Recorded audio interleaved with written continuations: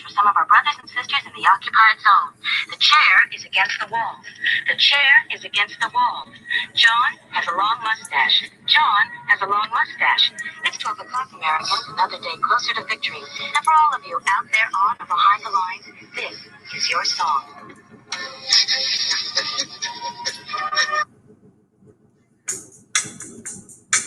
Buy things at here websites.com. Buy things at here websites.com. Buy things.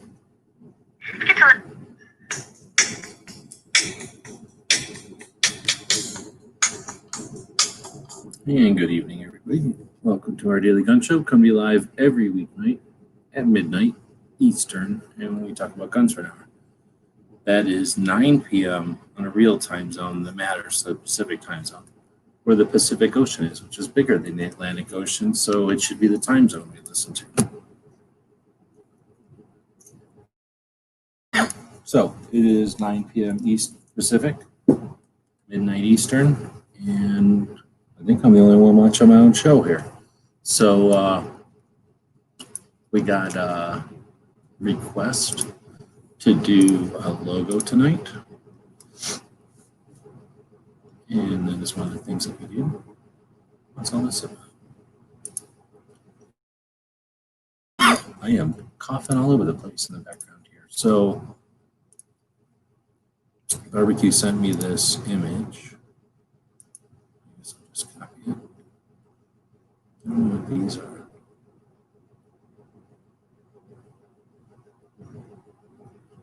I think I just have it with a black background and a white background. All right, so I will open up Adobe Illustrator, which is my tool of choice for stuff like this. And we'll close out of that with a screen share. Open that screen share up. Don't be scared. This is what a giant widescreen monitor looks like. I'm going to pull it to the whole screen.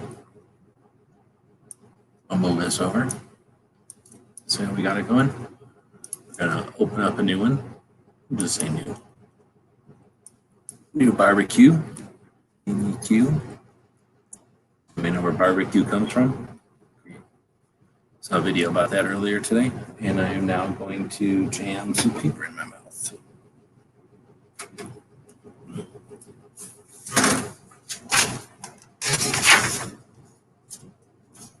I don't think I've talked at all today. Have I said anything or I yelled at you? I don't think I've yelled at you. Normally I would yell at this dog a bunch of times. She does stuff and looks at things.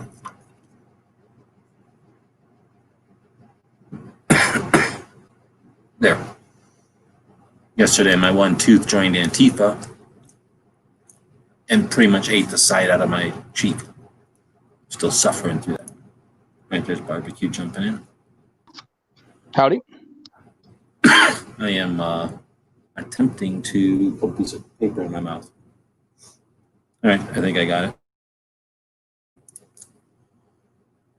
That's acting. My one tooth went crazy and joined Antifa, so it's now like basically sideways in my mouth, and it's like scraping on this my cheek, I guess, where my sore is, where it bit it the other day.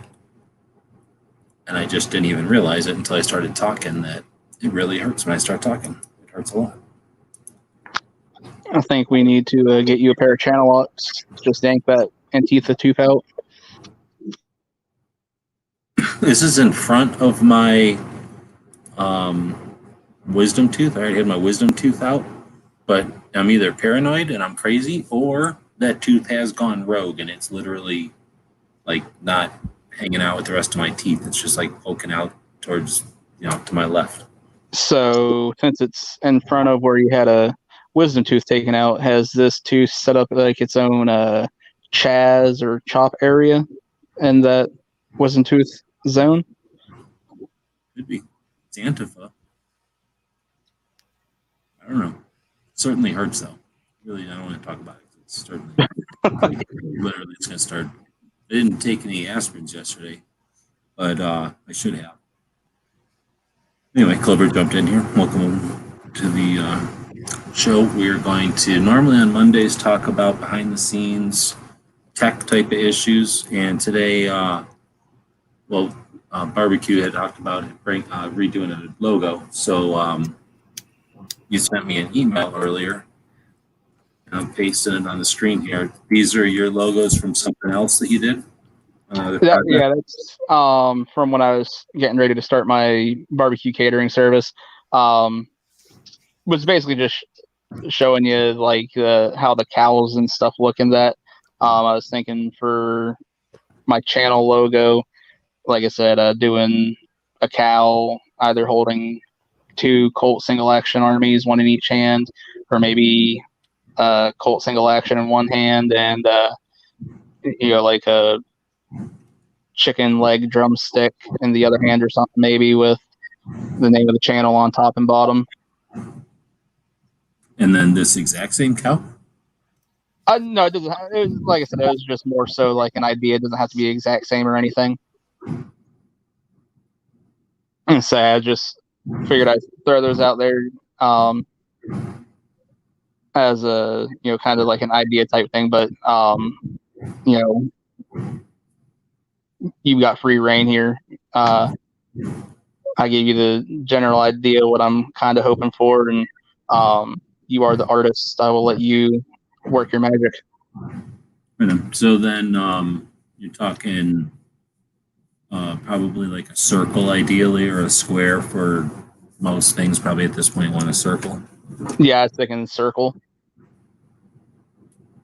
So then I was thinking like at the top of the circle it would say guns, and then at the bottom of it it's a end barbecue. And then I was thinking the cow could probably just be like from mid drift up. It doesn't actually have to be. That's what I was thinking. That's exactly what I was thinking. Is like if you try doing a whole stand and get figure, whatever you call it, like figure, I guess, right? Person standing there, cow standing there. It's gonna look like a like the letter I on that circle. So I was thinking a head with the revolver and but whatever, like you're saying, that would be, from here, it would be something too. He'd have to maybe bring his arms up or something, like what Clover does. If Clover says, can I make Clover?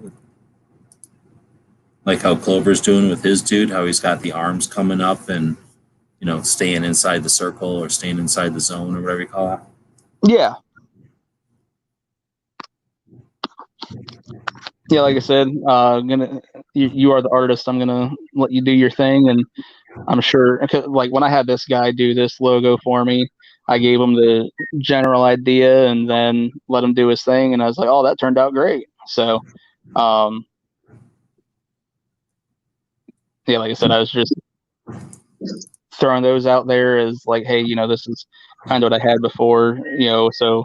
When I was talking about like a cowboy hat on them, weird crap like that. Like I said, just kind of a little reference point of what I was talking about was all. Mm-hmm. All right, well, so let's say, I've had to do this. I don't know. I can't even count. And then Clover, I'm sure, has done it a few times. So if I was talking to somebody, I am talking to somebody. Hold on, let me finish applying that. So I basically just first off cropped the thing that you sent me. Just happened to be a weird rectangle, so I made it into a square or whatever. But whenever I'm talking to somebody about a logo like this, a second project, I guess, what's the deal? You still have the first entity, and do you want the tie over? Because I would say, why not have a tie over? Unless there's some reason not to, having a tie over is, it stacks, right? It's beneficial. It's addition, right? What do you think, Clover? No, I agree. Like an extension of your branding or whatever. Yeah. Well, like maybe I have something, a common thread through them, because like this is a separate thing, but since you're keeping the barbecue, I guess that's maybe why I'm saying it, since you're keeping the barbecue theme through it. Yeah. Honestly, like I said, whatever you think would be best. I'm not too picky. Yeah, it doesn't matter. But that's the first thing I'd bring up, because like I say, if you're going to be doing something and, I don't know, like let's say you made a patch of that cow head or this chicken head, of course you'd get sued from Gary. But But let's say you made one of these patch or something, then you could use the patch for both projects, right? Like having that cow head patch or maybe button or whatever sticker. Probably Yeah, a it's deep actually ironic. then you could use it for both. Yeah. So it was actually ironic. I was when I was going back to find the files for that and all that good jazz, I realized that there was actually a file to get that logo made into patches. I was like, oh crap! I didn't realize that the guy ever sent me a file to get patches made. Oh, interesting. He sent you an embroidery file? Yeah. Yeah, send that over. Let me look at that. All right. You own it, right? It's not like you're just looking. Yeah. No. It's all mine. Free and clear. He actually, after he made it, he sent me a link where I could go get a free copyright on it and all that fun jazz. It's all mine. I'd say probably, I don't know, from like whenever I first got into going into business for myself, like quitting doing 9-to-5s, I was doing websites for people and consulting. And I would say making logos, like I don't even think I can count how many. It just happened a lot. Like there's just lots of things people need logos for. You end up making sometimes 6 logos for something. They only want 1 or maybe 2. You can reuse those things, like you put some time into something, nobody wants it. You can use that or build on it in the future. So you end up getting like a portfolio, I guess, or like a archive of these things. So when somebody come along 8 years into being in business and say, can I get a logo done? It's like, yeah, no problem. Like, let me just whip this out. Let's get a logo, boom, boom, boom. So I'm assuming it's something like that for you, Clover Tech. Yeah. Mm-hmm. Fighting my mouth pain here.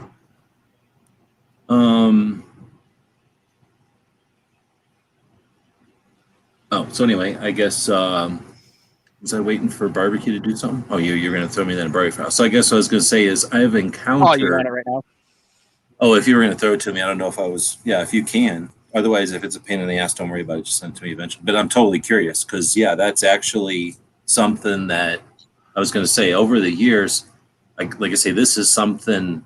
I don't know. It'd be like changing a tire or checking oil for like a mechanic. I'm trying to relate it to so people get an idea of how often you end up screwing with logos and stuff. Because often, like, let's say if I was building a website, which is pretty much mostly what I did, somebody would say, here's my art from my art person, and then it needs to be blue, and then it needs to be in the website. Like if that was no big deal, because they don't know that that's actually maybe difficult at the time or something. But like I say, so it happened a lot. So I've encountered lots of different permeations or differences or whatever. But with artists, like I never really cared, but I remember every once in a while, or I've definitely still encountered it actually. There's people that'll be like, I will sell you my art, or you like art for your, let's say, logo or whatever the project happens to be. And they'll sell you, like, I'll sell you, like, I've seen people that are like, I'll sell you this one, but you don't own everything. Like, you can't ever use it again, or like, I'll sell you this 3 versions, like a JPEG and a bitmap or something. But if you want the PNG, you got to come back to me and pay for the next 3 versions. I don't know. I'm sure you've dealt with that kind of stuff too, Clover. Artists, yeah. And then clients sometimes are like revisions. Yeah. They've only dealt with that, and then you go here, and they go, oh, how much do I owe you for that art? And it's like, what are you talking about? Like, oh, every time anyone touches a marker, I owe them like $50. Like I don't understand sometimes how artists charge for stuff. So that's why I'm interested when they said gave you the embroidery file. Usually that would be like an extra $300 or something, right? From like, if somebody came to me and said, hey, I've got this art here, and it's like, what, you got an embroidery? Or like having a machine file to have it like engraved out of metal. It's just like a lot of extra effort to go through that you're not really going to use all that often, really. Actually, for a barbecue place, though, what am I saying? They probably did assume you were going to go get T-shirts made or aprons or something, huh? Oh, yeah. He sent me links for places to get aprons, T-shirts, hats, all kinds of stuff. I think a lot of it goes through him with some of that stuff. So I think it's more of a convenience factor where he sends it out than most people go and say, all right, well, he sent me this stuff and he sent me the links on where to get these shirts and all that. So they just right back to him. And so That's smart. He yeah. gives you all the stuff, then says, hey, here's a link. You can go pick the shirts made here. Yeah, or the patches made here. Yeah. Anyway, so that's that's cool. That we'll take a look at that. But I would use it again, Illustrator for this. It's I guess if we were trying to make like an image of the front of a store and we were trying to add some kind of interesting special effects to the image, I'd use a different piece of software. But for this, we're basically talking about, except for the gradient here where it goes from yellow to red with sort of a blend, that's called gradient. Except for that, all of these colors are just single colors like you'd see in a comic book or in the comic strip in a newspaper or something. So that lends itself to this thing called Adobe Illustrator, which would basically just look at this, let's say this guy's hat, and it would say, okay, we see that shape, and we're going to consider that shape a mathematical equation, as opposed to just a whole bunch of dots or like a a paint by numbers thing where they might count that as a gray splotch or whatever. I don't know how much we want to get into the different softwares, but there's different tools out there. I don't know if I even need to screw with it. So if we want to take that, well, I guess the easiest thing to do is to try first off and see what the software can do by itself. And since it's got quite a few colors, I'll go with 16 colors right off the bat. And this is just taking the raster image that you sent me in an email and letting the software's logarithm guess and try to turn it into a vector. And it did a decent job. It's just not a good job. So we'll undo that and try it again, but this time we'll go with low fidelity. And there's a low and there's a high. And I don't really know what the technical difference is, but sometimes the low does an amazing job. And then sometimes the high is horrible, and then sometimes vice versa. So this time the low did okay, but it's not that great. So we're going to check. I thought High Fidelity was a REO Speedwagon album. Yeah, exactly. Like, I don't know what that would have been back in the day. It was, I've seen some stuff that kind of goes back and describes what all these things were. Like, actually, High Fidelity was, I used to see it on stereos and stuff. But I forget what the technical thing is. It's probably something about the waveform or something coming out of the transistors. Like it probably got bigger or smoother or something. That didn't come out too great, actually. So I don't know why. That's a pretty big image. But not much else we're going to do. So we're going to grab that.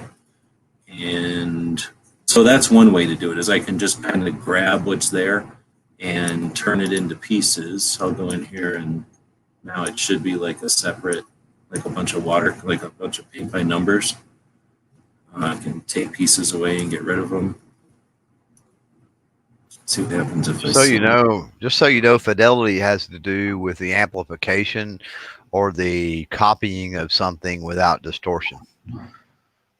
Oh, like the replication or something? Yes. Yeah. That's what fidelity is. It's like the replication or the copying or whatever without distortion. Or like the clarity of the clone or the clarity of the duplicate. Yeah. So high fidelity would mean it's a really high quality reproduction. Low fidelity would be it's a low quality reproduction.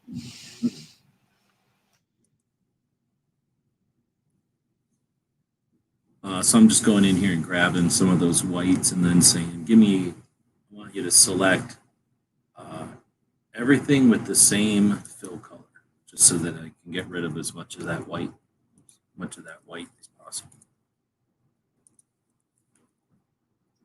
And it's taking forever, so I'm not going to keep doing this forever, but do it a couple more times. And then the other thing to do would be to, that's weird. The other thing to do would be to draw over the top of it, I guess. So, no, it's not grabbing it very much. So I guess I'll just grab this whole thing, copy it, lock that layer, hide it, paste into another layer, so I basically have a copy. And then just take a bunch of that copy away.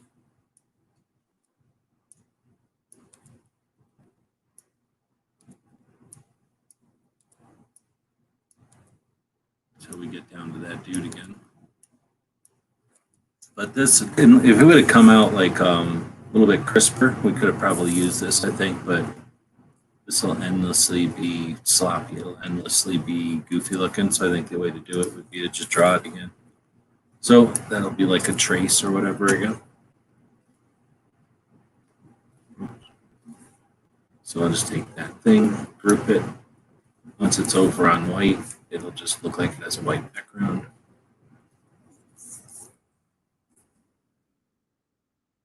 So first thing we'll do is just, I've lately been copying a separate one, fading it out, locking that layer, going up and making a new layer. So as I'm just tracing over that cow or whatever, guns. So you're saying a 6-shooter, like a Colt revolver? Yeah. Yeah, I was thinking just like an old single action army or something like that. I mean, it doesn't need to be specifically that, whatever you can come up with.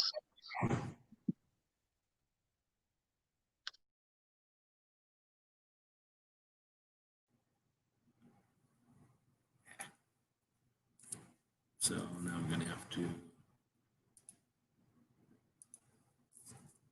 if I'm doing this stuff all the time, you get kind of whatever, like in the hang of it or whatever. I don't know what the word is, like you get in the groove.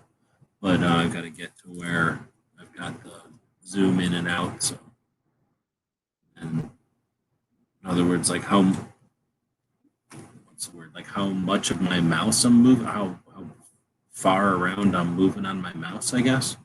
Like ideally, I get this to where I can stick my pinky kind of down on the corner of my mouse, and then I can move.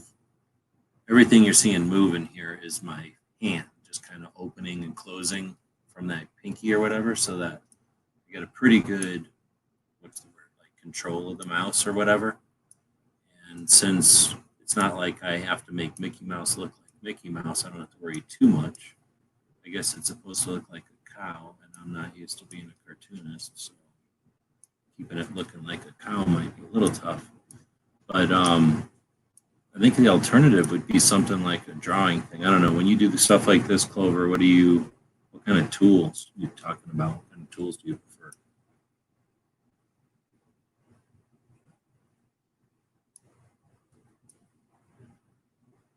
He's still in here?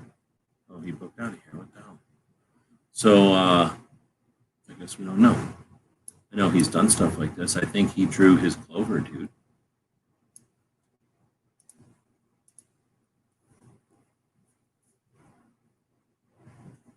Oh. So I guess he jumped out of here. So anyway, I'm just drawing the lines over your cartoon guy. He looks sort of like what I. Is this from a movie? It's not really. Is it supposed to be the dudes from Tombstone? Yeah. I had sent him, I guess you could call it a stock photo or something from the movie where I think it's where they're all making the walk to the OK Corral together and shit's on fire behind them and all that fun jazz. And I told the guy, have a ball, I'd like a chicken, a cow, and a pig. I was like, but there's obviously 4 people. I was like, so whatever you want to make the 4th one, whether it's 2 pigs or 2 chickens, 2 cows, however. And we ended up with the 2 cows and 1 chicken, 1 pig.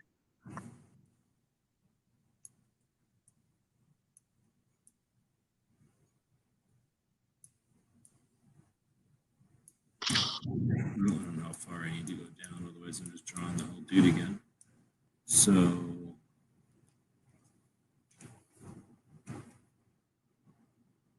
do more of like up here, and then some kind of rifle going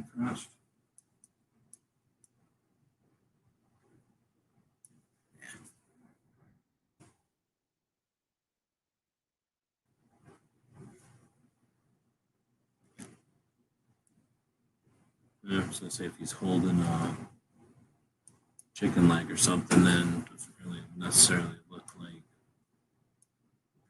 a rifle. It just looks like he's holding a big chicken leg.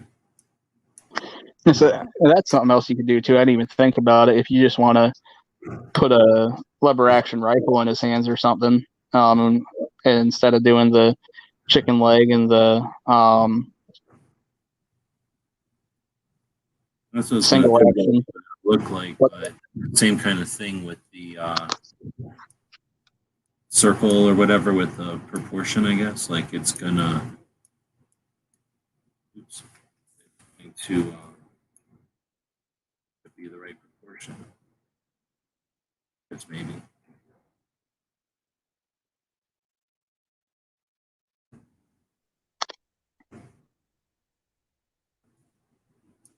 Because I was just thinking that with it being a cow, let's say people should get the idea, about the whole, guns and barbecue thing.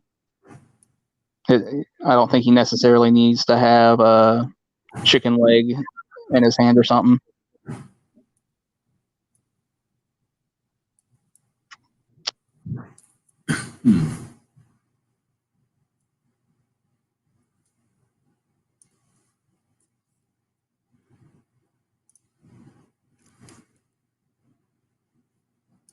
So then you start drawing it. I just take an eraser. I guess I could just erase that whole piece. And I guess this. Oh shit. I don't know if Clover is still listening or not, but I found out about a new gun museum in Texas. I guess he didn't want to hear about it because he put the hell out of here. Right before I was going to talk about this new gun museum I found out about. Here's Clover. I got to get out of here. So I was like, well, all right. You say he left a message over in side chat. Mm-hmm. Sounds like he was pretty tired. Yeah, I saw that. He was like, I don't like guns anymore. I'm like, all right. I guess whatever.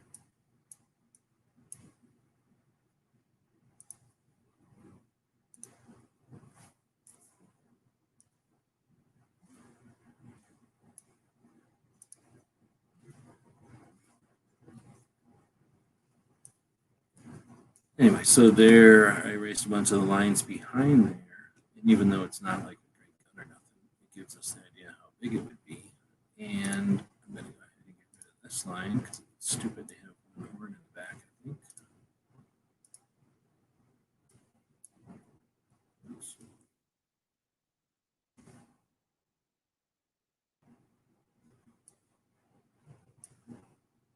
Boom. All right. So then, nostrils there, I guess. So if we go with the real circle,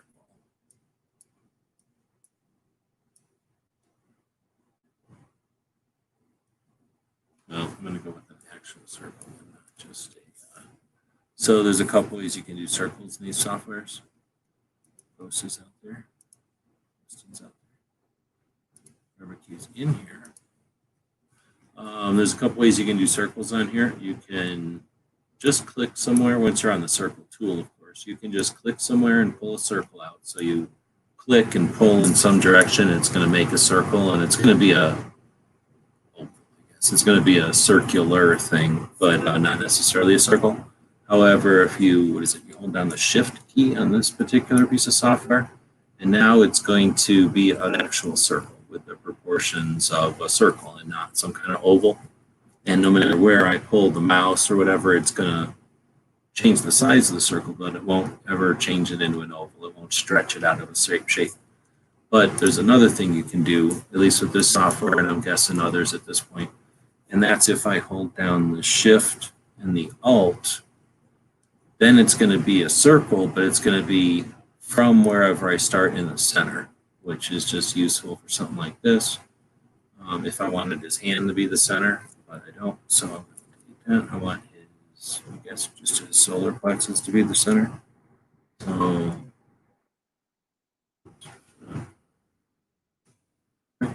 and make it more like, let's see.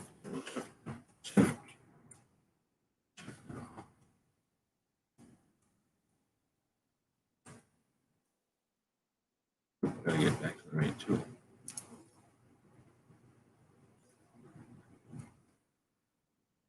So maybe right around there.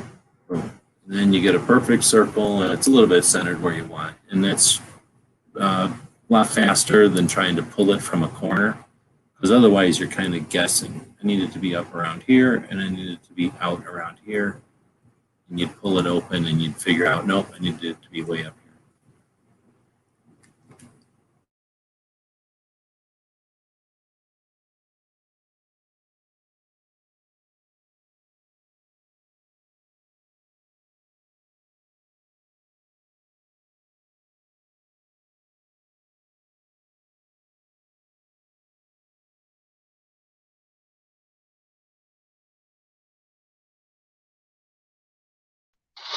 So I just sent you the email that he had sent me before that has all the information for the where I could get patches, aprons, caps, t-shirts, the whole 9 yards made. And then I'm just looking for the other email that actually has the files in it.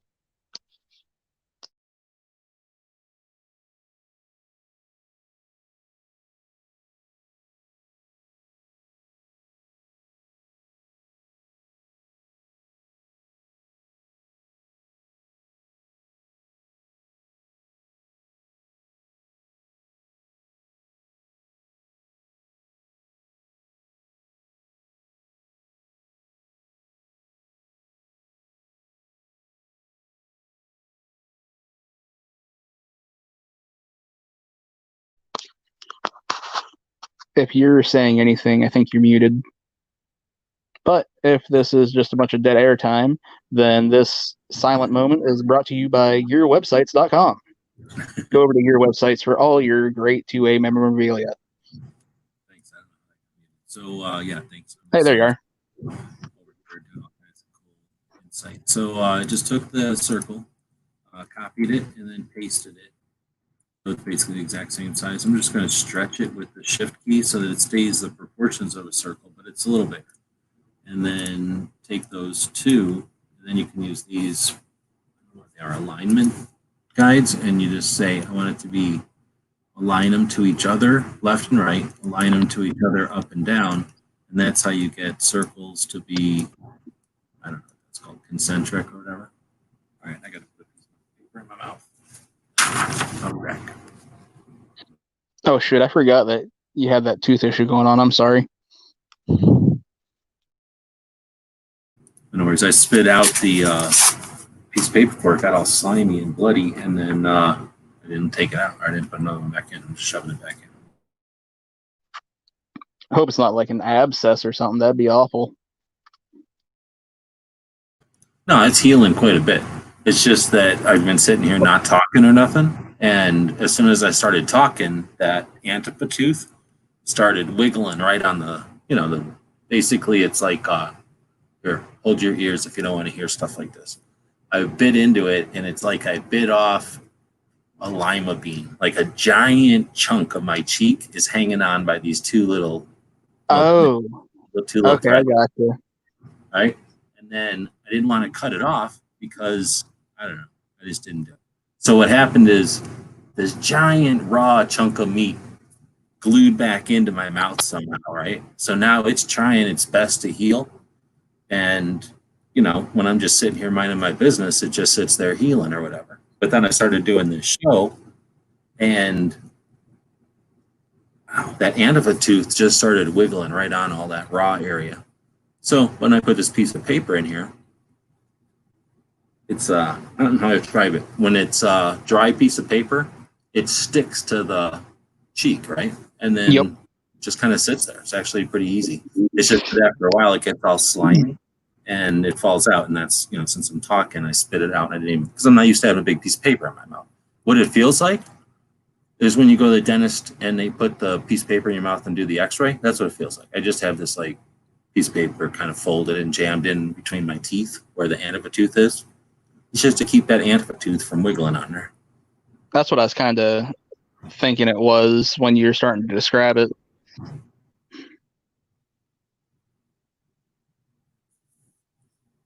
That's the worst part about this year, is that now we have to worry about our own teeth joining Antifa. Can't trust anything these days. I'm not going to let them listen to the internet anymore, for sure. All right, so I just went and made 2 concentric circles. Now I'm going to highlight both of them and just try seeing what happens if I make them smaller and move them around. Because I don't know where I want it to be. Like I said, I'm just mainly seeing if that rifle comes out right. I don't think the rifle necessarily needs to be 100% in it either, so I can make it even smaller maybe. I think there's a some kind of magic, maybe the golden rule or whatever. You know what the golden rule is? I think it's called it. You take same thing, I could do the same thing with a square that I could do with a circle. So I think this is how you do it. You take a square that's an actual square,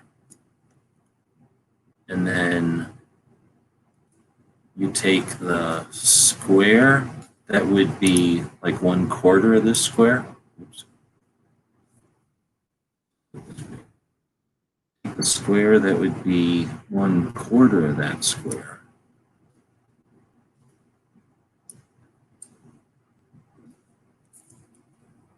Right, something like that. And then you put that down here. And then you do the same thing. You take the square that would be 1/4 of that square.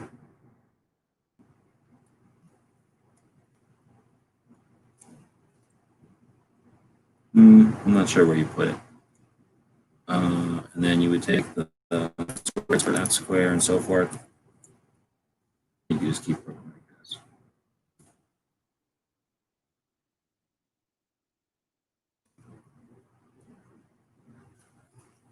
And then this curl becomes the golden circle or the golden ratio or whatever. So somewhere in there is where you figure out where the size of this. Okay, so if that's the golden ratio or whatever, you quarter everything and then try to make everything. So this guy's head would try to be like a quarter, I guess, or in some, what's the word? Factor of quarters of the square. So technically, if you made this thing, I guess the idea is if you made this thing that much bigger, and then you made his head that big, it would like be more aesthetic. It would be more correct for when our brains look at it. Or at least that's one way. Another way would be to jam his head to be this big, to make him, I should have put these on separate layers. I actually feel like I listened to Neil deGrasse Tyson talk about something like that. But I'm not. What's that? That's been around since before Da Vinci. That's like super old. But he wasn't. I don't think he was talking about it in the sense of drawing anything, but something with I don't know if it was string theory or something scientific. It was really kind of mind blowing, though. Mm-hmm. Yeah, I wouldn't be surprised because that's the kind of thing that is interesting. Is that kind of stuff all is really the same stuff. Or maybe it was alternate dimensions. It was something along those lines. It was really neat. Really had to pay attention to follow it, though. So if I were to take, I guess, so this I put on its own.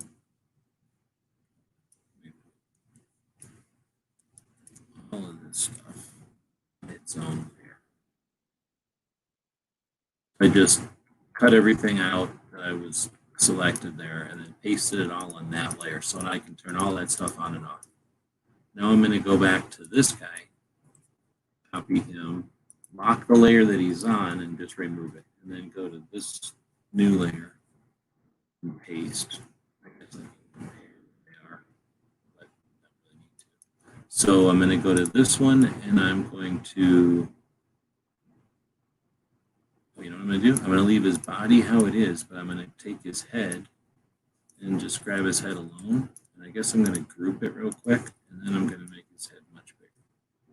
So now he's got a big giant head and a little tiny body. And now I'm going to take that guy and maybe group that guy, and then turn back on the circle. And not just turn back on the circle. go back over here and grab this box, put it over here, lock the circles, go back to this guy, and make his head as big as that box. I'll make his face as big as that box.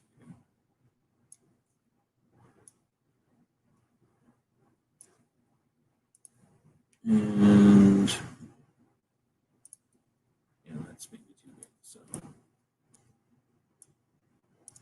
maybe make this whole part as big as that box. There we go. So that would be the two pieces, I guess. So let's see. Then we'll get rid of this stuff.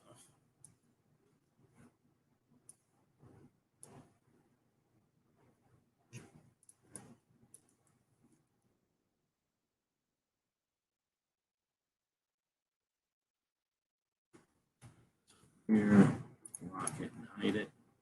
Now we can toggle on and off the rings if we want, but now we can toggle off and on the big guy or the little guy. So we got the big head guy with the little gun, and we got the littler dude with the little gun.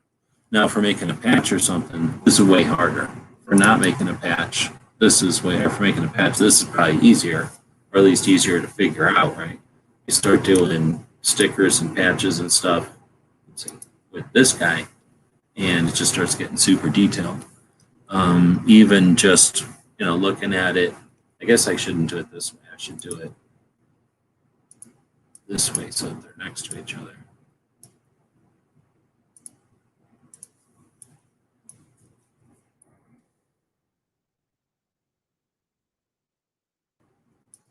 And then go back to which was this guy? This one. So ungroup it and get his head out of there. Group all of this stuff. Get his head back in here, maybe right there. And then see what happens if I make his body smaller. I just forwarded you the email that has all the files in it for the barbecue logo as well. I think it said there's something like 11 attachments in there, so I'm not sure which one exactly is for the embroidery or whatnot, but I figured you are the man, so I figured you'd have no problem figuring it out. Yeah, we'll take a look. Right on, thanks. So, kind of looking at it like this, trying to get the general gist of how. Trying to get a general gist of how big or detailed, right, how much stuff to put in there. You make them more proportional. I guess what I was going to say is unlock this and this, and then just do this and move over a little bit. When I just do this, zooming in and out, when does it become obvious what it is? Like I think this weird cartoonish version lends itself to a logo, even though it's not correct technically. But it's like you can tell what it is a little bit quicker. Or when you're going to be looking at it little.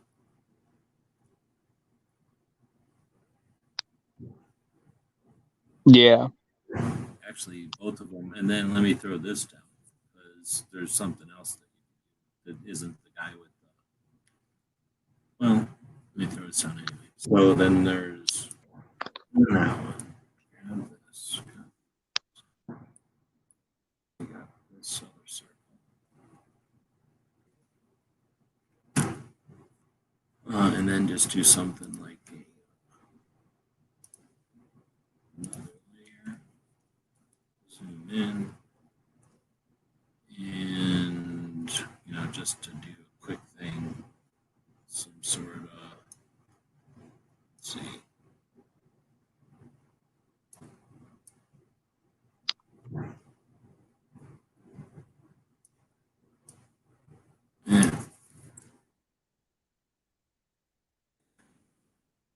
Yeah. Some sort of revolverish looking thing.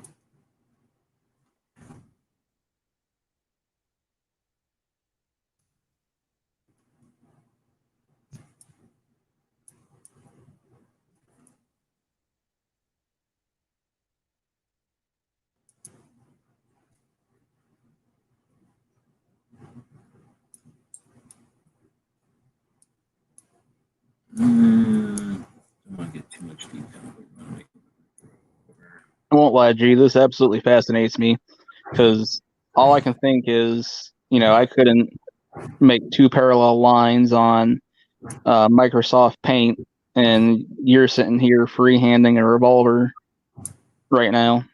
Yeah, but I played with this for a long time. It's just, watching somebody that's picked up a guitar for the first time and somebody that plays a guitar every afternoon, just different familiarity or what. But anyway, doing something like Revolver and then doing, I don't know, I guess it just depends on what you think of when you think of barbecue or what, right?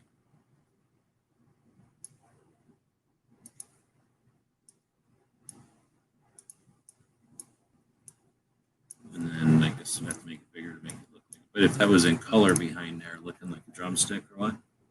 Or, Yeah.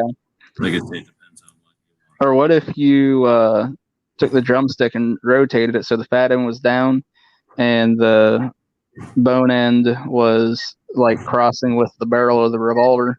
Like over more. Do the meat end down? Mm-hmm. So then it's kind of like when people are taking two revolvers and crossing them, except instead of being a revolver, it's the skinny end of a drumstick. I don't know if that makes it look like a weird drumstick or not. Yeah, it does.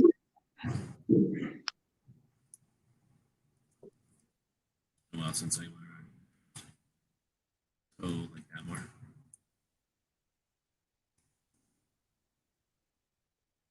No. Click together. Group. There. Okay, then what it is, it's because I'm on the wrong arrow. Anyway, so like that, you're saying? Yeah, kind of something like that. I mean, it would look better, or I mean, it would look different with color for sure. So then you just go over here and add another layer. Put everything on a different layer. And then flip it from edges to middles, right? Switch it to fill. And then just go down here and start filling in the drumstick real quick. And you can either, I basically just do little straight lines because I'm lazy, I guess. Or I could go further and like make this little bendy line match better, but I never do. And then just start another color, even though it is technically the same color. I guess it's starting another color patch, whatever you call this area. And then undo that one. Let's do that. Whenever it's done, just go in and change the color. So obviously drumsticks are not the same color there and there. So I don't know how color. It's really more of a whitish color, right? A bone, I guess. I don't want a gray bone. But anyway, you put that there, and then you know what I could do? I could put the chicken leg lines. Oh, they're already grouped. I could remove those from that layer and just put them on the chicken layer there. Chicken leg layer. So now they're on this layer with it. And you can see how like smooth the black part is, like the lines I drew, because they are, I don't know, they're smooth. But these didn't need to be because they're underneath of it. So they're kind of blocky. But whenever you put this one on top, even though it's not 100% perfect, it covers it enough that you never see any of the blocky stuff revealing. Anyway, so now I got that layer and I can group all that stuff together. Now whenever I move this chicken leg, the color and everything moves together.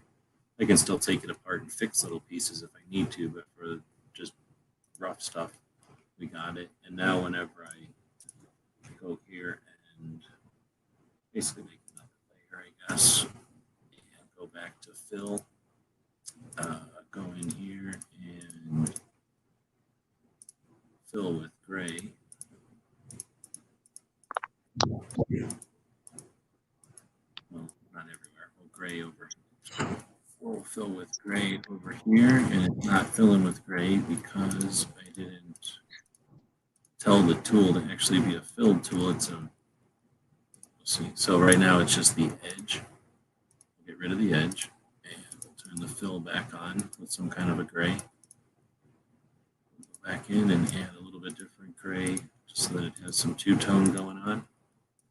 A couple of different places here. So that it doesn't look too weird. Or it has a little bit of detail, I guess.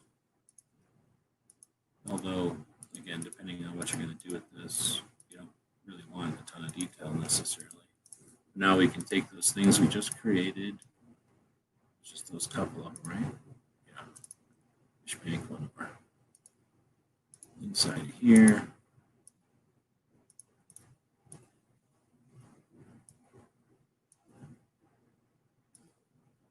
All right, now we can take that hammer, cylinders, thingy, other place, and make them a little bit darker. And then it just has a little bit different look. And go in here and make these things some kind of wood, maybe.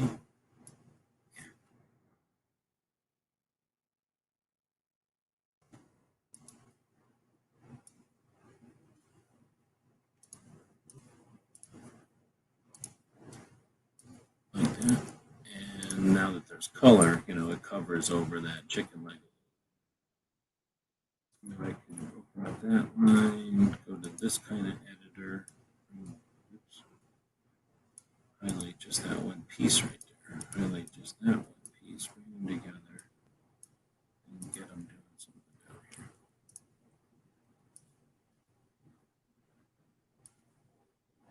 here.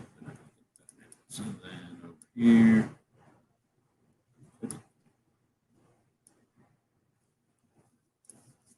And these little edges and stuff, it kind of depends. If you're working on the internet, nobody cares. Like this is just what your eyes are going to see and nothing else cares. But if you're going to print it, all of a sudden it matters a little bit. And you get into things like detail. You get into things like if you're going to print this color gray, you're probably going to piss off your printer. They don't like printing grays.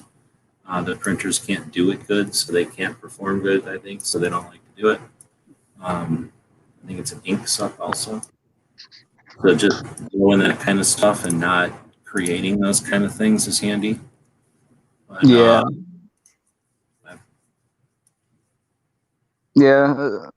All this is really intended for is just to be a channel logo. That way, you know, it's something that people can recognize if I pop up a video on them or something, instead of just being that purple circle with a G in it. Sure. Yeah, I'm just having something to say.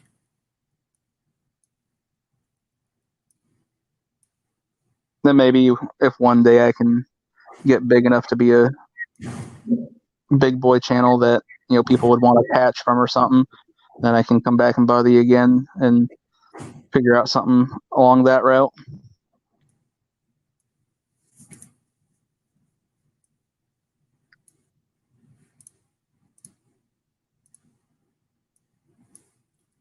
Let's see. So if you go hit Alt here, then you can make that a little bit squared.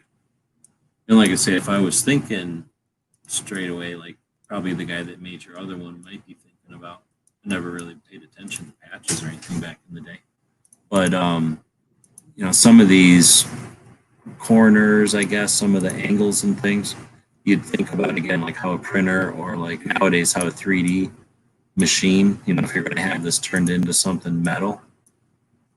And on the other hand, I guess, as much as you might want to be aware of some of these elements, the machines and stuff are getting better and better, so that it's probably less and less issue.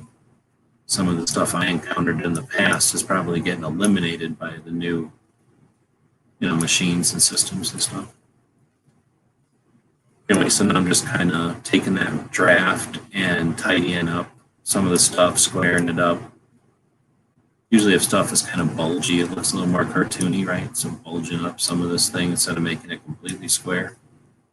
Otherwise it just looks like some sort of an attempt at a mechanical drawing.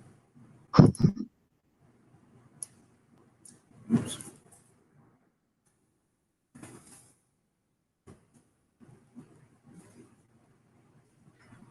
This technically shouldn't exist, this line.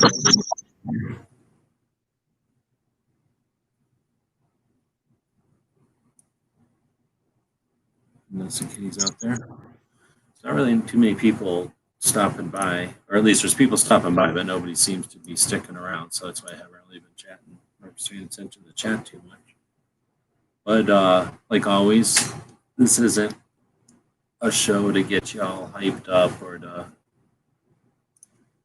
entertain you so much as to be a place to have a conversation. So if you want to have a conversation, if you want to chat, feel free to jump in. I throw links out there, or if you got something to chat about, feel free to drop it out there. Otherwise, you're probably not here. I think the problem's me. People just, they jump in and they're like, oh shit, barbecue's on. We're gonna hear him talk in circles and stammer, and we're just gonna get lost now. I don't think so.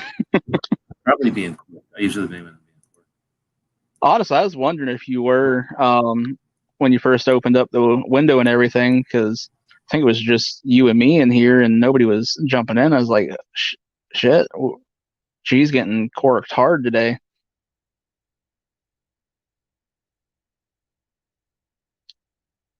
You're like Rodney Dangerfield. You just get no respect.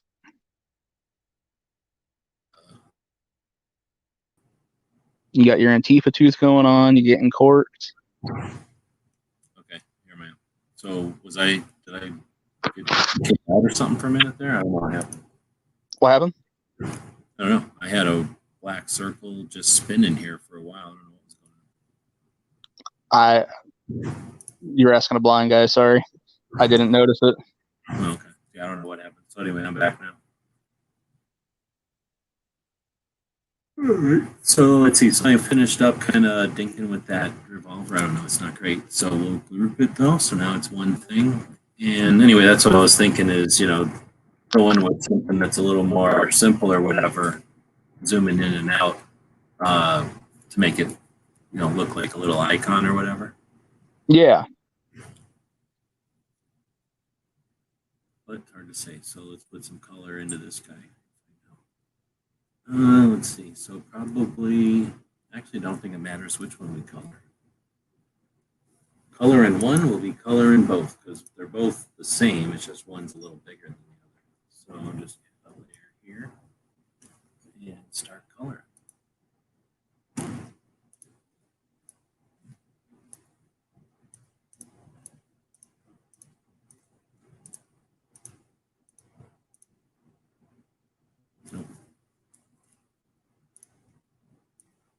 The biggest thing when I'm doing this stuff is just remembering I got different software and different software made different times, built by different places, different things, right? So very little of the stuff is similar. There's a couple of commands like maybe copy and print, some of the stuff that's super basic to everything. Some of the commands you can kind of assume are going to be consistent, but for the most part, a lot of the keyboard commands or the things that you do to make your software listen to you are different with each piece of software that you use. And that's definitely the case with some of the stuff I use. So what happens is, for example, on this piece of software, I click the first time there, and then I click the second time here, and I can bend the line, I guess, that happens between them.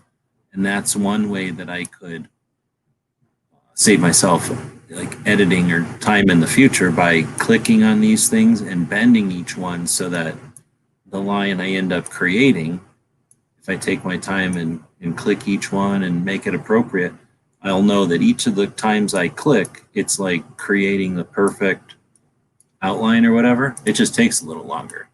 So, for example, with this, I can just do this. On other software, I might have to click the Alt key when I'm clicking the mouse for it to do this effect because, it's just the way that software is built or whatever.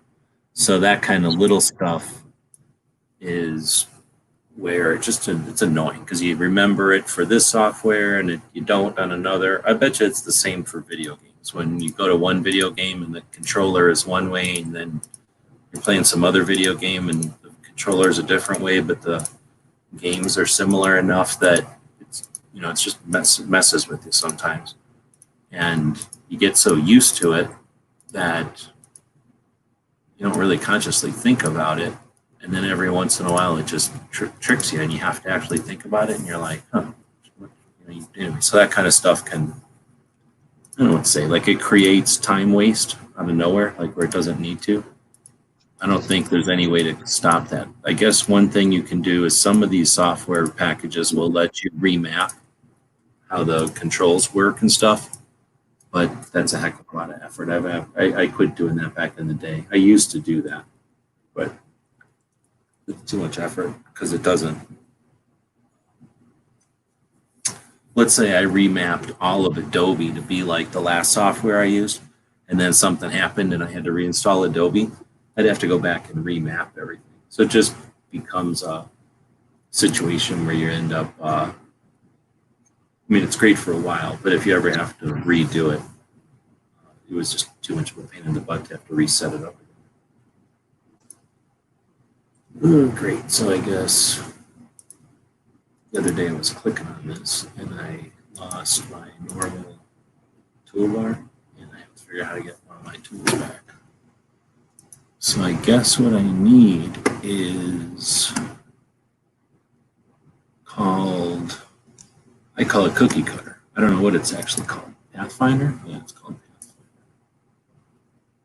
So with this software, I can go into this drop down and I can pull something like, I don't know, color guide.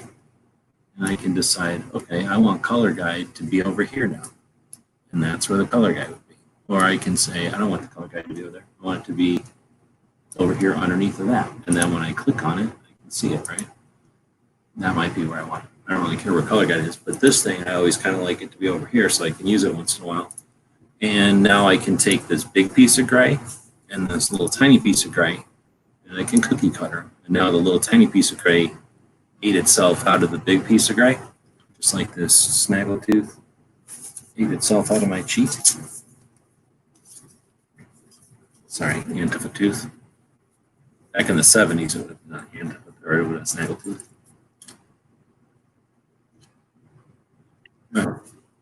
We'll go back to, first off, I think if I made this guy pink, he would look like a pig. And he'd make a cow. So the way they had him drawn, and I took his color away, but I think go back to,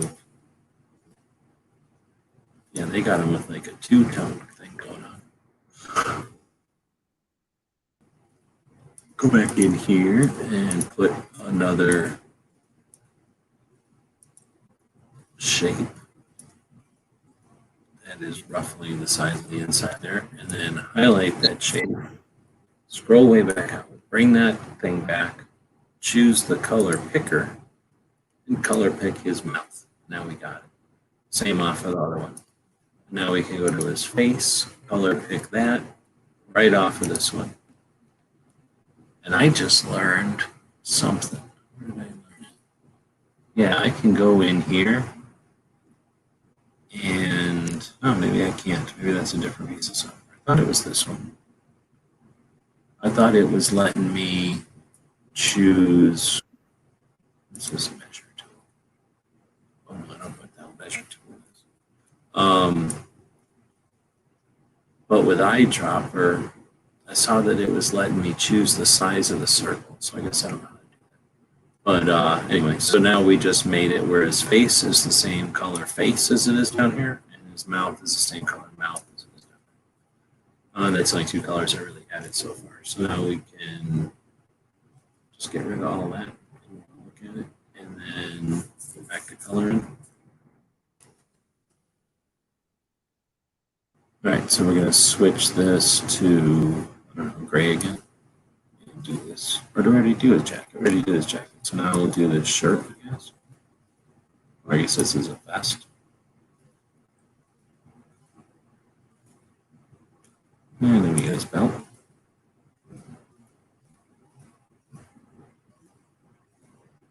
And we can do his rifle real quick.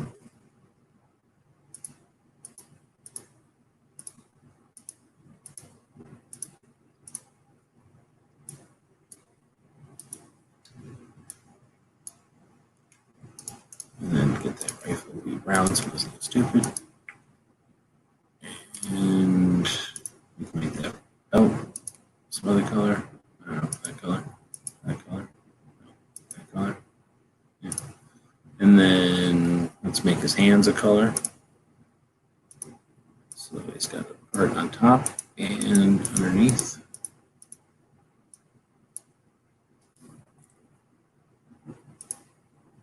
And then over here, he's got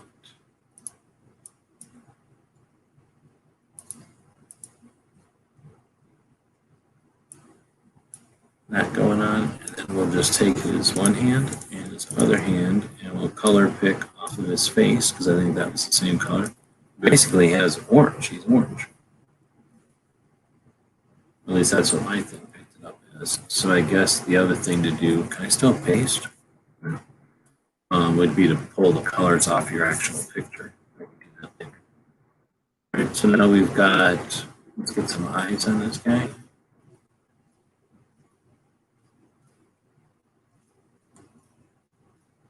Right now, I think it's still obviously picked at the same color as his head, so change those to, remember what color his eyes were, or they blue?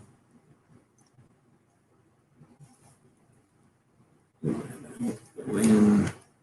Oh, he just has sort of black and white eyes.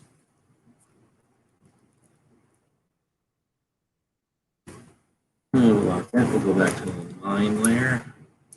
Go back to this and bring it over. Bring it up. Connect those eyes together so they don't look like drawings. That looks weird. So now we'll go back.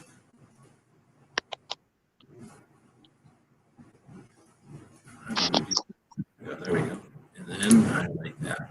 And then bring it down a little bit. Nope, that looks weird too. So we'll bring it up a little bit and then up a little bit.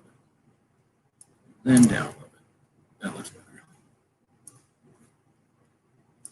Go back to the color layer, grab that blue. All right, in a second here, I'm going to have to go adjust my sync because it is Chinese water torturing me to death.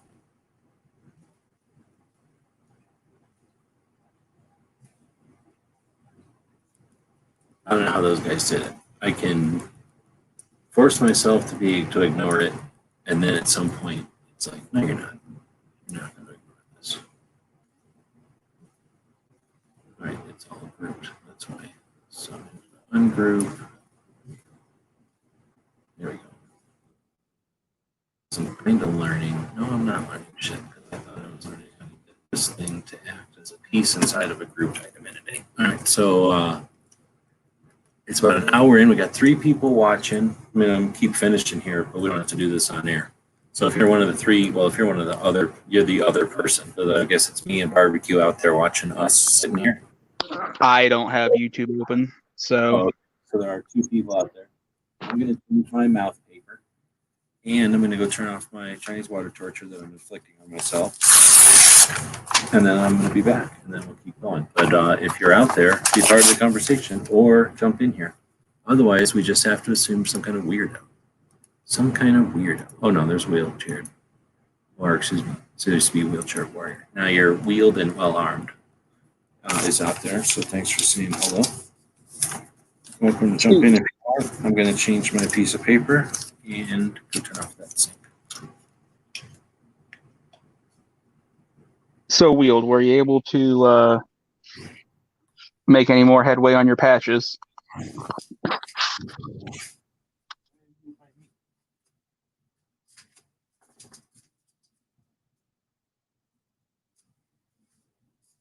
Where are you sitting here?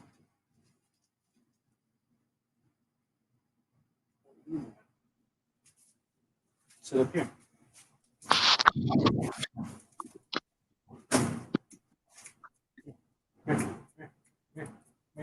So to fill the awkward silence, as I am going to start customarily doing to be a good co-host, I'm just going to plug Gear websites because, well, it's Gear websites and there's awesome stuff over at Gear websites. So go on over to Gear websites. Well, that was a short-lived plug, and I'm not sure how long it takes G-Webs to fix his Chinese water torture sink. However, I think I need to look into one of those. That way, when I want to punish my kids, I can just tell them to go play with the sink. Here's how you do it. You get I got this fan that takes water, and I got this dog that takes water all the time. So I got this, like if you buy a gallon of water, I guess it's the same as a milk jug, right? Except it's a gallon of water thing. So it fits between the sink, and keep in mind my sink is actually the hand washing sink off of a Long John Silver's. One time when I had a real job, we turned the Long John Silver's into a different kind of restaurant, and I got to keep all the shit out of there I wanted. So I kept this hand washing sink, and that's my sink now. And that would be awesome. It's like a little stainless steel sink kind of. And anyway, so this gallon of water kind of jams in there. So when it's leaky, right? It leaks a little bit. I stick that gallon of water in there, or the gallon jug in there, because it's eventually going to leak and fill that whole jug up.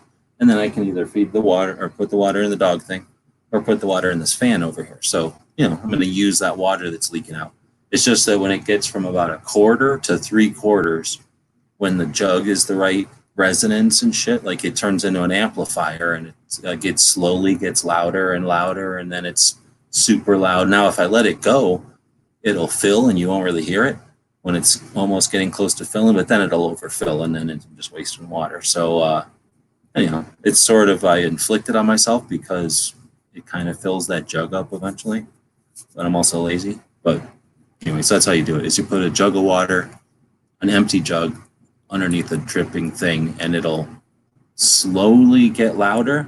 It'll get really loud and drive them nuts when it's about the peak, when you can, because what'll happen is it starts happening before it's like the boiling water. You don't realize you're hearing it, right? When it's just tapping to like an empty jug, you don't really hear it. It's just that, after a while, the splash, it's like at an angle. So after a while, the splash happens. And when you realize what it is that you've been listening to, you've realized you're also insane. And then it doesn't stop ever, and it's consistent. And then you go over the brink. And then at that point is when you program your kids to do whatever you want, according to the manuals I read. Say, speaking of Chinese water torture and children, a couple of years ago, I decided to wake up my daughter by waterboarding her. My wife at the time was not too happy, but I told her, she would thank me if we get invaded by North Korea.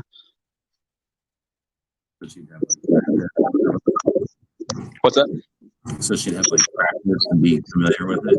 Exactly. I figured, start her early, have her wake up getting waterboarded a couple times and tell her, hey, when you wake up, you don't let them know any secrets.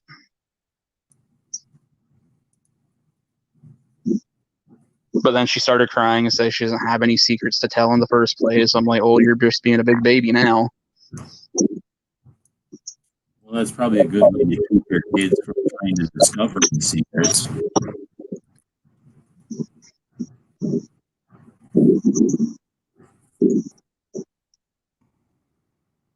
But no, all I had actually done, I had got a washcloth wet and just held it over her forehead and let it drip. And after like the 10th drip, she finally woke up because it rolled down into her eyeball. Well, I think I don't actually know. That was one of them, though, to make a drip of water drop on your head or someplace. Like that'll make you go nuts.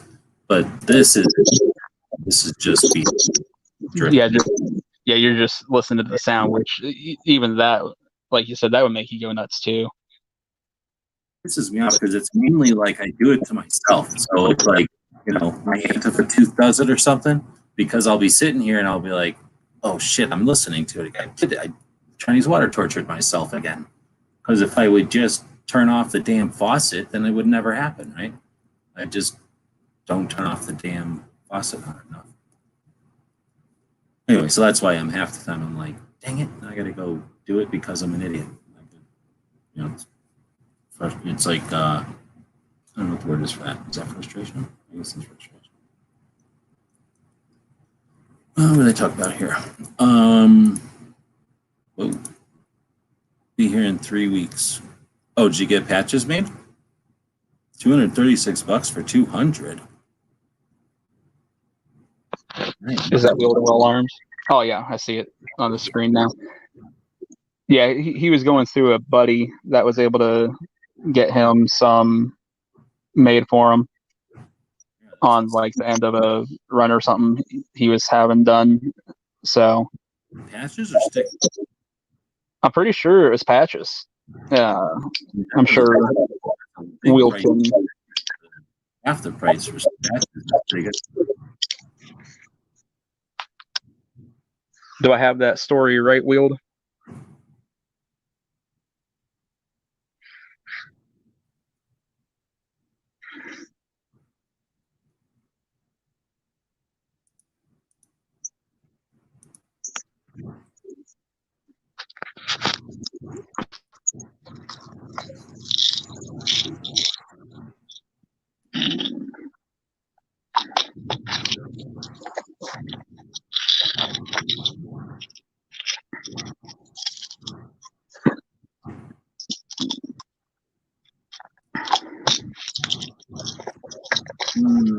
So, 2.5 inch with Velcro. Yeah, that's awesome. Most of the places will charge you for the Velcro alone is like a quarter. So, which or more. I mean, it can cost 50 cents for Velcro sometimes. So yeah, that's pretty freaking good price.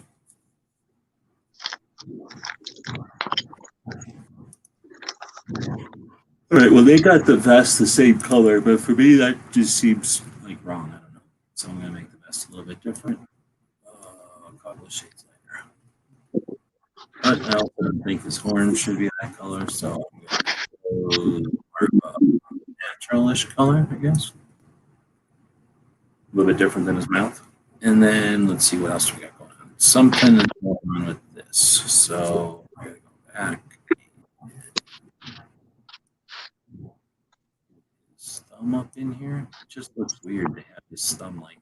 So how do you got your thumb up in the trigger guard? Nobody's gonna hold a gun like that. One of those things I'm not sure about. Yeah, we can't have any thumbs and trigger guards. The only thing I'll ever hear about is his poor trigger discipline. Well, he's a cow, so he doesn't really have a thumb, but he's also somehow got his non-existent thumb through the trigger, which you really can't even do. There's really no way to hold a lever action that way. So,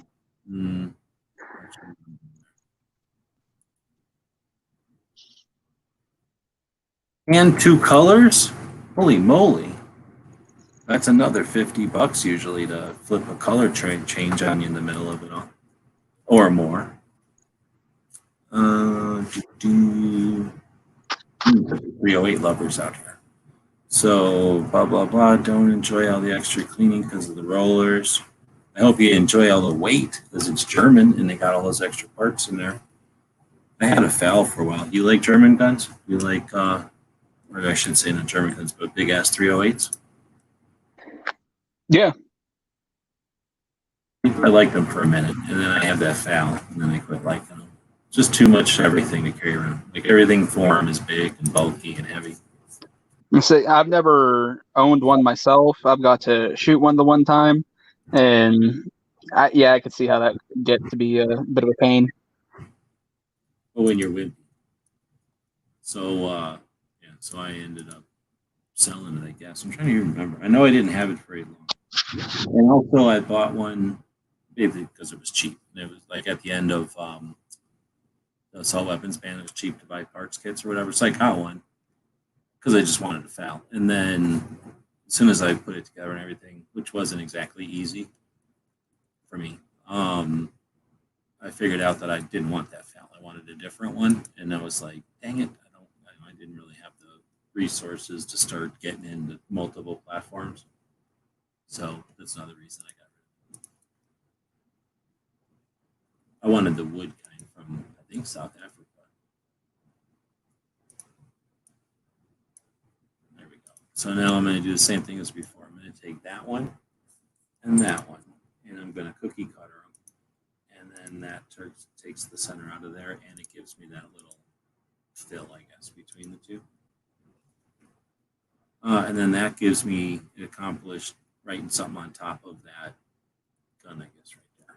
So next, I'm going to lock this one. Go back to, this is the easiest way to tell what layer is which, just turn it off. So I turned off all the color. That must be the color layer. So I'm going to highlight it, and the only thing I'm highlighting is the color because everything else is locked. I'm going to copy that color, right? I'm going to do it a different way. I'm going to highlight everything, and I'm going to copy with the keyboard. And then I'll lock that layer, and then I'm going to come over here.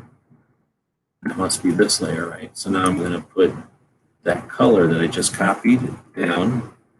I'm going to put it down. So I open the layer up, put it down, and then squish it down. Squish that head down to about where it fits in here. Boom. So head. Will just said that the new FALs are actually lighter with a 16-inch barrel. Yeah, that's true. I only had some FAL taken apart from some old gun, so it was definitely not modified. I thought every once in a while, who's a DSA? I go over by DSA because DSA is over by Kel-Tec and what are they called? Something Island, Rock Island? No. Rock River? No. Rock Island. Is it Rock Island? Rock River is the one that joined up with Springfield. Well, they're the ones in Illinois, not them. The ones from the Philippines, though. Yeah, that's Rock Island is from the Philippines. Okay, so Rock Island is over in the corner by Kel-Tec all the time. And anyway, they're behind everything and they're kind of by themselves. They're behind all the foreign stuff. So anyway, if I ever have something to do with Kel-Tec or Rock Island, I usually go by Rock Island and try to get a piece of ammo, like a what do they call it? Like a piece of sample ammo or a demo or a dummy round, I guess is what I'm thinking of that 22 TCM or whatever, right? Because how many years are they never going to bring dummy ammo? I know they bring it, but they give it away like in the first 5 minutes of SHOT Show. Anyway, sometimes I'll go over there, and depending on if I know somebody or not, I might wait around trying to get their attention so that I can try to get them a fucking piece of dummy round, and never been able to do it. But anyway, sometimes I'll spend some time in that back corner. That's what I was getting at, and that's where DSA is, and that's about the only time I've ever spent with DSA is waiting around for somebody else and kind of fiddling with their stuff at SHOT. I'm sure they'd love to hear that. But their FALs are interesting, for sure.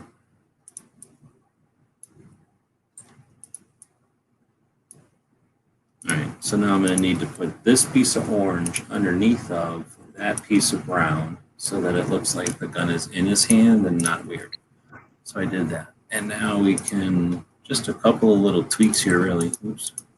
A couple of little tweaks here to get the colors from the other one over to this one. Because like I say, I ended up tweaking it a little bit more than just changing the size. But for the most part, it's just kind of realigning with it. And now I got the color in both of those. Let's see. So to lock everything up here, I'm going to go back to the circle-y thing. I'm going to do the same thing as before. I'm going to highlight that outside. Oh, go back to the main triangle. I'm going to highlight the inside and make it, I don't know, blue this time. And then open up that layer drop down that shows me all the different layers. Move that layer underneath of the one behind it. Highlight the two of them. And just the two of them, right? Go back to the thing, cookie cutter it, and now I have a blue ring. And then I'll do the same thing down here with this one. Except we'll make the inside orange, I guess. And then, nice. For some reason, I keep having to do this. And then highlight them both, cookie cutter them. All right, and now we got the 3 samples there. And when you look at them like this, from different scales, like which one would be, easier to tell is which or what.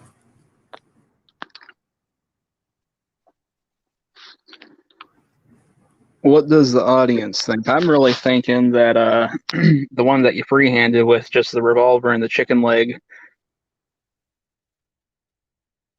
would probably give the best idea.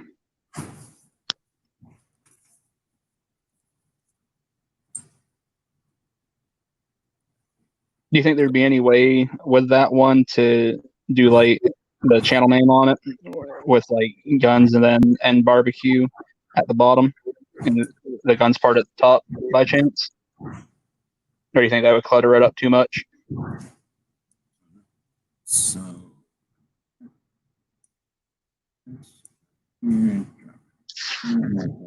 so I'm just moving that over there so I can hide it. And then, let's see, technically I should grab this.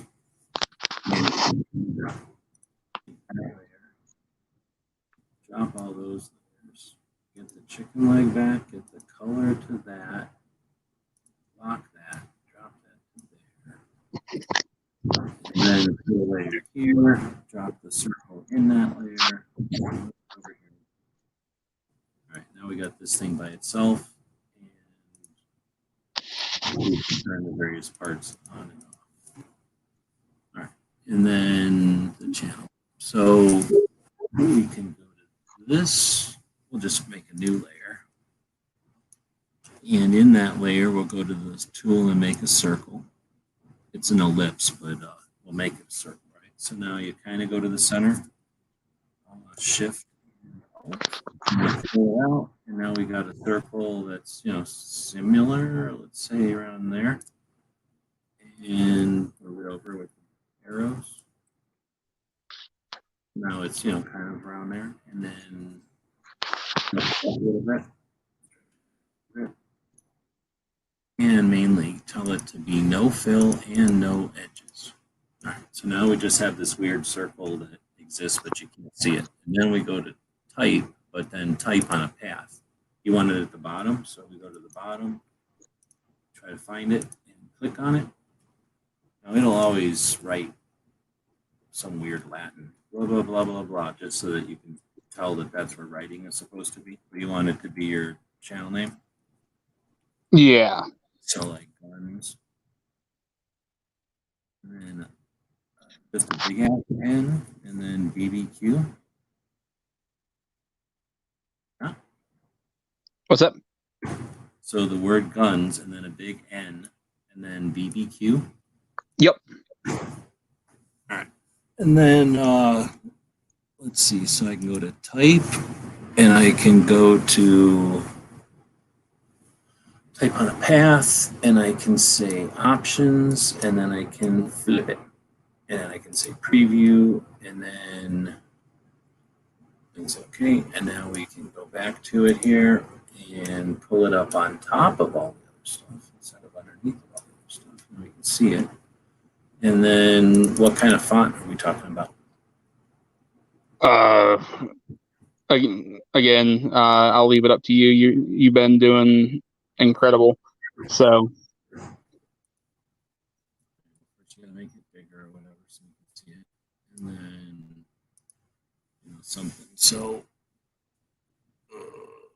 you basically got to have it wide enough to be able to see it without being all squished together. And you got a short enough thing that pretty much any text will work. When you use stuff, I don't know what these little elements are called. I'm not a text person or a font person, but there's definitely people that are into fonts. Oh, I gotta put.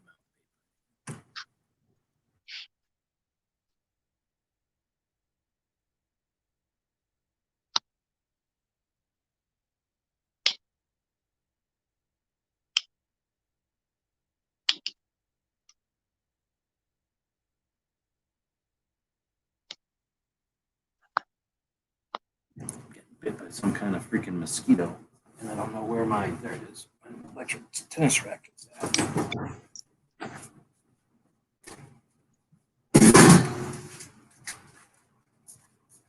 Where the mosquito came from. Say with that, I about to say with that noise that you just made, it sounded like you hit a Volkswagen with the tennis racket. Oh, yeah, probably just got everything here on like a big, it's called Metro shelf. Pretty much everything here has is on wire shelves that would be in a restaurant because everything I own is from surplus from somewhere. So this is all like everything here looks like it came out of like a back room of a restaurant. Oh, that's awesome. So it's like all on Metro shelving and I'm always trying to actually find surplus restaurant stuff just for the whole barbecue thing. Because, like I said before, I kind of do a bootleg catering thing every now and then whenever people ask me to. But I try and still have professional quality equipment when I show up and do it. so they're saying Garamond. I don't have Garamond. Oh, no, I do. I have Adobe Garamond Pro. That looks goofy, really. And then bold. It's bold. So I have Adobe Garamond Pro, but it looks kind of goofy. Like that would be good for. Oh, you know what this would be good for?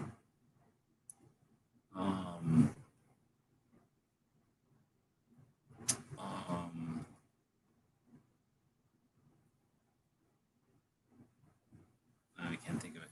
I can't think of his name now. The guy that has the salon, though.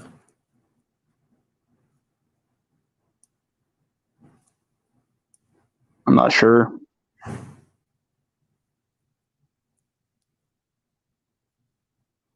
So you're thinking like this, where it's on the outside, or are you thinking like where it's on the inside?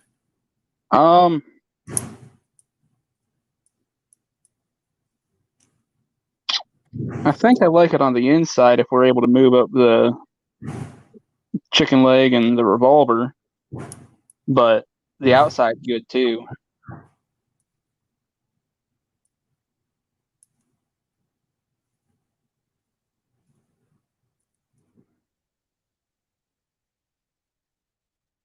So now I'm going to go in here and lock them all.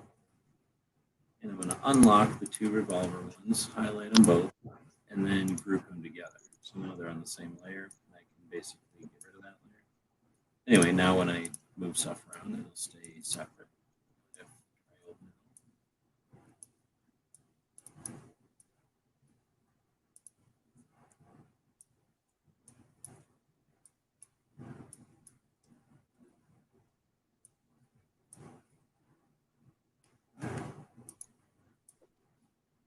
All right, so now I got to make this a little bit bigger, I think. Like say this was I think this is the font you're talking about. Yeah, I really like that font. So then I guess the next thing is colors or what? So these are just colors picked out of my butt. You got any colors that you use or you got in mind or that? honestly, I was actually liking what you got there.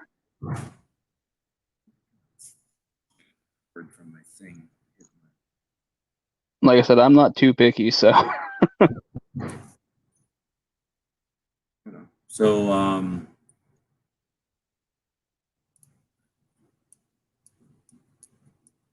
just want to get it off of that end there a little bit.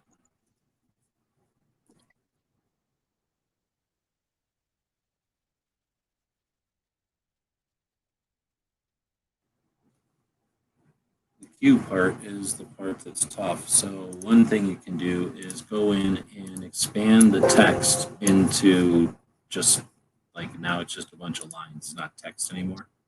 And I don't think it'll act as text anymore. So that's not necessarily the best way to go. In fact, I probably should undo once and now take this and lock everything. Do another layer. Copy it. Go to the new layer and paste and leave that there. just in case I want to kind of undo technically. So now I can go to this new layer and do what I was about to do. Object and expand. And now instead of being a bunch of text, it's now just a bunch of shapes, right? So now I can go into this queue and do a couple of things. One would be to, I guess, just grab the queue, copy and paste it over here, grab a knife, take that knife and do and do something like that. And now I've separated it, yeah. So now I've made this little piece. Go to there, take that same knife, cut across. And then, did I cut it across? No. So undo, take that knife. This time. I'm not good at this stuff. This is the stuff where people that do this on a daily basis are way better than me. Oop. Okay. So now we're gonna ungroup. So now we go back out, and again, these are no longer text, so I couldn't like change the spelling or anything on this. All the other layers are locked, so I just grab the bunch there and I move it just a hair. But I want to get that cue up out of the edge, right? So now I take that cue and I just think a little bit. So now it's not perfect or whatever it was, but now it's separate and it isn't some weird national thing, right? So I think that looks a little more obvious that it isn't like BBO and BBO. No, shit. It's too late now, but you don't want like a little dash between the N or between the N like that. No, that's all right. I say I didn't do the channel name that way either, so it's just exactly how you got it spelled. So that the NBBQ. So now I'm going to try to grab these again and separate them a little bit from that N. So now grab that gun again, move it over a little bit. Again. You know what I'm going to do? I'm going to try to make the N a little bit smaller. So that look weird now? I think that looks weird. All right, so I could probably think with it forever, or I could quit thinking with it at some point. So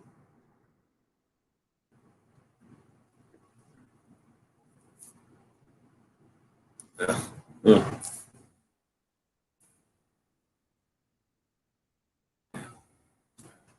Okay. What do we got here? Slide the gun butt next to the bone so you can see it's a drumstick. What are you seeing there? Slide the gun stock next to the bone. What do you think he means by that? I was thinking like this maybe, but it's all about trying to get it crossed, right? That's what I was kind of. Or does he mean the barrel next to the bone? I'm not. Yeah. Maybe. I don't know.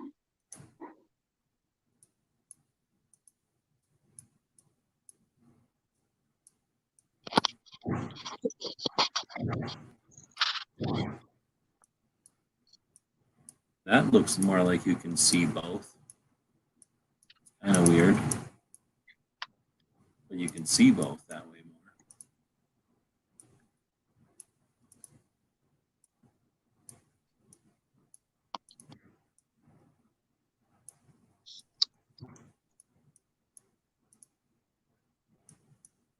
Yeah, I don't know. I kind of feel like I liked how you had it originally. Which was basically more like this, I think. Because I kept fiddling with, if I went too high, it looked like the cylinder was getting arched or something. Because that black line was splitting through. Okay. Like, so anyway, I knew it was somewhere around in here originally, or whatever we're calling, a minute ago. And that fit right there again. So that's about where I had it. Something like I mean, it does say barbecue right there, so I think people are going to figure out it's a drumstick. But I could also put the drumstick on top. That doesn't look so good. I don't think so.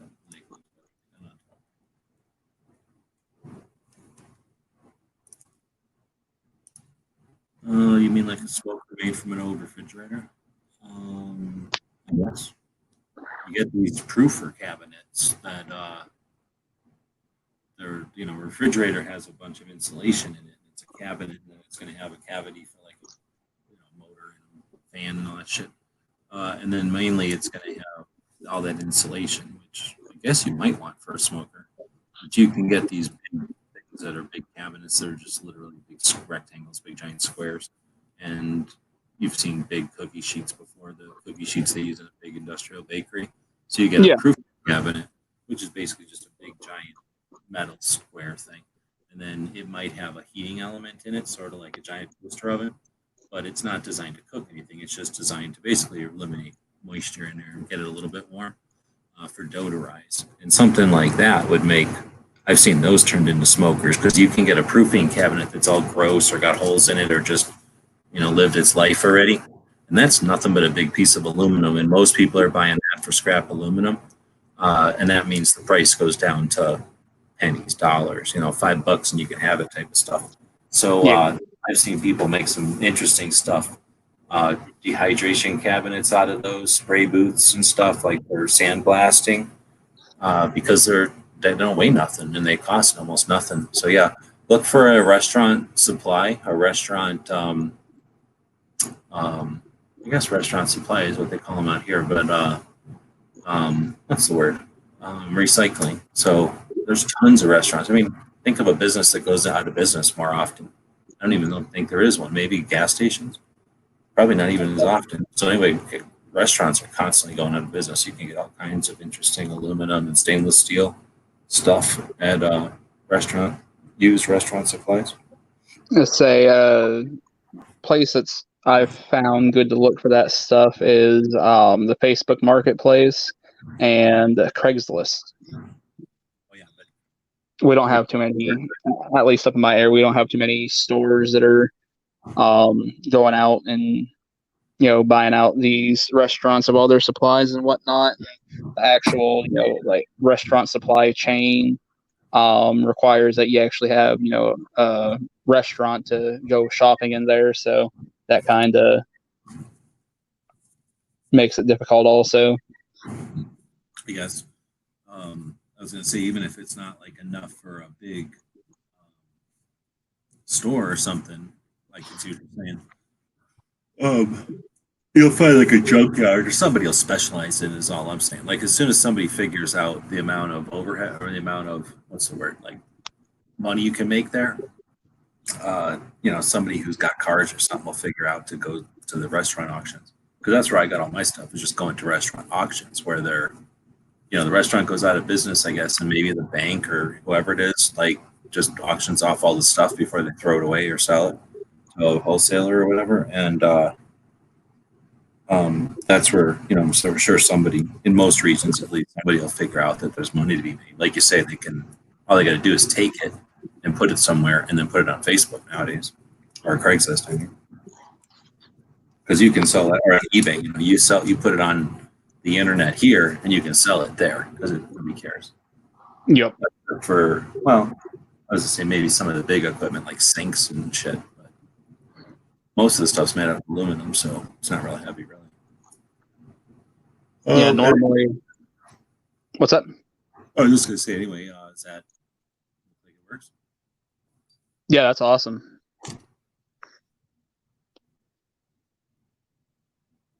Let's say if I would have tried to do this myself, it would have looked like a 3-year-old done it. Honestly, a 3-year-old probably would do better if I tried it myself. Well, it's just a little hand drawing, so a kid could draw it, I suppose.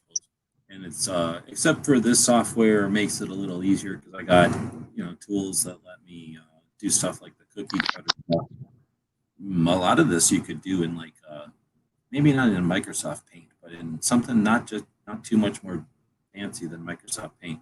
I certainly didn't use many of the tools that this thing has available to it to do. This was pretty basic. So next, now that we got pretty much something that you're satisfied with, and this is in fast forward mode, because number one, it doesn't seem like you care all that bad. Some people definitely care, they have other, everybody's got their own, whatever, there's stuff going on. So somebody that had a lot more interest in this, obviously it could take a little longer to get everything right. But once everything's figured out that everything's good to go, then how do we get it out of here to use it for something? So first I'm going to save the file just to save it on my computer somewhere. So I shove stuff like this into gun channels, call it barbecue. And now all we did is save a file that is a Adobe Illustrator proprietary file. It is all these layers. It is the images that we created and the lines and stuff. And because these are vector images, it's the mathematical equations that make up all the stuff that we see on the screen. All of that just got saved somewhere on my hard drive as, what do you want to call it, editable, the mechanical pieces of the file. But we really didn't make anything that's useful yet. So we just did that as a preparatory step so that we don't lose our work. So next we'll export a piece that's usable out of here. So we'll export as, and I got a folder here with stuff that I've made for other people or just projects and stuff.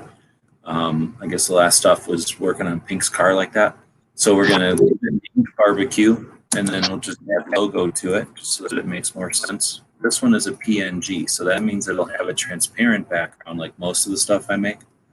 And then we'll hit export, and we can see a preview of it here. It's kind of small, but it's, where there's color and stuff and where there's lines, you can see it. But everywhere else where it's white on this temporary drawing board, it's actually nothing. It's transparent. So this preview shows the transparent part as a black, gray and white checkerboard, I guess. When we click OK to that, now we've exported a copy of this or a version of this that, if I move this, unlock everything, you can kind of get the idea of what I mean by having a transparent. Like, it don't care what color background it's on. It's, it's always going to be black borders with colors inside, but the white is only because it's on a white thing on the drawing board here. So anyway, that's what we saved is that version, this transparent background version. Not everything on not very. About half of the things out there can use a transparent background. The other half of things can't deal with transparent. So we might as well save one that isn't for those people. So we're going to save the same file. It's just we're going to change it from PNG to JPEG. And we save. And this time when it saves, it's a square with a white background behind it. Just so you have a couple to play with or what. Sometimes when you try to shove a PNG file up, it doesn't know how to deal with it, and then you can alternatively shove up a JPEG, maybe for like the logo on a website or some service you're signing up for. Other times, if they're going to put the logo on top of 6 different kinds of backgrounds, it's handy to have a clear, transparent background so that you don't get that like artificial white box for no reason showing up all the time. So it just kind of depends on the situation. So there's probably other ways we could save it. There's certainly other file formats and stuff, but there's different ways and other reasons. Like we were talking about the embroidery file or something. Something like that might be another way or reason to save it as a different size or source or something. But for now, we'll just save it again so that we have the editable file here. And I'll email Barbecue those 2 that he can use then to stick places or do whatever he wants with them. That's awesome. I appreciate it. Yeah. So what we try to do on Mondays is talk. I had folded this piece of paper in a different way. I'm trying different origami techniques to heal my mouth. So I tried folding the paper a little different way and jammed it in there, and it kind of hurt. But so I dealt with it. But then I just looked at it, and it's all full of blood. So I did something better. I'm going to try a different way. I basically jammed a corner right into the bad, like the meat. I'm going to make a little bit smaller piece of paper here. And around the edge again, like I should have done the first time.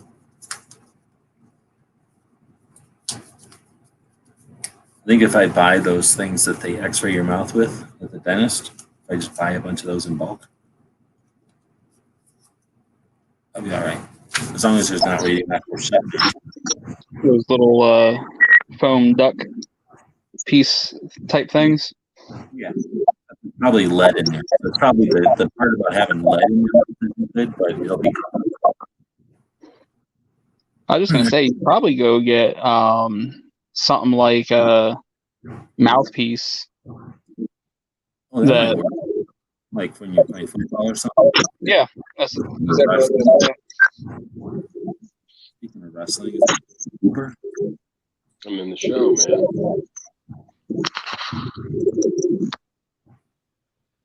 man. So let's see. So were we about to do something else, or was that the end?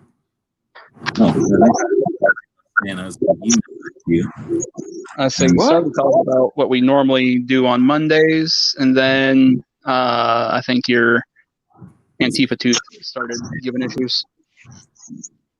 So yeah, we normally try to look behind the scenes how to do stuff, how to get things accomplished and what. So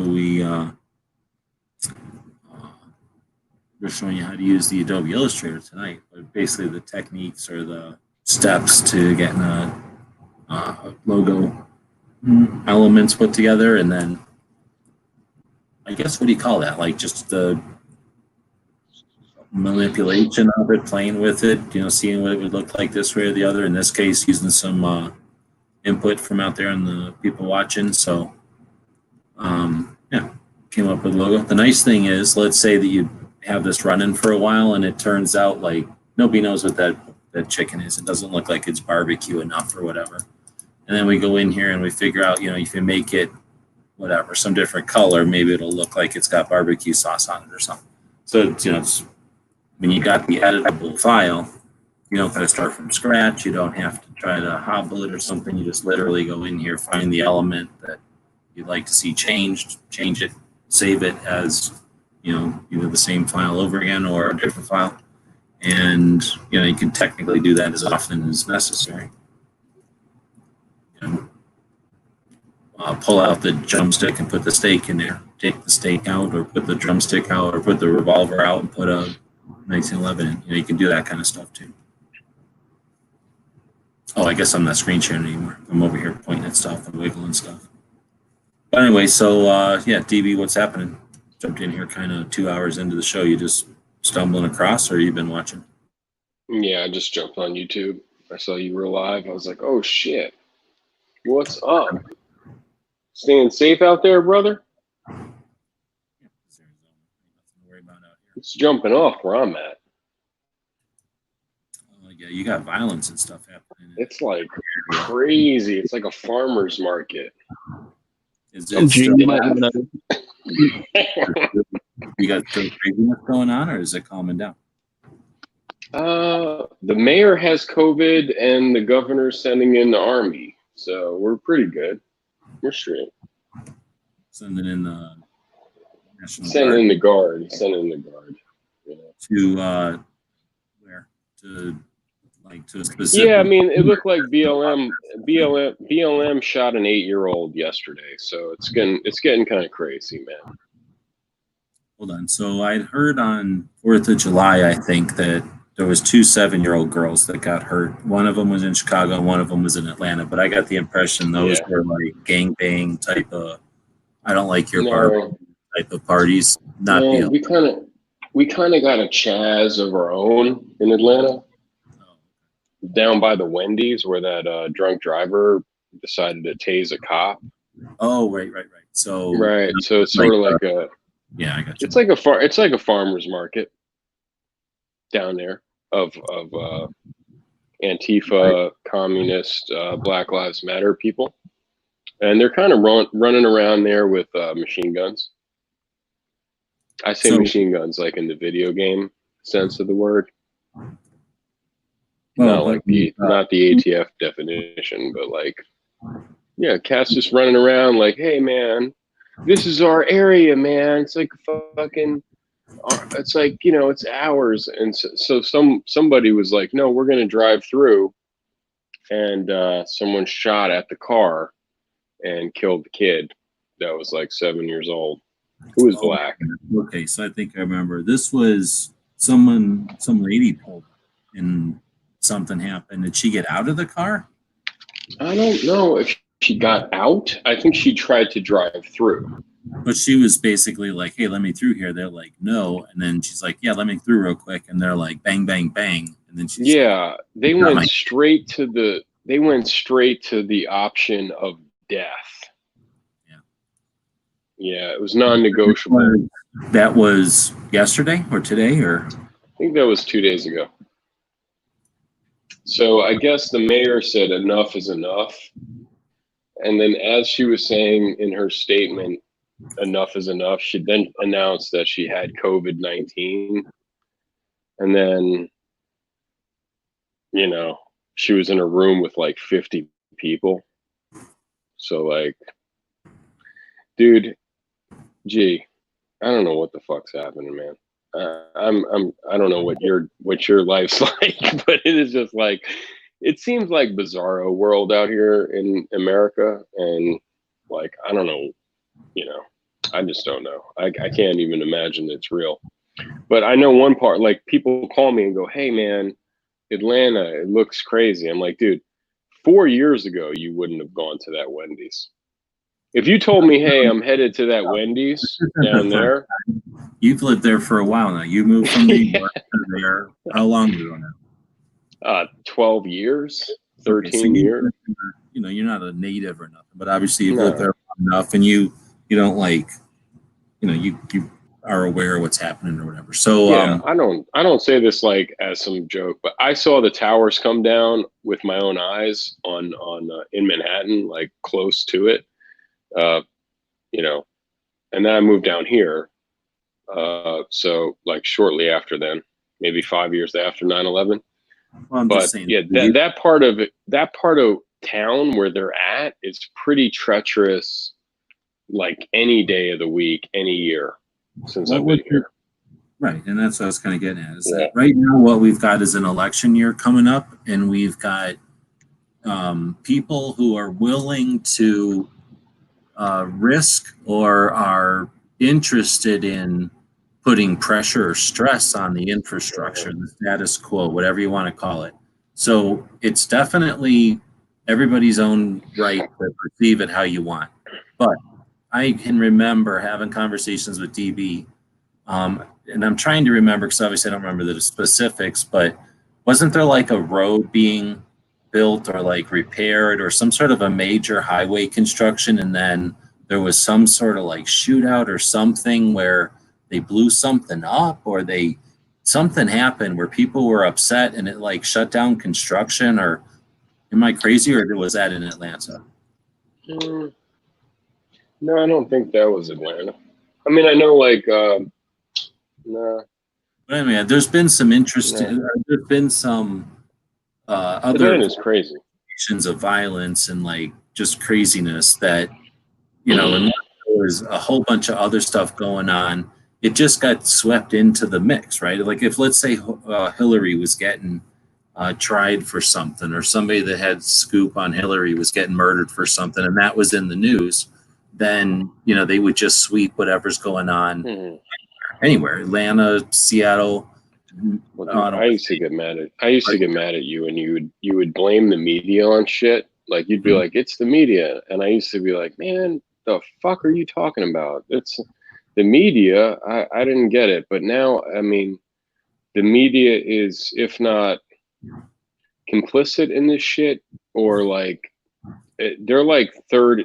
They're like in the top 3 of command. Like, and if you think of the enemy as like there's some sort of leadership, they're like right up at the top, man. I mean, the shit that they're doing now is bizarro.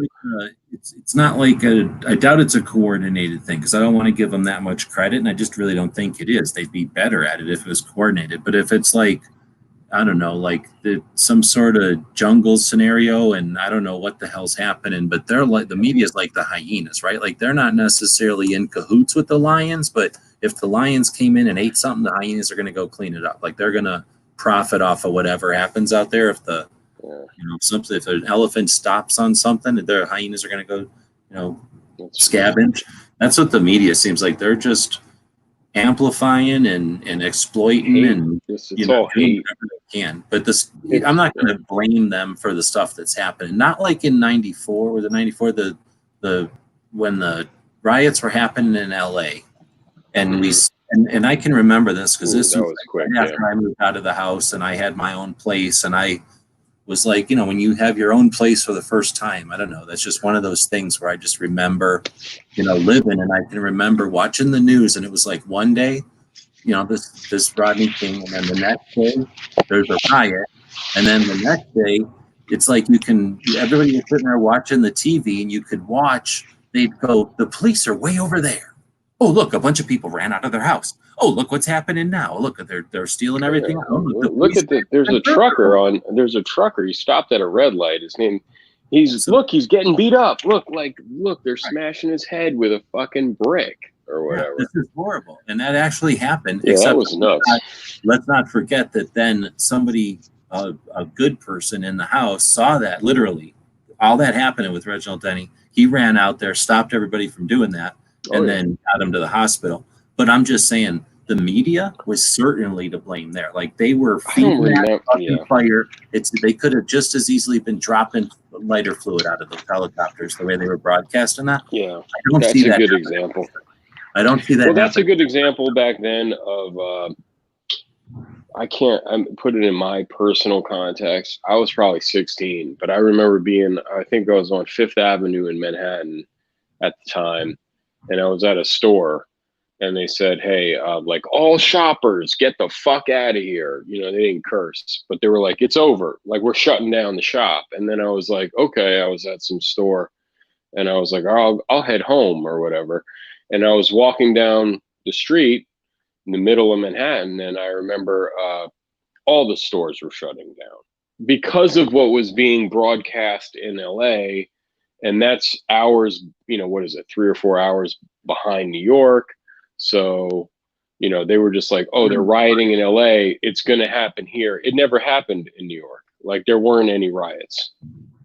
But the anticipation of it was like so heavy. They weren't trying to stoke a riot back then, but they would have been happy to film it, right? I'm sure. I think now, though, they're thirsty. They'd love to stoke one up just to have something to stoke up. I don't know. Dude, at this point, I don't even think it's about, like, back then, it was so long ago. It was it was like 25 years ago or something. I think back then it was literally about advertising money. Like, think of it as a YouTube channel. Like, we're going to get hits, like ad money. You're talking about the news, like the news crews? Yeah, like back then, I think it was more of a monetary, like, we need ratings. Right now, I really do think it's more than ratings, because they don't even get that kind of. I don't think they have. Now it's like some sort political, man. It's some sort of a fucking. You know what it is, man. I don't know. I don't even need to. I used to think you were crazy, like, when you were talking about this Marxist shit or communist. It's really on some fucking. They have a communist Marxist agenda. Well, if they they're pumping it, dude. Puppets of it. Like, they're either dude. They're totally. Go ahead. Oh, what happened? Did I cut out or did he cut out? I'm here. I don't know. Okay, I don't know what happened. I'm here. I have no idea. Maybe my. Anyway, I think that there's some extent they want to change stuff. They want to see things change, and I don't think it's ratings either. I think there's more to it than that. But DB's awesome. Yeah, he's probably on a phone or something.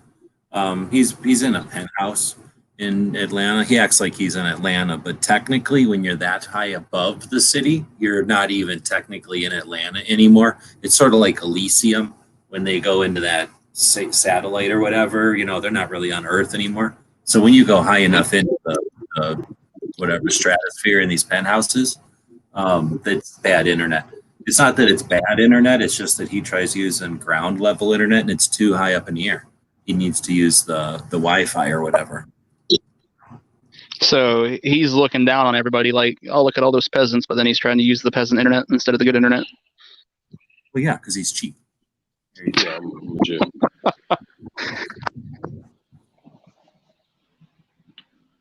Oh yeah, I don't know. So anyway, I guess I was saying that we've been chatting for a while, and I know that stuff's been weird there. Like you would be pointing out your window and be like, "Oh, look at some craziness happening in the street or whatever." Like it's just a big city, and big city I'm not stuff. there anymore. I'm not there anymore. I'm probably, I'm further up, whatever. But In like a gated. I will tell you this, dude. I've never lower levels of the skyscraper, and then you go above the gate. Yeah, I mean, I used to be in the heart of the city, like a few years ago, like in the heart of it, to the point where I don't know what would have happened if I still was there. Did you have a garage there or a car and stuff? Yeah, I had that building I was living in was like the Pentagon. Like, so I had like a gate that was like a 30-foot, 40-foot gate to drive the car through. There were fencing around it, and my neighboring building was a government building. So I was really close to the Federal Reserve Bank. Like I was across the street from the Federal Reserve. So we always used to say, oh, well, I mean, they're not going to, trust me, they're not going to let people run in that place with fucking Molotov cocktails. So like was the Federal Reserve Bank of Atlanta, like they're printing money in there. Yeah. It's all made, it's the whole thing, the whole building was made of marble. So that was my neighbor. But, so would you take those little dogs and throw them over there with a rope and then train them? When I was walking dude, I was just talking to somebody about when I used to walk my dog on camera. Do you guys remember? You remember that shit? Yeah. I don't know who's in here. Guns and Barbecue. I don't think you were in those chats back then. No, but it wasn't. Dude, there were literally crackheads that would come like I was like, crackhead number one, I can't do nothing for you. And I would be like, hey, and then I would cross the street. They would cross the street. I'd cross the street again, and they would try to cross the street like a third time. And I'd say, I would look at them and I'd say, you've got to be fucking kidding me. And that's what I would tell them. And they'd be like, oh, we'll pick someone else or whatever. But that was, a long time ago. But no, that was like, average crackheads and people who want to mug you for your wallet. Man, I would do anything to go back to those days. But I'm just saying, if somebody were to, let's say, set up shop in Chicago and just start paying attention, literally, like that's all they'd have to do is just start paying attention. The amount of stuff that happens in Chicago would freak people out. I mean, to have 500 things happen, that means that 2 murders have to happen every day on average. They literally don't care. Well, I don't think they care. No, we don't care as a country because that's what I'm saying. Nobody camps out there and looks. What's happening right now is the media, quote unquote, the attention of the country is being focused on the outliers, the places where it's at this point boiling over, getting the hottest, it's foaming up. But my point is that if they wanted to, if we think about this from a perspective, then you could, at any point in history, you could have focused on the worst part of this country, and it would have been not maybe exactly the same as right now, but pretty damn close. Like you said, there has been incidents just as we've been chatting. But, again, if we would have had people in Chicago when things happened, I'm not going to say everything parallels, and certainly not to the same extreme because things are different right now. But I'm just saying that if they really wanted to, if we really wanted to put our attention on this kind of stuff, we could have been focusing on only the negative always, and we don't normally. Normally, our attention is on a more general, less negative direction, right? It's in a more general direction, which is kind of negative and positive. But I think it's really, I mean, it's easy to say again, but I think it's the election cycle, right? They really don't like Trump. And there's just too many, what do you say, like enemies of Trump all gain by having chaos up till I'm not the trying to get too tinfoil hat. There's too many things in play right now at once to compare this to anything else. Correct. Yeah. It's like if 9/11 had a pandemic on top of it and an election, because Bush just came in. If you think about it, like Bush was elected in November, and then 9/11 was September. Wait. It was like November. I don't know when elections in November, but when did they get into office? The inauguration? In office in January. So he barely had his bearings and was just January. Yeah. Right. So it was like, boom, he was in for 4 years, like no matter what the fuck. And then all of a sudden we had 9/11. Now imagine 9/11 with an alien invasion, a racist type of agenda, like a defund the police pandemic type of deal all at once. It's too much. I mean, it's like, I don't want to wake up my neighbors, but like, like the banks do this thing like a stress test. And I don't know, like stress tests are like when people start moving money around and withdrawing money and they try to see if the banks can live through something like, dude, this country is fucking on you. Gee, you can't compare this to anything ever in history other than like if we went way back hundreds of years, like 100 years or something. I can't, maybe World War II. I mean, this is some bizarro shit. We got a pandemic that people are panicking and they're living in fear. Everyone's in fear. Then we have this crazy thing. And then we got the election. Then we got the economy. Well, World War I, you had the Spanish flu and the World War I. That's one, right? Yeah, that's close. So that had to be something, at the same level of volume or whatever. But yeah, no parallel. Crazy. That's crazy. But you also have to, there's no parallel to the tech and to the communication and to the level of peace. Because if these things would have happened, like when this thing happened before with Spanish flu or whatever, the world was just getting done being at World War. Just a different political climate.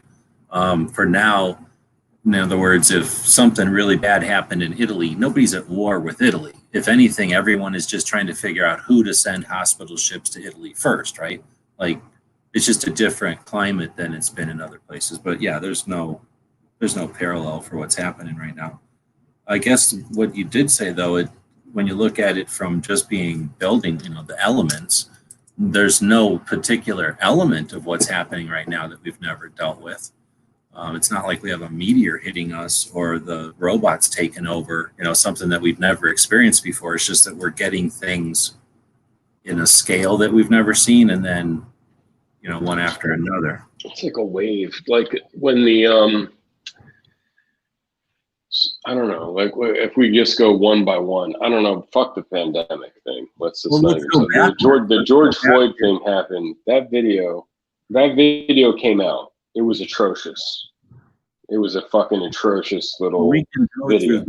The items, yes, a whole bunch of things. It was in the last that George, right? So that George Floyd video was the perfect clip to be like, "Hey, man, like check this clip out." Like, that alone would have set it off. And then on top of that, we were already in a pandemic mode for a month or two, like where it looked like the end of the world was happening. Like it was like, there's no toilet paper, there's no whatever. It was just the perfect storm to be like, hey, look, this cop in Minnesota like killed this guy, choked him out with his knee. The whole thing was just so messed up. And then lack of leadership. I don't know what got us to this point. I can only go to lack of leadership. No, like from what I've understood, like you can say that, yeah, but you're not. I don't think you're going to be able to say that in the future when you're looking back on this. When you're living through this, you have to either go with the flow or try to imagine what it would be like if you stopped and took a look around and let the flow go past. But the things you're describing happen on a regular basis. We have natural disasters in winter and summer with hurricanes and floods and snowstorms and outages. So we have things all the time. And if a media is complicit or compassionate or what's the word, like, removed, if they're not political, coverage of a catastrophe can be useful and educational and maybe somehow insightful so that you don't repeat the same problem again. But if coverage, if the awareness of a situation is designed to be indecisive or political, and they have an agenda at mind, then they can decide what to focus on and when and what frequency. They can choose what to ignore and for how long. And while they don't need to create events, they can certainly determine at what level of frequency and all those things I just said. So you got to look at it from that. We've had situations like Katrina that were certainly stressful. We've had things like the riots. And when we had the riots, we talk about the LA riots as if there was the LA riots and that's it. There weren't just the LA riots. The LA riots instigated riots in at least 3 other big cities, Dallas and I forget all where. But they don't talk about that because the coverage wasn't intent on destroying the society, or there wasn't an agenda to add to the history or the telling of history. We're living through history right now. And if someone is trying to and this is what's frustrating me about some of the comments that are out there by people who are old enough to have lived through this, people who are responsible for other people, so people that others are looking to. When you get frustrated, it's certainly easy. And who has, everybody's allowed to say, oh, this is difficult or this is frustrating. But it's nothing more than we've never ever seen before, and it's simply happening with the attention being focused on it. If they were only focusing on the accomplishments and the completion of things and the easing of burdens, we'd have a whole different situation of what's going on right now. We got a whole bunch of people that want to see it fail or want to see Trump go or just want to make some money. And we have to figure out that if we're only going to listen to YouTube, if we're only going to listen to the radio, then that's all we're going to hear is that stuff, because they've pushed the people off that are optimistic. They've pushed the people off that question, and they've pushed the people off that have an ulterior the media has killed optimism months ago. I mean, months ago. I mean, it was like if you were that's not their job at this point. I just wanted to say about the other stuff, like going back to the George Floyd thing. I don't want the media to, I'm sure you don't either. Like, I don't want the media to take a news story and bury it because it's not good for the nation at the time. But I don't want them to completely, put the spotlight on something like that either. But then, I mean, the video came out, so the video's there. It's horrible.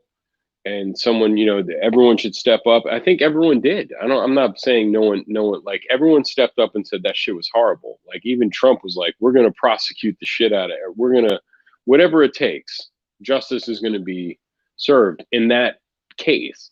But then when he says something like that, that's not the news story. The headline is it's just that constant. So then they know how to stir the pot. Well, they definitely do, and I don't.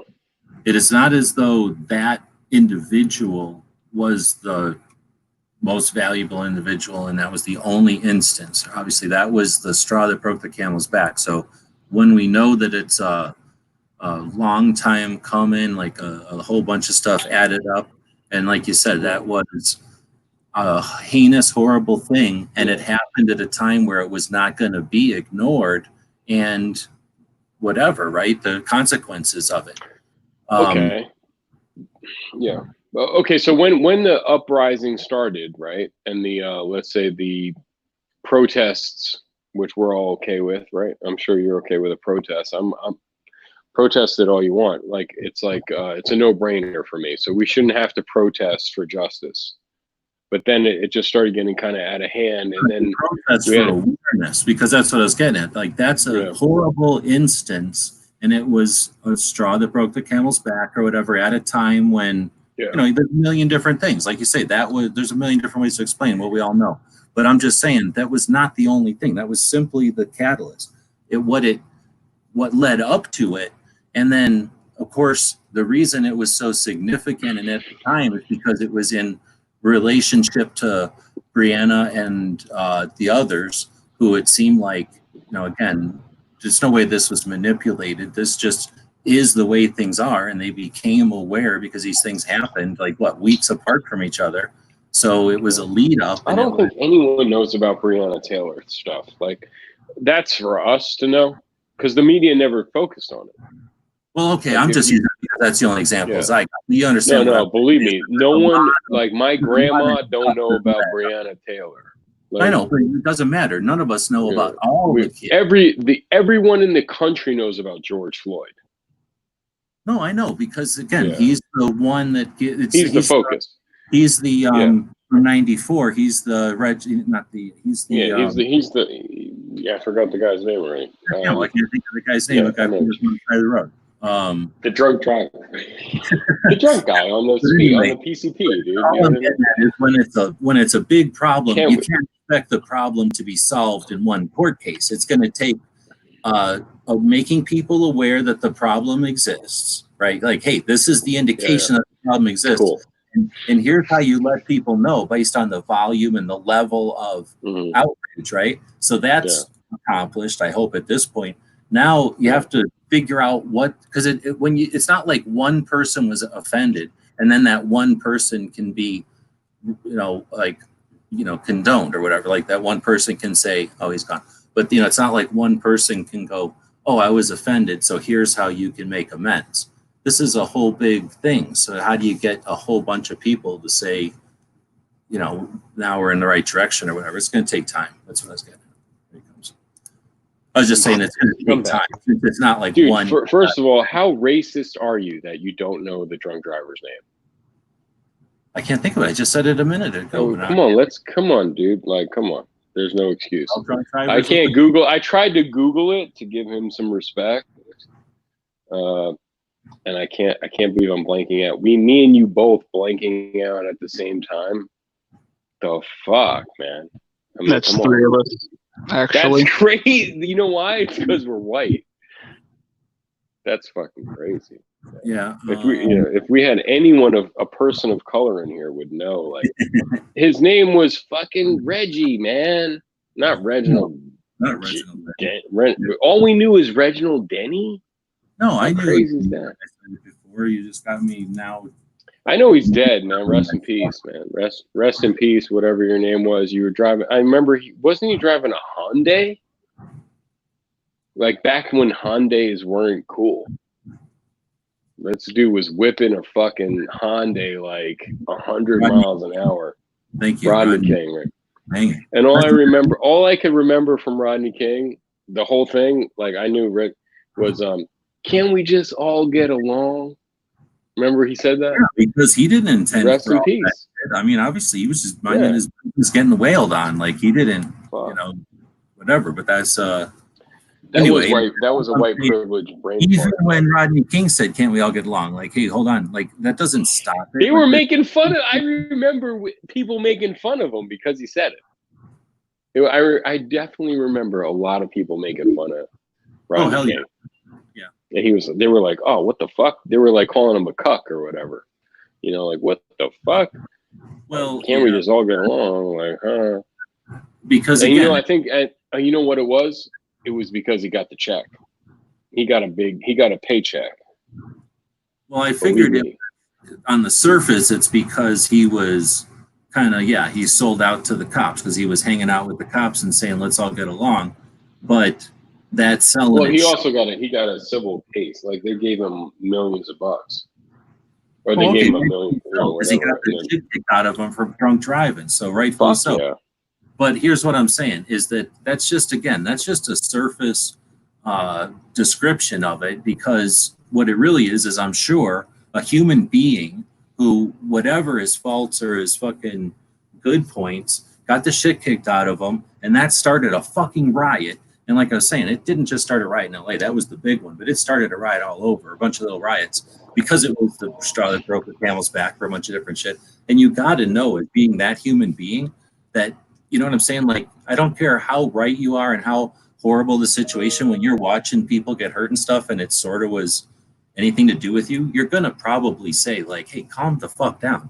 Like, everybody stop this. And if they're going to make fun of a guy because of that on the surface, it seems like, you know, like ironic or something. Well, fuck all of that. Like, I think it probably took a shit ton of guts to get up and do that, because, like you say, everybody's going to call him every name from Sunday, but he's really just trying to, I suspect he was just trying to get everybody to fucking quit killing each other. Dude, he was practically in tears when he said it. I remember it was like, you know, he wasn't, he really meant it. You know, like, why can't we just all calm the fuck down? You know, why can't we just all get along? Was just kind of like the corniest version of it. One guy saying it is, and the way that they lampoon him, or was it whatever the word is sad, because that's just the way it is when you get a shit ton of people who go to the common denominator of, like, you know, 6-year-olds or whatever, 6th graders. Well, dude, at this point, I would do anything to go back to that time where it was like, hey, LAPD was a cesspool. They kind of fixed it. You know, I think my cousin. We have to go back to '94 when we still had an assault weapon and 10 years of assault weapon. Okay, fuck no. I don't want that shit. I don't want that. No, but seriously, it's like almost like saying, God gave you a right to self-defense. Can we go back to a time where, like, the government said that didn't really matter too much, but, like, you might not have needed it so much? Because, like, nowadays, dude, I don't fucking know anymore. But I have a feeling things might get worse. And you know, like, way worse before they get better. Of course, obviously, because why not? If you're scooting down a hill, your tendency is to think we're going to continue scooting down this hill. So either you're going to scoot to the bottom of the hill, fall off your scooter, and cry about it. You're going to scoot to the bottom of the hill, and it's going to pan out to just be boring, and you're going to climb back up the hill to try again. Or somebody's going to figure out how to steer the fucking ship. There might be other options, but I'm so sick of this. And on my show, I'm not going to sit here wallowing in the bullshit what might be, because here's what just as easily might be. People will get sick of this shit. And we live in a country where a bunch of people created a bunch of shit, and a bunch of people come from people who moved the fuck over here because they got sick of wherever the fuck they were. They came over here, and they're either those people or the sons and daughters of those people. And every once in a while, you're going to look at your kids, and you're going to look at the world going on. You're going to say, fuck it all. You're going to do the effective, turn off the TV. You're going to shut the laptop, and you're going to go outside and do your thing. So doom on all these fuckers. What they're going to do is they're going to get it to where people are sick of being fed the Facebook or the YouTube feed, and they're going to change people's habits. And those people are going to go outside. They're getting sick of the habit of going to school. So already they've broken the habit of kids getting indoctrinated to the bullshit. They've broken the habit of having to go work in a job in the city, and people are successfully changing those habits. We're probably changing the work week, because if you're changing everything else, the work week's easy. So what we could come out of this thing as a bunch of people who kind of look back and forth at each other and say, you know what, we've just effectively turned off YouTube and Facebook and any influence they have over us. That'll be replaced not with another platform, but with something that a bunch of interested self-individuals get together, and we can't see it yet, but maybe it's right under our noses. You know, Instagram started as something else, and it became, you know, something different. Maybe one of these platforms we're laughing at or we're not aware of is going to turn out to be the hero, and that'll get us, I don't know, a libertarian. Or maybe there's a new platform that comes out of nowhere, the same way Trump came out of nowhere. But to live in a world where Trump came out of nowhere in a two-party system where I don't know how many fucking years I've sat through people tell me that there's nothing we can do, we're never going to get to choose between the worst of two evils. And then we have Trump, and you're going to tell me, love or hate Trump, he's such an outlier, he's such a weirdo. You're going to tell me in a world where Trump, and then before Trump, Obama, our first black president, in a world where everybody's so racist and all this shit, where nothing, you know, can ever happen in progress. Fuck all that. Like, no, we could live in a world where we're going to have the most libertarian chick legalize weed in 6 months into I love it. I love it how America is so fucked up and so fucking racist and such a fucking horrible place. And the worst. I mean, we're just the worst, right? To a Frenchman or a fucking, a German. Where 5 years after 9/11, we elected Barack Hussein Obama. Mm-hmm. We're that bad. We're that bad. We're the fucking worst, man. Coming out of red, white, and blue, like we're gonna go, take over all the oil countries because we had this attack and everything's all set up and we're really just imperialists. But yeah, we didn't take any other countries. We tried our fucking best to let them fucking do their thing. Obviously not perfectly. And then we have we're the worst. I mean, just think about it. Like General, Black Secretary of State. Oh my God! Well, so we had there's nothing's perfect, right? And it's not like, oh, you got your chance and now you never get your chance. We're the worst. America's so bad. I mean, such a racist, disgusting dude. I know like Europeans. I know like Europeans fantastic, but that's the thing is that I'm telling you, it's real. Like there are definitely foreigners who think that like America's disgusting. It's just a fucking racist, disgusting, and they just forgot like it can't be. Like when was the last time a black German, No, I hear you. It's ridiculous. When was the last time a black French prime minister was elected? Get the fuck out of here. Fuck you. The question that we get of other countries is through media. And if the media wants us to hate ourselves, then of course they're going to give us the impression that the rest of the world demeans us. However, when you look at our hospital ships, that bring 1,000 beds to a hurricane zone, you're going to tell me that that's the thing. Here's the problem. The same media that pumps the bullshit to us pumps the bullshit to them. And I've been in dinner parties. I've been in people's houses with foreigners. I've been there I've been overseas in the last few years, and it's like, dude, they are brainwashed. Like no different than what anyone else is brainwashed here. Like the BBC and whatever that they got over there, I don't even know what the fuck the Germans have, but I've been in contact with Germans who are like, oh, America's racist and a cesspool. Like, really? It's unbelievable. So it's just shocking. So yeah, I mean, I don't believe the hype that, oh, all of Europe loves America, man. I mean, it's not true. I mean, they're being pumped the same bullshit that Americans are being pumped, but on the other side, that they're like, oh, thank God, we're so much better. We're over here in the EU, right? And they're just disgusting over there. They're just trash. They're racist trash. So it's fucking scary, man. It really is. I mean, it's no different than Canada. I mean, like we used to have Biker Bob in here, and he was our friend, and he, like, come on, man. Yeah, like it's only scary if you decide to look at it that way, because the stuff you're describing has been like that forever. Only before there was little communication. So somebody said, "Oh, the people over on that continent, are XYZ." What would you know? I mean, there was some drawing in a book. And that was all you had, and then what story? That's my whole point, G. How the fuck can you deny that for 8 years we elected as a country, like even if I didn't vote for the guy twice, Barack Hussein Obama? Like you can't. How racist could we be? All right. I'm not saying that was our token, like, or we had a token president, but dude, they are unbelievable. From someone from Switzerland to pass judgment on America that they're like, oh, anyone overseas who's like, oh, they're racist trash. It's unreal.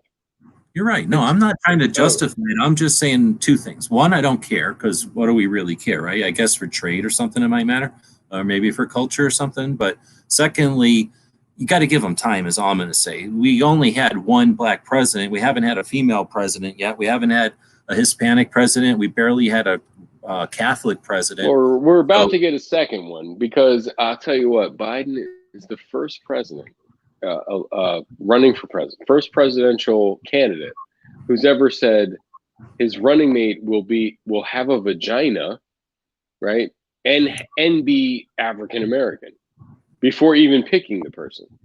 So, I mean, that's where we're at now. Can you imagine back in the 80s or 90s or even early 2000s where someone was like, I don't know who I'm going to pick for vice president, but they will have a penis and they will be Caucasian.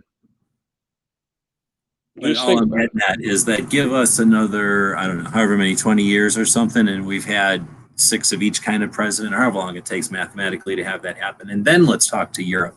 But I'm just saying it's unrealistic for Europe to go, and I wouldn't want Europe to go, oh, you had one president? Okay, now you guys are woke. Like, fuck Europe. So fuck Europe. And if in 30 years after we've had a shit ton of whatever, like being woke, if they don't acknowledge that we're woke, then fuck Europe and even more, 30 times more. But that's all I'm saying. I'm not going to stress over Europe. They've always fucking hated everybody, and fucking half the rest of the world has hated everybody. There's been a couple of chill countries, right? And Canada's one of them. They're pretty chill. We're pretty chill. I think it's pretty chill. I don't think they go around warring with anybody anymore. So once we get a couple of more things in order, I think this hemisphere is going to be the place to be. We're going to be straight, man. Listen, G, if it wasn't for you, I might not even have taken a class of any kind. I'd probably be, you know, I don't know what the fuck I'd be doing. I tell you what, I wouldn't be putting a group together if I never like watched you or talked to you online. So thanks, G. I always thank you for that, man. You know that, right? I mean, you sent me to fucking Tennessee like a fucking I don't know, like a conscript. I went there, you know, it changed my life. I'll tell you that. So hey man, I'm ready for whatever the fuck comes, and hey man, it's fucked up out there. I mean, it's not good. It's not a good, you can't say, hey, this is good. What's going on right now is not good. We need to get back to good. I don't know how we get back to that. It's an opportunity, and we get back to good, no, yeah, working in a direction. We got all kinds of opportunities. You're right about you. I totally agree with you on the whole 9 to 5, and you have to live in a major city now with internet. And now I see a lot of people leaving New York City. I still have connections up there, not a lot, but I do.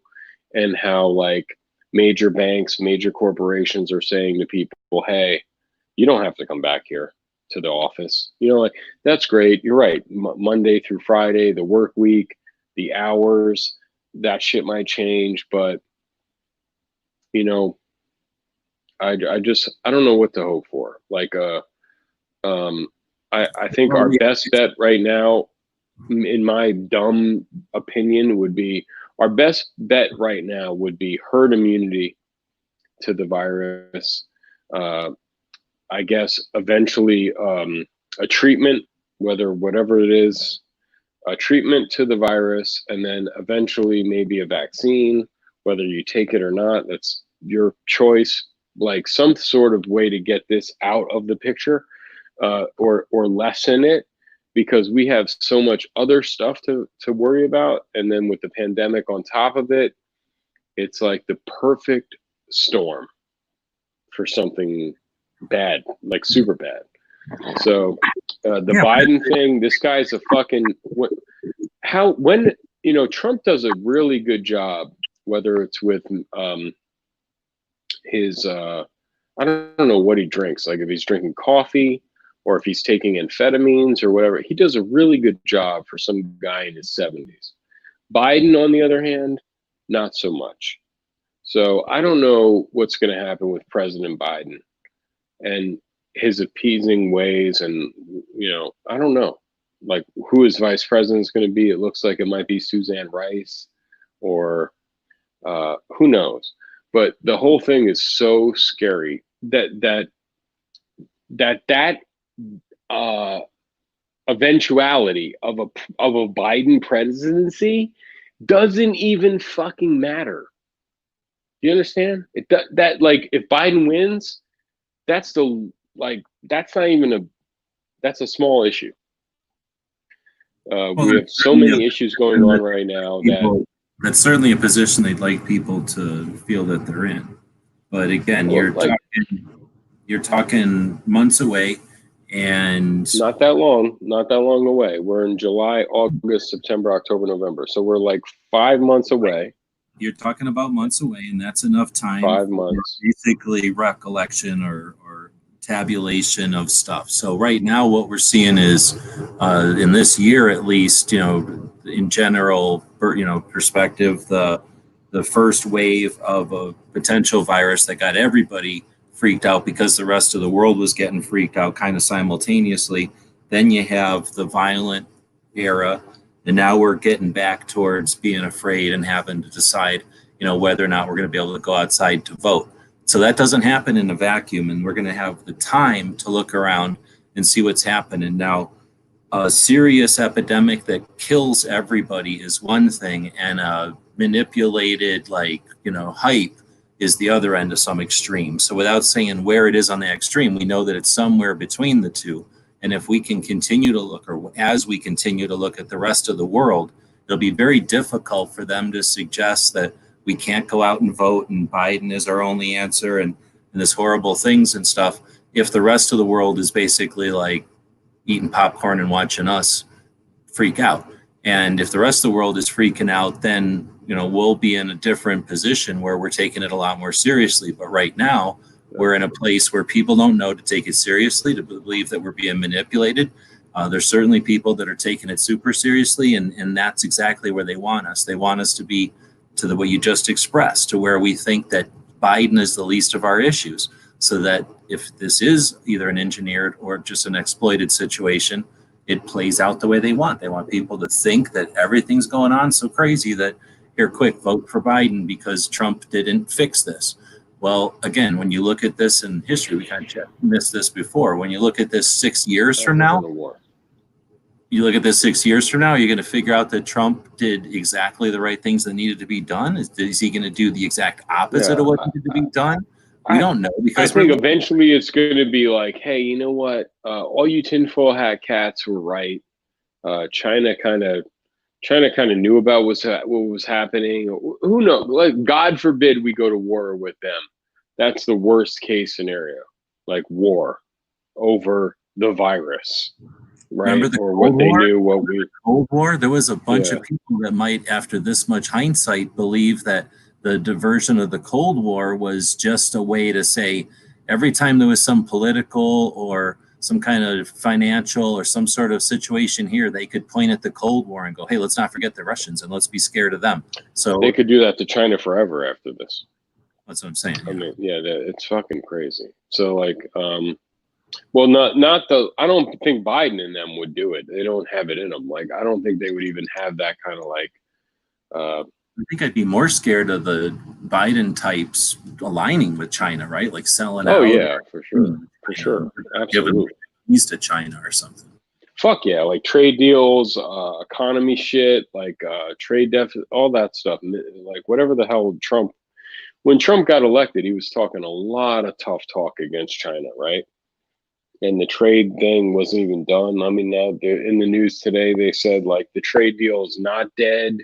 Like, how could it not be dead when Trump was calling, Trump was basically accusing them of doing this to us and the world, right? And then they're accusing us of giving them the virus. And then, it was crazy. It was like, we have proof the military brought the virus to Wuhan. It was just nuts what's been happening in just the last fucking few months, before everything else. But yeah, I just think like that. If there was ever a time to be aware and on top of your shit, it's now. Like, that's it. Like, I can't. Remember 4 years ago or 8 years ago? I don't know if we were talking 8 years ago, but like back in the day, our worst thing was like, oh, the people are gonna, these lefties are gonna like take our shit and ban our shit and take our freedom of speech and take our take our Second Amendment and take our freedom of speech, right? That was the worst case. Now it's more like, it's worse than that. It's even worse. It's like these people might sell us out to China. We have a fucking pandemic. We don't know how real it is or what. It just seems manufactured you say it's manufactured like, I think the virus might have been, I don't think it's even tinfoil hat anymore to say the virus might have been from a lab. Like it was manipulated. It was manufactured. This whole virus is manufactured. But let's say like whatever it is, like what's worst case scenario? Worst case scenario right now, what to be prepared for right now would be complete nothing fancy, out of this world, the road, like like that's it. That's worst case. It can happen in the next year. It can happen in the next fucking year. Absolutely. I still can't find fucking toilet paper, man. Okay? I'm not saying I'm washing my ass with my hands like a fucking caveman, with a leaf. I'm not out here with wiping my ass with a leaf. But worst case scenario, G, in the next, very soon, we could see really bad shit.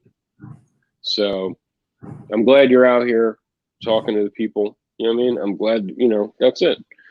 And I saw you were live and I was like, fuck, I couldn't sleep. And, I miss talking about shit that at this time doesn't, man, I just feel like, a few years, like not even a year ago, about it, like 2 years ago, whenever they started doing those debates, the Democrat debates, I was telling people I knew, hey man, if you want a gun, go buy one now. Like, a year ago, 6 months ago, whatever it was, like, oh yeah, there's going to be shortages of ammunition and ammo based on 04, 08, whatever. I remember the cycles of this stuff. This cycle is way beyond normal. So, where like the elections in November, usually the panic would start around now. The panic had already started. The panic buying people, to the point where a friend of mine sent me a Ruger PC9 or whatever the Ruger carbine is. That's a 9mm carbine. It's a piece of crap, I'm sure, but whatever. He's showing me price gouging on Gunbroker for like $900 for a Ruger. That's usually like $480, or $500. So, yikes. You know what I mean? Like, get your shit together now. Either way, you'll be fine. Like if things don't get too bad, you'll be okay. But other than that, get your shit together. I'm sure, G, you agree with me. No. So I've been over here trying to email. Am I still connected? Because I can't email. I don't even know if we're live, but like I know like, hey man, you should have your shit together. So no, I'm letting you talk or whatever, because I've been trying to email Barbecue his logo here, but it won't. I don't know if it's because the file's too big or I'm having an issue, but it shows me the little microphones. You guys hear me? I hear you. Yeah, you're fine. But no, I mean, I hear you. You've got. There's no way to know, but you've got a position on what you think the worst case scenario could be. I have a different scenario on what the worst case scenario could be, but maybe the worst case scenario would be like something horrible, like oceans disappearing or filling up, or a meteor, or like an ice meteor hits the Earth. Meteor. Absolutely, the worst case scenario is a meteor. An ice meteor hits the Earth's atmosphere. As it burns up, it turns into rain, so it fills up the ocean and we flood. So now we go from global warming to global cooling, and we have a snow, whatever they call it, ice age. So we don't know what might happen. So all I'm saying is there could be some really worse stuff, but we could sit here forever and never do another thing in our lives thinking of worse stuff that could happen. When we look at the past, when we see things that have been over, like what's obstacles that seem like they can't be overcome, what we see is historically everything gets overcome. So there are times when there's been problems or whatever, but there's way more instances in the past of people stepping up to the task at hand. So all these things that are you mentioned are not inevitable, but they're certainly potential. But every one of them is a potential, an opportunity for someone to come along with an opportunity or with a solution, with a fix, or with an alternative option that isn't obvious today. And that's a lot of times in a pinch, or what might not be the most current preference or something. That's the kind of stuff that turns out to be long time best option or long time obvious choice. And that's all I'm saying. I hear what you're saying, but I'm not going to. I hear you too. With that, we just have a history of overcoming this stuff. So as Dude, much as when I'm not talking to you, I take your position. Like, we've overcome almost everything, and we'll get past this for sure.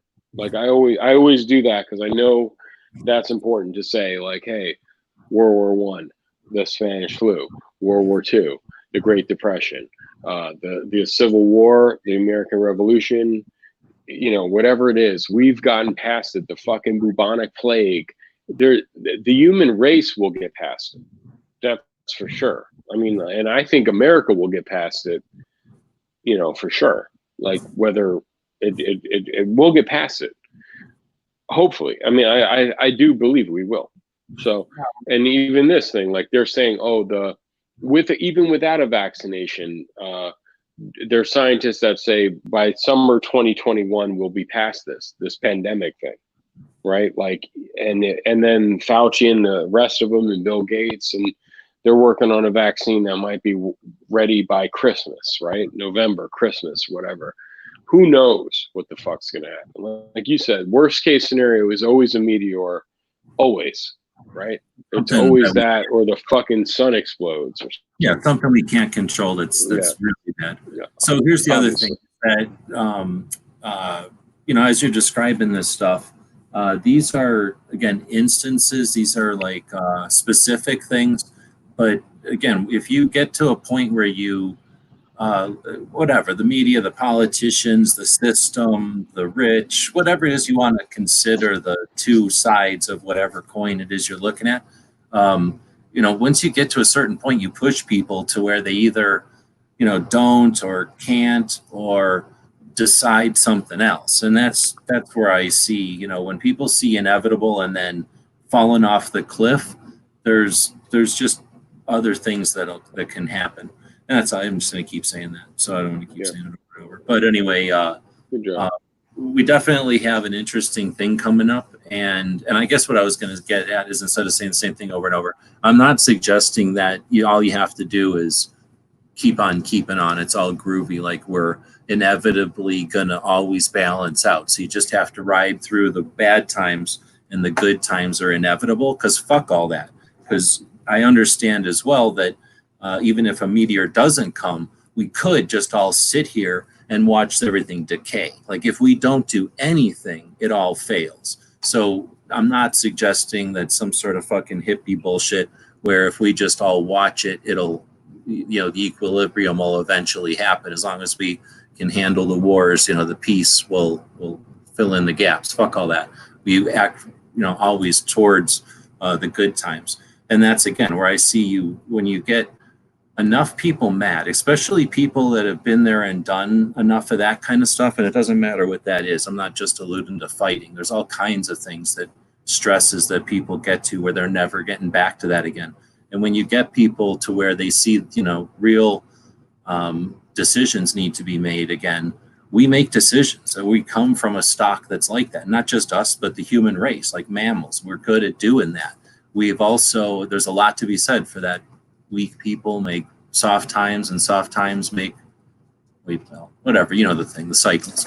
So, you know, we've been living in a time where when's the last time we had to make a serious decision? I can remember the Cold War times and my grandparents and my parents making some serious decisions. And then pretty much my whole life, and I'm old, it's been pretty good times. There's been some ups and downs, but as far as general things go, compared to our grandparents' lifetime, no world wars, right? Compared to our parents' lifetime, no wars that you get, what's the word? What's the fucking word? Drafted for, and you're going to go get killed for your country, whether you like it, right? We are in a tendency to get away from that stuff from our part of the world, but we're not the whole world. So anyway, all I'm getting at is there's a lot going on, and when there's cycles, so whatever, we're not inevitable, and there's no examples of a cliff where everything just ends. That hasn't happened. So you know, in the grand scheme of things, Amen. There is these cycles, but we definitely want to work every day towards being, you know, with working with intent. You gotta fucking fight until you get knocked out, choked out, shot. You know, like you know, I was never in the military. I was never law enforcement or anything like that. But I do get encouragement and I guess inspiration from these stories where I'll hear like, "Oh, I was shot 12 times. You know, I lost my leg, and I was fucking on that trigger. I was front." You know, like these guys don't stop fighting until the lights go out, and that's important for us as civilians, whatever the fuck you are. If you're a soccer mom, you don't stop fighting until the fucking lights go out. Yeah, let's go back, because that's bullshit ass sexist new wave fucking feel good war where you got nods on and everybody's got fancy guns that just come magically from a helicopter or whatever. Holy shit, that's awesome. So let's go back to when, you know, we were trying to expand into this part of the country, when the ladies would be stuffing smoke poles behind you and feeding them to you, and then taking the shot one and loading it back up again. So everybody was part of everything. And since you knew you were going to be part of that fight, no matter what, there was no sitting down and watching over somebody's shoulders. They played the video game controller. Everybody was life or death on both sides of whatever situation was going on there, both sides of a wall or a fence or a door. You know, there was consequences, and everybody, and that's, you know, that's, I don't know. It's been a long time since people have had to get to that, and it won't need to get to that, because whenever people see that on the horizon is when they put down their toys and they roll up their sleeves. And we're those people, or always those people. Hey man, believe in this country no matter what, you know. I mean, and yeah, just keep fighting, man. I mean, I can't think of a better fucking country on this planet. You know, there's certain countries where like, shit, if I could snap my fingers and be like, I want a house in New Zealand on the fucking whatever. One of them Hobbit houses with the round door. Yeah, I'll take a fucking Hobbit house with a fucking microwave oven and a Nintendo 64 and my kids and whatever the fuck, and a Toyota Land Cruiser. Yeah, I'll kill it in New Zealand. This country really is the best. I mean, it really is. I mean, maybe New Zealand wouldn't even, you know, New Zealand's awesome too. I don't know why I picked New Zealand, but you know what I mean? There's some place on earth technically is better than America, but you know, America's good, and we should keep fighting for it. And you know the deal. You know the deal. It's just well, the thing is, what really fucking depresses me is that you can go over the top and say, well, hey, electricity and how about air travel and you know, all this. There's just so many things. It's like, dude, just we'd all be speaking fucking German right now, by the way. You're right, or Japanese, right? So there's so many reasons why, and it's just fucking crazy to me. Like it's so the anti-American shit that's coming out of America right now is so fucking weird. it's crazy. So I don't even know. Like I just saw Well, it's probably. I just saw the founder of BLM, who I have no problem with. Like, oh, Black Lives Matter. Hell yeah, absolutely, I'm totally with that. Great. Co-founder of Black Lives Matter said she's a Marxist and she's been trained in Marxist tactics. And is that what it is? Because Marxist stuff is completely different from.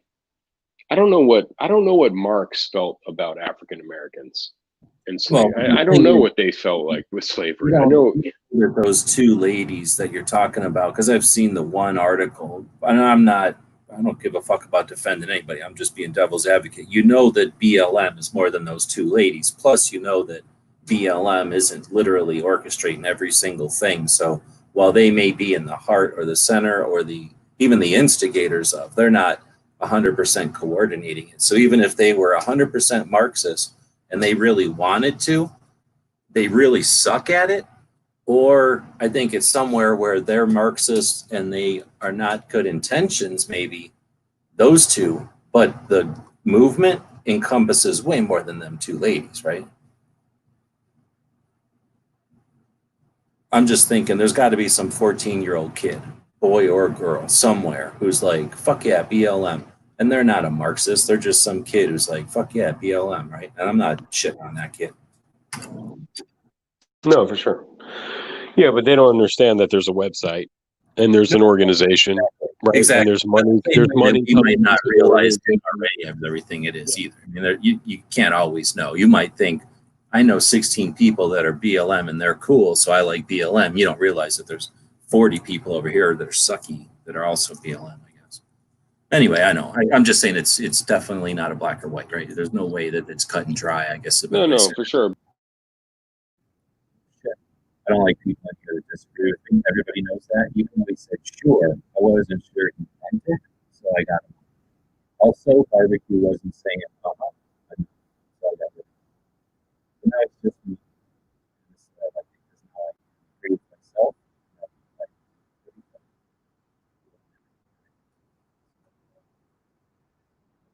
3 hours.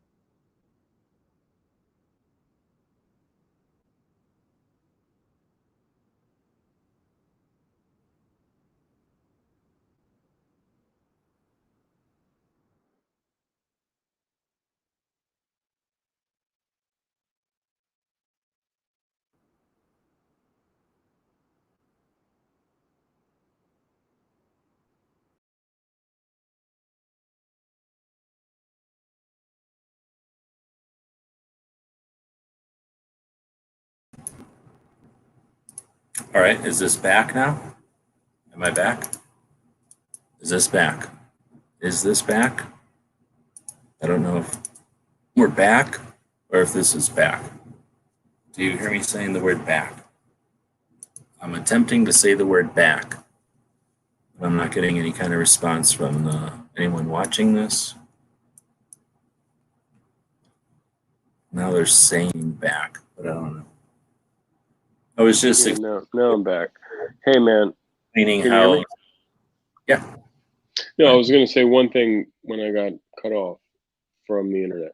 It was they have a website and they have an agenda and they have like basically a platform, like a manifesto of like what they stand for on this website. So for you to say, hey, BLM, man, I'm with BLM, and then you go to the website and go, well, I don't agree with this. I don't agree with this. I don't agree. But maybe,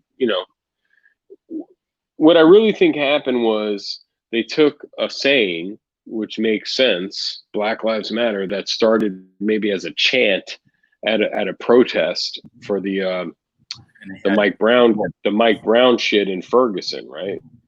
And then they made it a thing. Yeah, it works on so many levels, and it's work. Yeah, right. And then they made it an organization, and they had some structure. And then someone says, "Hey, I'm the founder of it." So can you imagine, like, if Every Second Matters, like, okay, Every Second Matters. Hey, I'm a founder of Every Second Matters, and then like years later, people are going, Every Second Matters, and then you look up and go, holy shit, they're for the extermination of heteronormalism. Like, I swear I read that shit on their website. I don't even know what the fuck that means. Heteronormalism. It sounds like a bunch of weird lesbian people, lesbians, which I have no problem with. It doesn't sound the same. It's like, hey, Black Lives Matter. Get it? Hashtag it. It's a chant. It's a billboard. It's a signpost. You can't envision a world, because you're a sexist. You can't envision a world where buildings don't look like phalluses, but instead all buildings look like badges. That's what it would be. Go to the fucking website. It was so weird. It was like they were mentioning families without mentioning fathers. They were talking about heteronormalism. They're also really big into fossil. There's just too much happening. But dude, it's still a website. I hear you, and I'm not justifying it. I'm certainly not defending. So who runs it? Like who? I'm just saying that there's too many people that buy a T-shirt and go out with their friends, and like you said, it's a chant, or it's a thing, and it's a thing to stand. Like, they're not reading the website, and I'm going to give them the benefit of the doubt if they didn't read the website. Now, if they're spray painting the website's manifesto on the wall, then yeah, they probably read the website, and I disagree with them a lot more. I'm just trying to leave room for the dumb kid. I remember being a dumb kid, and there wasn't websites back in the day, but I can remember being a dumb kid and wanting to hang out with some chick, and like, oh, I'm going to some parade for blah, blah, blah. Okay, I'll go to that parade. And I'm not going to read no damn website. I'm going to that parade. You know what I mean? And I don't want to be stuck as whoever the hell for the rest of my life because of that. I don't know, like, okay, so with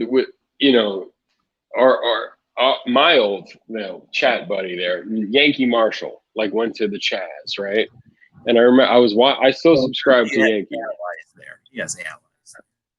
I don't know if you even talk to him anymore. I'm still subscribed to him. I talk to him every other Thursday, and then chats and emails and shit.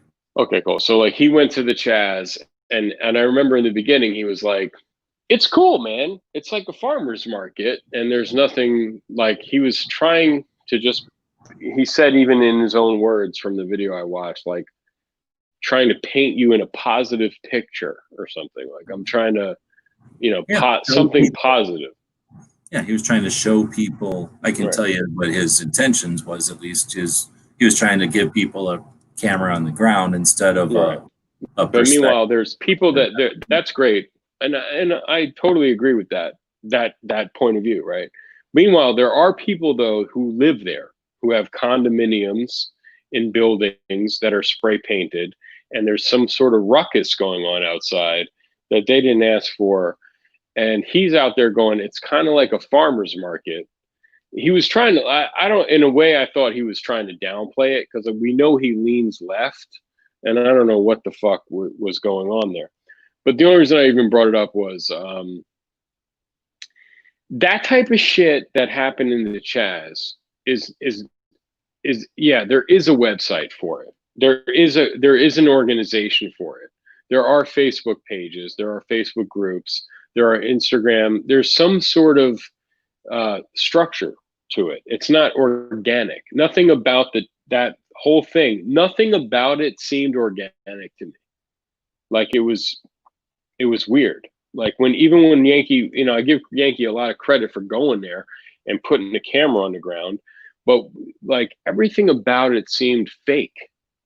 You know, like it just and then he was like, I don't know why they have you know, Russian USSR, you know, flags, and they're fucking communists. I mean, they're the communist infiltration to that thing. I don't know if he talked about it. It's heavy, you know. It's a very heavy communist thing going on. It might be a bunch of kids that like communism, but it wasn't a communist thing in the respect that the KGB had sleeper cells and they used the efficiency, knowledge, resources, and experience and wisdom of any part of Russia or any part of the Communist Party to do anything there. It was a clusterfuck of. Did you see it? I mean, if you look at I watched all of those. I watched a lot of videos. So it looks like a big clusterfuck of fucks standing around, and what do you call, like, the government holding the police back to let them do their thing. Mm-hmm. So rage all you want, but to suggest that it was like a well-coordinated, efficient takeover.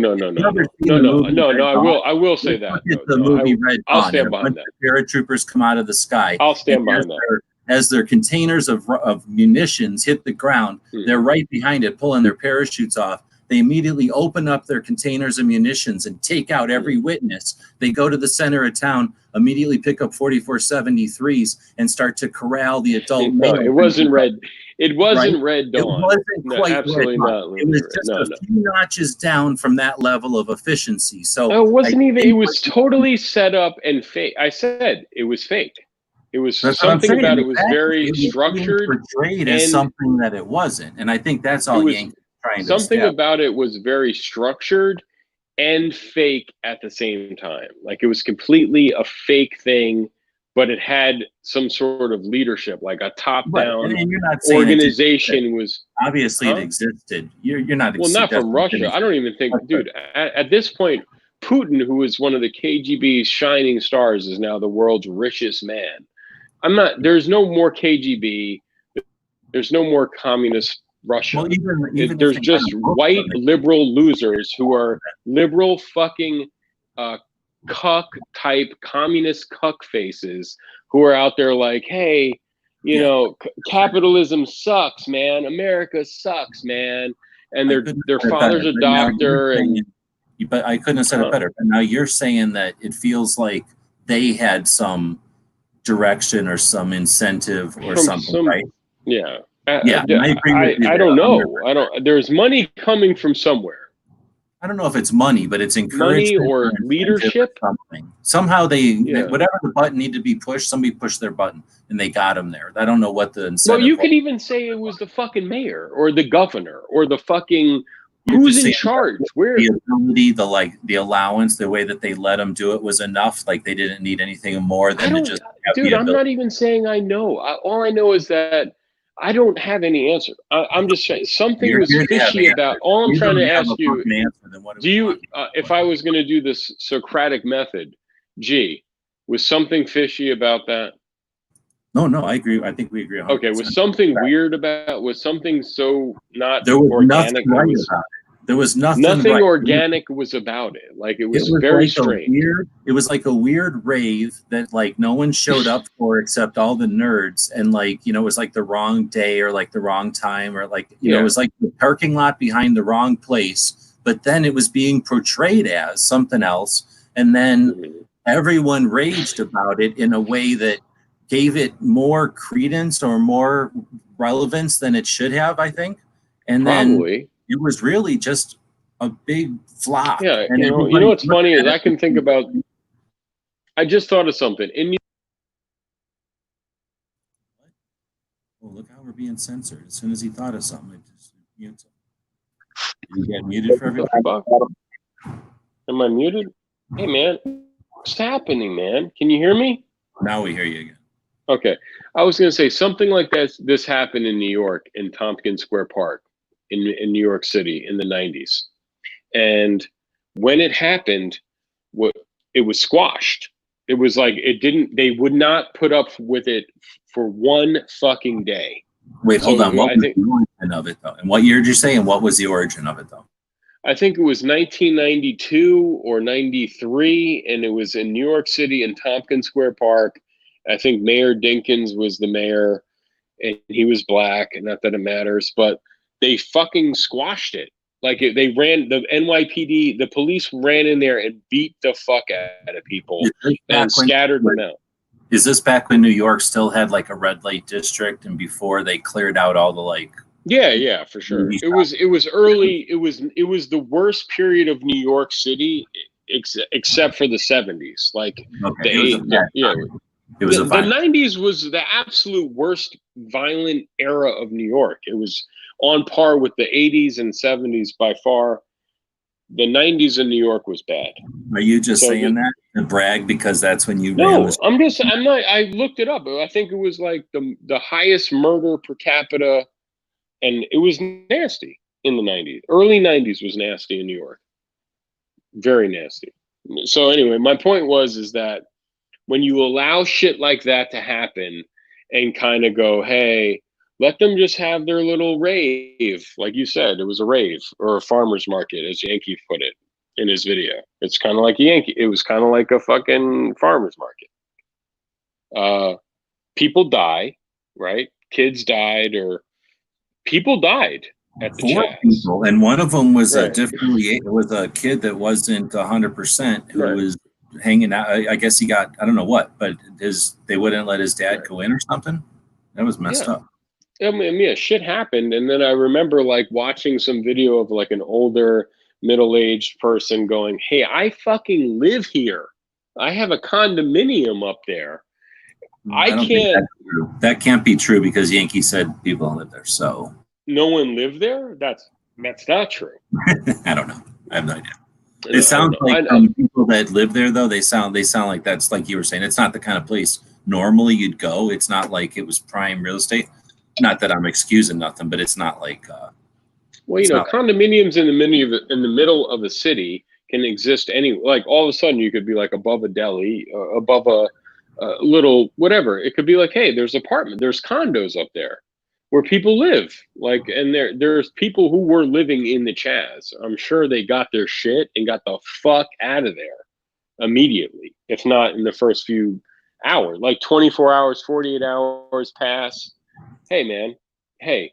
But my point is that there's some sort of, and I'm not saying Russia or even China, there's some sort of weird ultra-left group in America, and that's where it's coming from, man. Like, that's what's going on there. It's like, it's some sort of weird ultra-left group that's running that show.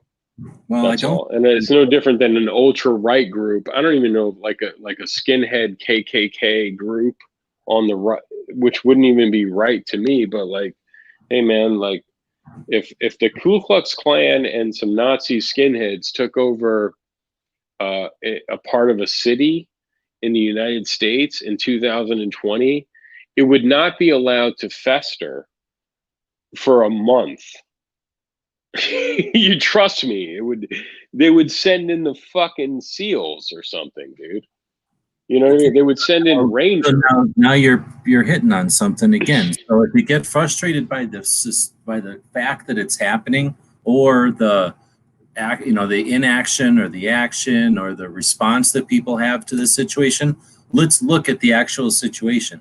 The actual situation is nothing in this country can happen without either inaction or action, right? So we know that was the politicians, the voted politicians, the people are supposed to be, either doing a job or being representatives, in this case, doing a job in the executive branch, who intentionally held back the people hired to do the actual job, the police or whoever. So they created the situation. The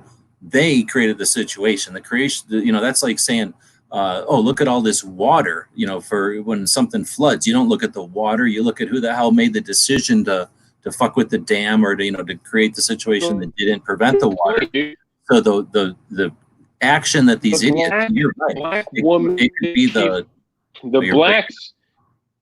It could be left or right. Okay, I'm going to say it's the politician that opened the dam that let it happen. Mm-hmm. I'm going to tell you this. The black, can you hear me now?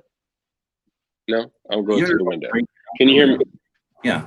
All right. Hey, can you hear me now? Hear me now. Hello? No? No? A little? Yes, go. Yeah, I'm just saying the black woman chief of police was appalled at what happened. Okay? She begged the mayor to take back the police because that was a police precinct. There, Right. They told right? them to leave. Right? So I'm telling you, it was a black woman police chief who said something like, "We wanted to go in there and get back the police precinct, but we were told not to." And she looked heartbroken. And that's it. This isn't some sort of systemic white violence, racist white silences violence thing. This is coming from an ultra left wing in the country that's crazy. There's no doubt about it. And they're willing to do stuff like that, to kill it, using the dam analogy. They did whatever. They knew water would fill in there if they did, or they suspected water would fill in there. They did whatever they needed to do. They held back the police. Something happened that's creating tension, stress, political gold, right? And now they're able to spin this in all different directions. And because they know they've got the protection of the press not paying attention to the actual manipulators, that the press will focus on the puppets, on what's happening, not who's creating the situation. They're going to be able to have the comfort of, being out of the spotlight to decide how to, react and how to, exploit this whole thing. How to take advantage of it when they need to, right about the time the elections come up. So it's an exercise for us to not be frustrated at what's in the spotlight, but to be aware of who's deciding to shine a spotlight on it and who allowed the shit to happen in the first time. Dude, when are you going to stop hating on 9mm, man? The fuck is the problem with you? As soon as it wins a world war. Did you see 9mm stop the Chaz? Did 9mm even Dude, what's funny is that the new media thing is that they call the Boogaloo Boys, like, they're talking about the Boogaloo Boys on one hand. Because they asked for it in a bunch of weird cosplays. The Boogaloo thing was like a total joke. And then they try to go, hey, on one, I'm not sticking up for nothing. I'm saying, look, Boogaloo Boys on one hand, which no one even knows about. It's a fucking meme. It's a joke. On the other hand, you have radical leftist, communist, weirdo. I mean, they're weird. I mean, it's beyond weird. And then the Boogaloo Boys over here on the one side. So can you imagine back in the 80s, we would have had like, on one side or in the 60s, we would have had like the Black Panthers on one side and like the KKK on the other. So it's pretty easy to pick like a side, or maybe not. But like for me, I would have been hanging out with the Black Panthers as long as they would have let me. But like the Boogaloo Boys had nothing to do with nothing. It was a joke. It's a complete joke. And then now I have a Hawaiian shirt that I can't even wear anymore because I'm afraid of being like called out in public. You're racist. It's a Hawaiian shirt.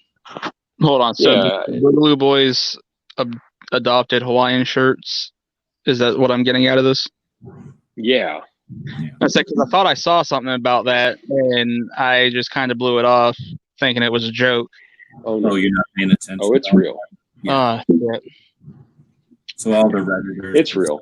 Wearing Hawaiian shirts is cool. So the same way that you're. Does that mean we have one of the most funny Mexicans on the face of the earth as part of the Boogaloo Boys? Dude, if you're wearing a Mexican shirt, if you're wearing a Hawaiian shirt and you're Mexican, you're fine. They won't make the correlation there, But if you're a white boy and you're wearing a Hawaiian shirt, you're going to jail. So, all right. So I guess there's two ways. So one is if they are dumbasses and they are just too stupid to figure out what the whole Hawaiian shirt thing is, in which case my point would be, then why would you accept them giving you any kind of rational explanation of what Black Lives Matter is, or what Antifa is for that matter? Fuck them. They're either so stupid they don't know what they're trying to report on. They're just Dude, okay, G. I'm gonna G. I want to correct you. Go ahead. Correct. The other side is, or they do know and they're intentionally fogging it up or fucking with us. But go ahead. No, I was gonna say there's no Boogaloo Boys website. There's no leadership. There's no one saying like, I'm the co-founder of the Boogaloo Boys and I'm trained in Marxism and I'm a Marxist activist who, studied under whoever the fuck. There's no such thing as the Boogaloo Boys. It's a fucking meme. No, it's like culture. It's a pop culture. Yeah. Phenomenon. You remember you're older than me, but not by much. You remember Breakin'? Sure, I know. Okay, remember Breakin' 2 Electric Boogaloo? Hold on. Don't fucking talk shit here, motherfucker. I went to the fucking movie theater to watch Breakin' 2 Electric Boogaloo and then went home and got fucking breakdancing crap at the mall. So I know all about Breakin' 2. I'm not you must know about the Boogaloo Boys because the Electric Boogaloo, right? And then it was Breakin'.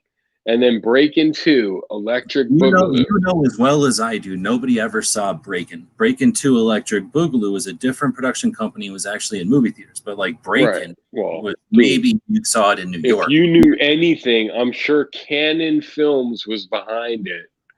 Okay. Yeah, haven't you seen that movie? Have you seen the movie about it? Dude, of course, dude. Who the fuck do you think you're talking to? But no, so my point is the Boogaloo Boys was basically Civil War, right? And then we have Civil War II, Electric Boogaloo. Okay. And that's where the Boogaloo came in. I'm sure I'm talking to I know you know already. But so Civil War II, Electric Boogaloo, Boogaloo Boys, Civil War II. It was a joke. It's a fucking joke. There's no website. There's no leadership. There's no get-togethers. There's the Hawaiian shirt thing. I don't even know where the fuck that came from. I guess like some guys on YouTube were wearing Hawaiian shirts or whatever.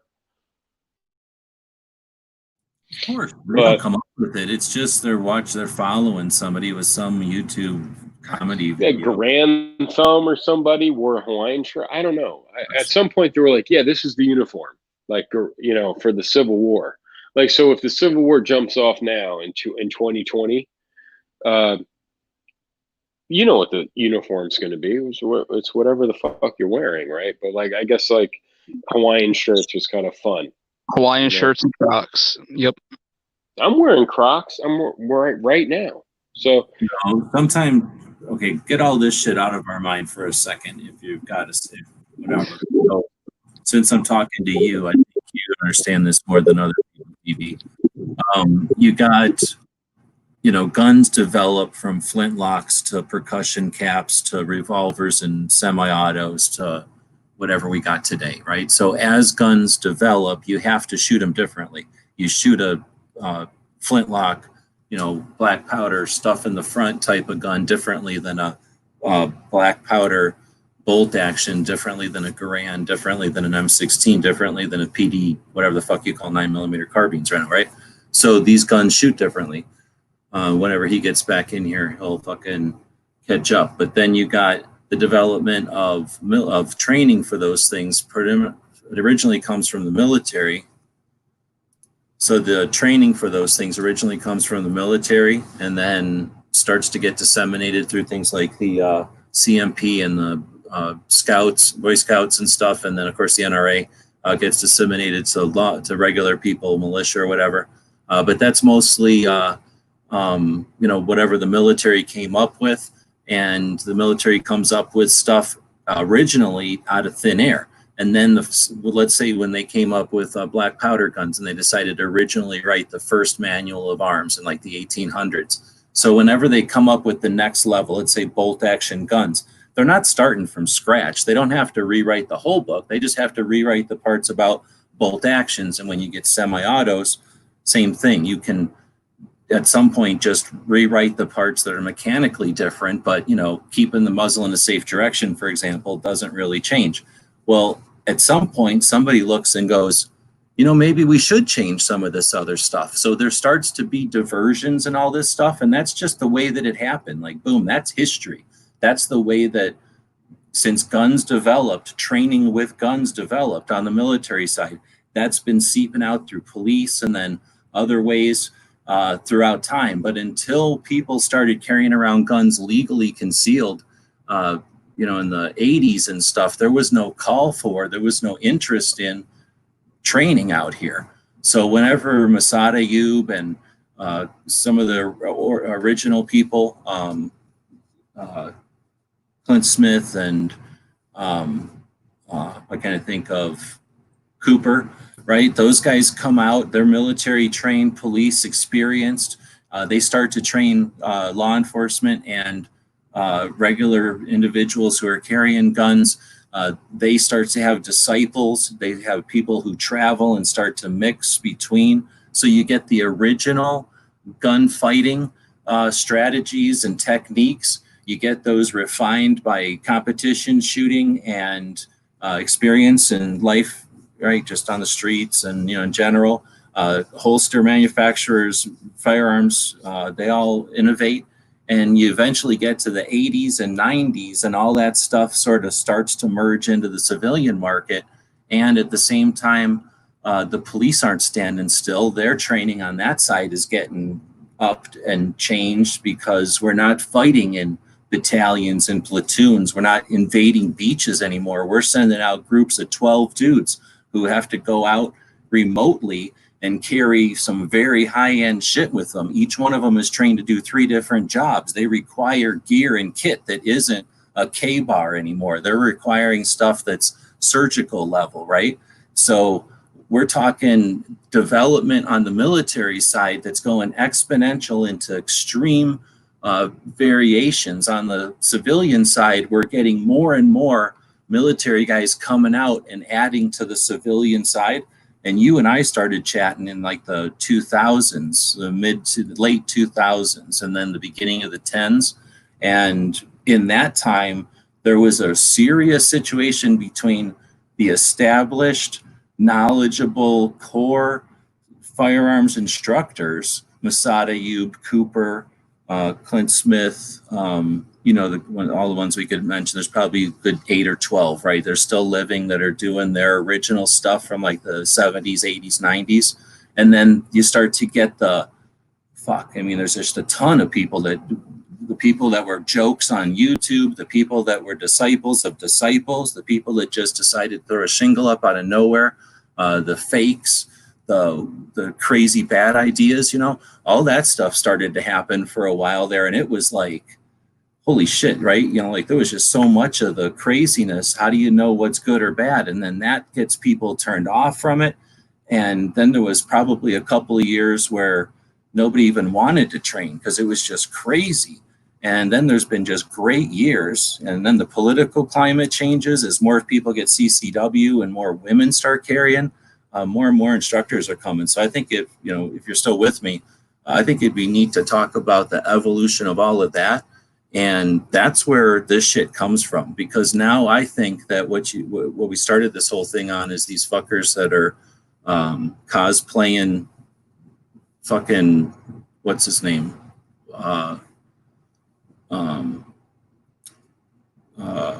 Dude from Magpul. Costas? Healy. Kyle. Oh, yeah, he's the man. Travis Haley. Travis Haley, thanks. They're trying to emulate Travis Haley, except a video game version, maybe like some mutated. Dude's like a real life Chuck Norris, man. You can't, okay, it's whatever. like Bruce Lee. But John Wick, Taron, Haley, they want to be like some cosplay version of those three merged together. Yeah, there was a whole bunch of people who were like, "I'm gonna go take a class." And now I'm an instructor, and I get where that comes from, Well, It's like, that's what I'm saying. And once you get as a like result if you take of all some that, classes, you all of a sudden you think like, oh my god, I took a class, like I'm so enlightened, and now I can teach others, you know. But really, but you can though. You understand no, that. I understand that, but Some like people to can do open that, but to not go get everyone. an LLC and an S corp and a fucking, you know, and to start a business, that's different, you know. Like that shit, when you take a class and it changes you, and now it's time to teach like your inner circle, your close friends, some shit. And then you go on and take another class and come back and teach your family and inner circle some shit. You know, you don't open up a fucking school.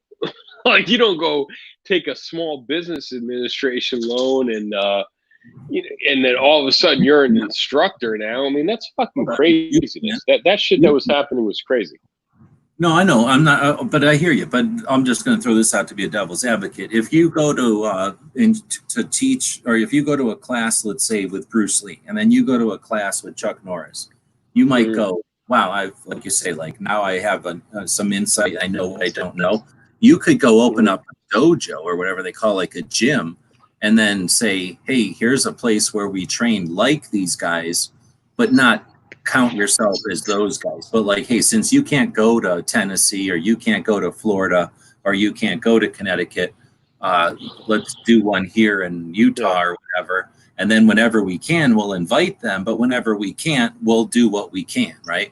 So well, I'm going the to. problem is you only took one class with Chuck when Norris. they get up and say, "I know everything," come, you know, learn at my feet. Then I agree with you 100%. Yeah, I'll tell you what. That's what like, happened. We got a lot of that. We got a lot of that, and that just turned it to where no one trusted anything, and they diminished everything to being a joke. I think. Nah. I like instructors who take classes. You know what I mean? Like that. I like that. I give them credit right away. Like, oh, okay. But no, yeah. I mean, if you take one or two classes and open up a school, I don't know. Like it's like when I was a kid, I took Taekwondo. You know, in like the 80s, early 80s. And I think I was in I think I was in first grade or something, man. But whoever the school was that I was at Taekwondo when I was in second grade, I don't know how many classes they took or who they trained under, right? And neither did my parent. You know what I mean? Like my mom didn't know either. Like it was just a fucking Taekwondo school opened by the donut shop. A lot of people are like that, but there's people that are more into it and do start to care, and then they'll either go to the different school or do whatever, right? But there's definitely people that care. Well, my point is I could have got hurt at the Taekwondo school, I'm pretty sure, but I couldn't have got my head cracked open with a 124 grain plus P HST or something. You know what I mean? Like a gold dot there weren't gold dots in play at the Taekwondo school by the donut shop that I used to go to. So, you know, there's some sort of level of responsibility and respect to the craft, I guess, where it's like, I can't go take one class from this guy and another class from this guy and then have a line of 12 students in front of me and I'm going to teach this class. And there's so much level of responsibility where, damn, man, you better be ready for that. That's all I gotta say. I also took Taekwondo when I was young, except I followed through and took it until I got the glow. And then at that point, right, I was sort of like the head of the dojo or whatever. We had a rival enemies that came over and we had to fight. And I had to end up doing one of the moves where you do the 5-finger death blow thing. But I was also luckily an expert in the healing arts and was able to bring the guy back. Yeah, that's crazy. That reminds me of the time I moved to LA and I ate Elizabeth Shu's monkey. Nice. And it was a crazy time. It was a crazy time. And then her boyfriend at the time, when I was with Elizabeth Shue in LA, her boyfriend had a problem with it. And I remember finding this Asian guy who worked on cars, and he helped me out. But all that mattered was me and Elizabeth Shue. You know, that chick was a babysitter for a while. She was awesome. Yeah, shit. Then I moved to Chicago. That was crazy when I moved to Chicago, and my mom hired Elizabeth Shue to be my fucking babysitter, but I was younger and I had a sister. It was fucking crazy, man. We climbed this fucking skyscraper, and Thor picked us up in a fucking pickup truck, dude. Crazy fucking times, man. Do they even make movies like that anymore? Probably not. No, they don't make movies anymore, G, because of the pandemic. Well, I'm just saying, like, I don't know. That was sort There of ain't no movies being. Do you realize that they're not even making movies? They are. I mean, the Mondays. Nah, dude. Monday, there's all kinds. No. They're just holding them off until we can go. No, or something. there are no movies being made, except if it's the Chaz. Like if it's a fake revolutionary thing, then they send Yankee or Madge Torre or whoever. Okay, you're. I don't know where you watch your movies. I watch my movies on this private movie theater. So what I'm seeing is a whole bunch of stuff that's like the Hallmark Channel, like the Discover Channel, like the whatever that level of channel is, like the science and area of interest, like the focused channels, not like the HBO or the big ones. Now those places probably are more. I think I seen something about Netflix where Netflix doesn't necessarily like have their fingers in every movie. They just either give money or ask for movies from people and then they buy them, right? So these are smaller things than Hollywood productions is what I'm getting at. And this whole thing might create a shift, or is probably going to create a shift where we don't get Hollywood anymore. We start getting. It's crazy. There's some really big budget movies that are dying to come out, and some of the directors, producers, and the movie companies themselves are like pushing, like, oh, we're coming out in May. We were going to come out in March, but we're going to come out in April. We're going to come out, and you don't understand. You don't have a say in it anymore. When people feel comfortable enough to go to a movie theater, that's when you can put your big budget movie that you filmed last year in the movie theater. If not, don't worry about it, because people are no more movies being filmed. My point is that the Bond movie is not coming out. The Christopher Nolan movie, what's it called? Tenet, about time travel or whatever the fuck that's about. That's a great movie. That is not coming out. The Wonder Woman movie, not coming out. The Black Widow movie, that ain't coming out. Right, so they have a whole bunch of super duper blockbusters this whole summer. And and now I would say, remember this whole summer. Are you complaining because you don't get the movie? Are you complaining because of the economy? Are you complaining because of all of it? I can be so totally selfish and say I love movies. I would have loved to see a Bond movie. I would have loved to see Tenet by Christopher Nolan. Of all the movies that are made in Europe, if Europe isn't crazy right now, then they're not made. No, they're not. They're not going to movies. No, I'm saying they filmed the movies. Like that last Spider-Man movie was all filmed in like Prague and shit. Oh, true. Last summer. So if they can go film the movies over there where it costs nickels or metric money to fucking film it or whatever, then they'll still go film them, and then they can edit them in their houses. They don't need Hollywood to edit shit. No. The whole thing is that they needed you to go spend, $15 on a movie ticket and go to. Yeah, and then the popcorn, and they got a piece of the money. They still make money off of Netflix, or they don't make enough? You're saying? No, they don't make shit off Netflix.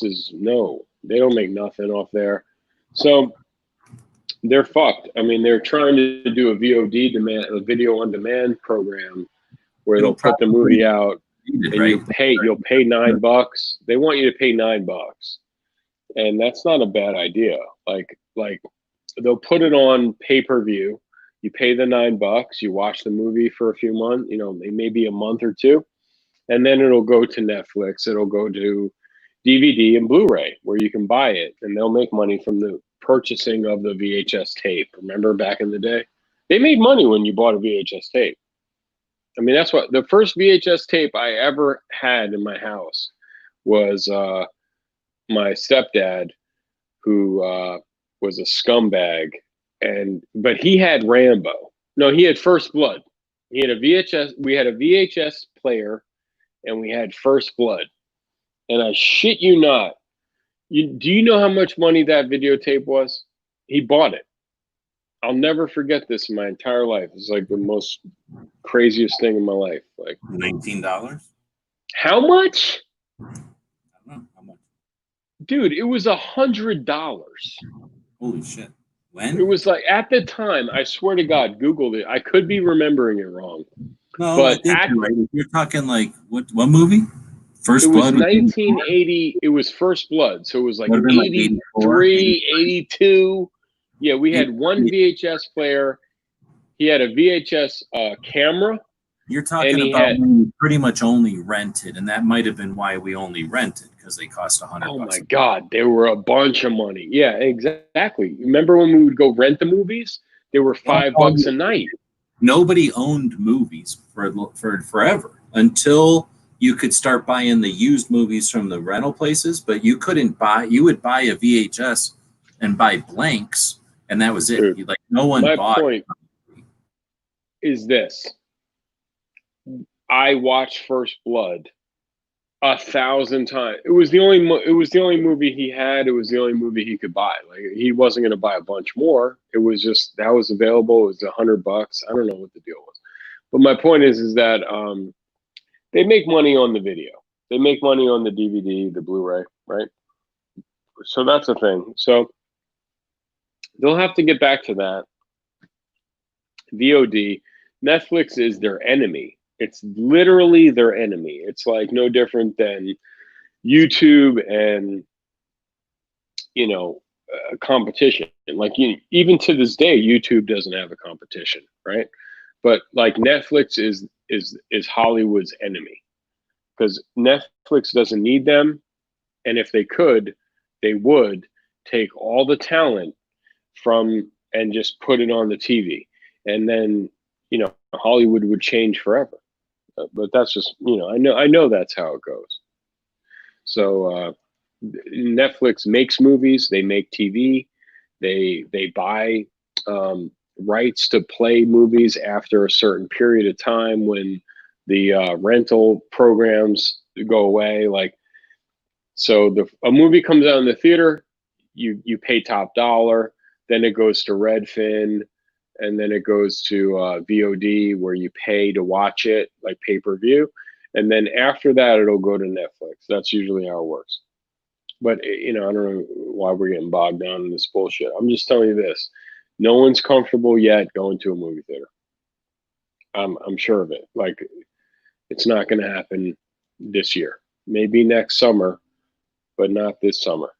So this whole summer is like been put on hold almost, in a way where, like, other than the Chaz and the riots and the protests and the pandemic and the panic and the fear and the craziness, movies, they're not going to the theater. Malls are going to get shut down. I just read an article locally where a giant mall where I live is going to be turned into apartments, which makes sense because no one's going to the mall anymore either. So this is crazy fucking times, man. Like, our country is really changing in a rapid way. I'm not even sure, like, you can say, oh, I'm not even saying good, bad, or indifferent from like what military guys say. That's a saying they say in the military: good, bad, or indifferent, I think. Very much like when, I guess, the internet was a little more of a stretch than a rip, but I would imagine, I was just watching something that talked about how fast we got radio. So radio went from, X number of stations and X number of radios owned to, however many radio stations and radios. Television, which already had radio, which established, people knew that television was an upgraded radio. Radio was brand new, right?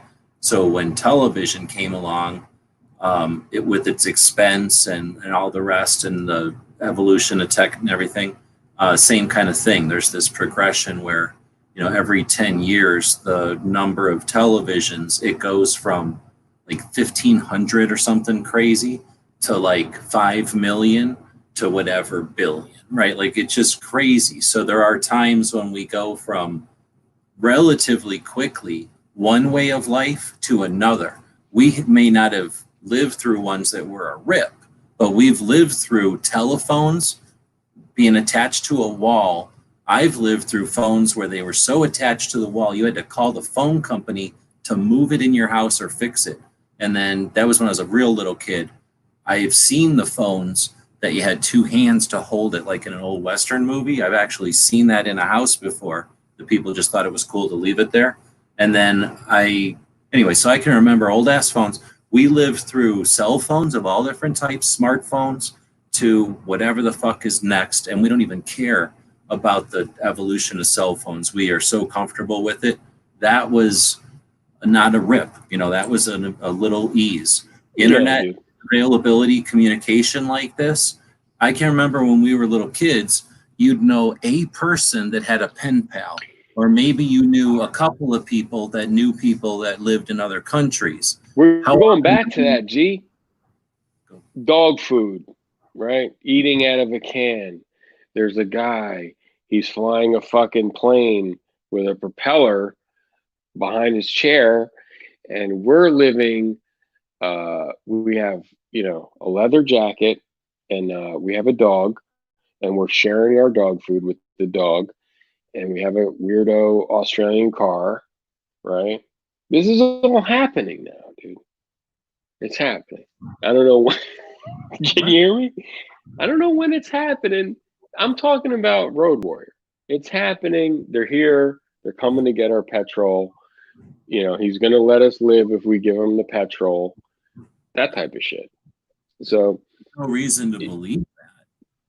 Oh, I believe it. I mean, there is, like what you just described was it. It was, we've went from this phone to that phone to smartphones to this, and currently we're going backwards. We're gonna go from, and I'm not saying we're gonna. I'm just fucking with you. Mammals walking around on this planet. As a bunch of mammals walking around this planet, we went from bumping into each other and throwing rocks. We're going backward. We're going back. Images. No, we're not. We're not going backwards at all. We're simply going through more evolution, and we're going through it slower and with less rise than ever. So if you look at, the actual stuff that happened, in history, it's happening with less frequency and with less amplitude. And again, I'm with you, man. I'm trying to stay positive with you, man. I'm just saying. I believe in Elon Musk. I believe in a lot of shit. Think about what it was like when a politician could say something and all you could do was read a newspaper about it weeks later. And then all of a sudden, literally within one election cycle, there's radios. And what you say is being rebroadcast around the world. It's recorded. That was a major change.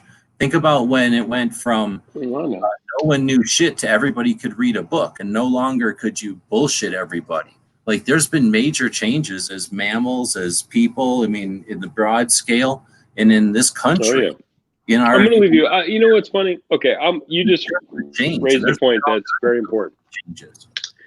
You just raised a point that's very important. I see a lot of these pussies nowadays, and these fucking horrible human beings saying like, Twitter is censoring us. YouTube is censoring us. This is it. This is the end. They're going to take me down off YouTube, Twitter, or Instagram. They're banning my Instagram page. Holy shit. The world's going to fucking end, right? Or whatever the fuck these pussies are talking about. You're right. Let's go back to the fucking 80s when you were born, right? These pussies I'm talking about, not other pussies like me. And I was born in the 70s. But like let's go back to the day where you had no fucking platform, fucker.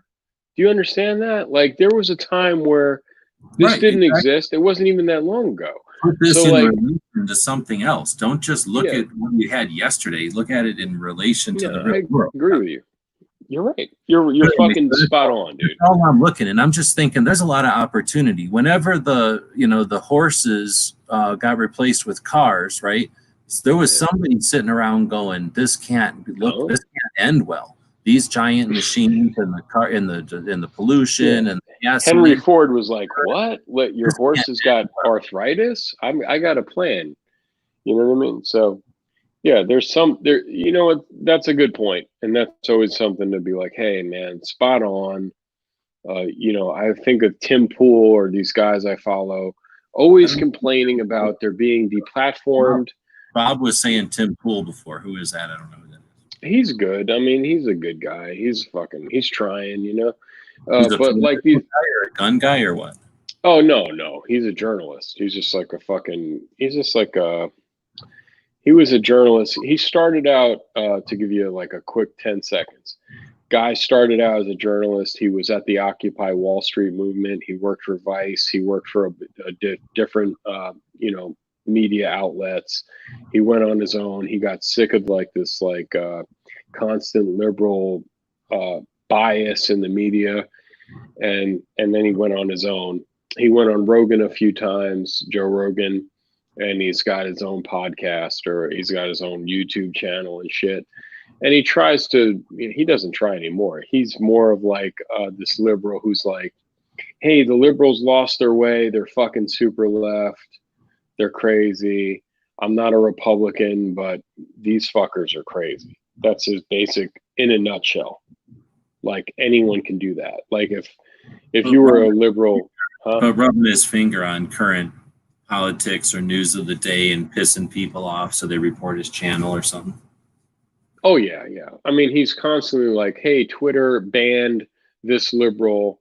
No, like he'll do a story about how Twitter is banning Republican conservative voices, but they're letting like a leftist commie Islamic whatever like threaten the lives of conservatives, and that's okay. Like he's always doing those stories. That's his thing. Like always like the hypocrisy of big tech or whatever the fuck. But my point is that you're right. You're always complaining about being deplatformed. You're always complaining about YouTube, Twitter, Instagram, Facebook banning you and all that. This shit didn't even exist 20 fucking years ago, man. It's not even a fucking thing. So like either get over it or like, yeah, we all need to get together and fucking eventually someone will come up. It'd probably be fucking Elon Musk. It'll probably be someone like that who's like in the middle or like right leaning, but in the middle, and they'll go, hey, you know what? I got enough money and time to go, hey, you like Facebook, but they're trash and they're fucking censoring the fuck out of you. Here's Titbook, and boom, there you go. It's for people who like tits. I mean, I guess who knows, but I don't think it necessarily needs to be the next platform. I think that it could just as easily be the same way that people stopped watching television when the next thing came along. It's not like they bought another TV guide or they cared about the Nielsen boxes anymore. As soon as people leave something, they leave it, right? Because the next is usually different. So there's no reason to believe that the next tech, the next thing, the same way an iPhone changed, there was no such thing as a CD anymore, right? There's no such thing as a tape. You don't even think about having a bunch of melted tapes in your car. Like we just change and adapt very easily. So right now we've got a bunch of the playing field is we have a bunch of old people who are our parents that are addicted to the NBC, CBS, and ABC news. Like they'll take whatever they've been told since they've been born off the nipples of the first generation that gets suckled off a TV, right? So keep in mind that they're going to go to their graves suckling off the three-letter news people. We got the kids on the other hand, and those are 1/3 of the votes right now in this next election. We got the other third are more than it's like 40 and 40 actually, and then we're 20, so we're worthless. They're 40 and 40. The kids who have 40 right now or some shit, have grown up with smartphones, Amazon, on demand. Everything is new and improved every 5 minutes, and every strife and every problem is really focused on. Like, you have to get a microscope out and really pay attention to every little scrape and bump, because we live a pretty cushy life right now. So, and I'm examining stuff like social platforms and stupid shit like a like or a reputation score on eBay or something. They don't know what it's like to not have stuff at your fingertips and stuff. So since they don't have that life experience, and since what have they ever done? None of them have volunteered to do nothing yet because they've never been asked to yet. So we don't even know if they're willing because they've never been asked. So since they've never been asked, there's nothing to do. They haven't done anything, right? There's no thing that as 18-year-olds they participated in to accomplish. Everything that's happened has been done for them or around them. They've witnessed it or they've been asked about it, right? So they just live a different life than some of us, and they're about to vote. So we've just got a different playing field than we've ever had going into an election. And they are not being necessarily manipulated the same way as our parents are, but they're certainly being manipulated. They went to schools that indoctrinated them into whole shit that we're just not familiar with because we didn't get indoctrinated the same way. So they are different than us, and they care about shit that we just don't understand. And think about when we figured out how to become adults and do shit. We want to accomplish a certain amount of shit on our own. Anyway, they're being manipulated as young kids can be manipulated. And the old people are being manipulated because they don't realize they're being manipulated. We're being manipulated because we're not raging up and fucking solving this whole fucking thing. We're being manipulated to think that it's over. And that's how the puppeteers are playing this whole fucking thing, so that we all are tweaking off our own little issues and insecurities or whatever, and being blind to shit, and they can just have us point at each other. Yeah, I agree with you. But again, looking at the whole thing, I guess, just to conclude, look at the environment and who's creating the environment. If you strip away just a couple of things, what we're left with is a big-ass country that's doing just fine in spite of a world Whoa, and all the rest. Dude, we're not just doing fine. But, the whole world, here's the thing about the country. We're doing fine in spite of a worldwide epidemic. We did it. Yeah, the whole world is in a shitter. Right. So it's not just us. But I would say we're doing better than most countries. We're absolutely better than we could have. That's all. I'm not saying absolutely. We're better. And this pandemic panned out to be, hey, look, I could die from it tomorrow, and hey, rest in peace, DB Cooper again. But if you do, go ahead and email me where the money is. Just I won't look at it. Dude, I heavily invested in 62 grain Spear Gold Dot 223. A lot of it. But other than that, there ain't a lot of money left, man. But you can have some Spear Gold Dot 223 62 grain. It's a lot of it. It's probably, a few mags, man. I got maybe 10 mags, the world's went to shit, and America again is like still on top of it, other than China probably, and maybe doing a cool little dance or whatever, kind of. It's like us. It's us in China, like in a race. But hey, man, I'll tell you what. I don't know who's listening or who will listen tomorrow or whatever. But like, dude, it could be worse, man. And if you're listening to 4 hour chats like this, shit talk for fucking an hour, 4 hour daily gun show, that it's going to be all of the people in the going to listen to every Moon Food, man. Hey, man, Moon Food, man. What's up with you and all the old school people? I spoke to Girk today. Girk was were they talking about me the whole time?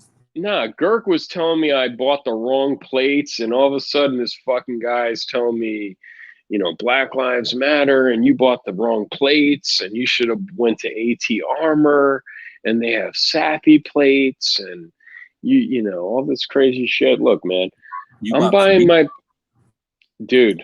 Okay. It's like a seatbelt, right? You know, it's like, hey, I don't, you know, I drive every day. I don't anticipate getting ballistic foam is the new shit. ballistic foam is the new shit. I thought just wearing a fucking communist hat and a fucking you know, a doggy daycare badge was the new shit. Well, you know how like it was almost going to be cool to be like Magnum PI. It's actually going to be cool to be more like Simon and Simon. So you're going to have to pick one of some high speed. Dude, when you can buy high speed plates, I spoke to somebody who was like, those plates you bought like 10 years ago would have been $1,000. I bought like I bought a whole armor. I bought a carrier and plates for $500. You know, and like they're ceramic and all this crazy shit. And someone was telling me back in the day, like 10 years ago, when me and you first started talking, those would have been $1,000 easily. So it's not a bad deal. Yeah, because you know why? There were only people that were making them were selling them to the military. So the only way you got them is if they were broke, surplus, and broke, or fixed, I guess, or not broke, but you know, not broken. And then maybe got them before they went to those military police. So now that like everybody and their brothers come up with their own recipe for it or their own version of it or whatever, that and everyone's like, oh yeah, that's just as good. It looks the same, so it must be the same.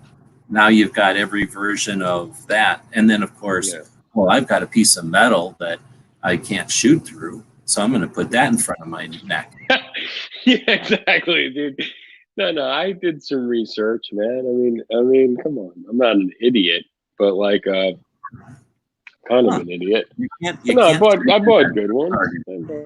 You can't shoot decent, but you can wear it. Dude, look, the whole thing is 12 pounds, so that can't be that bad. And it stops.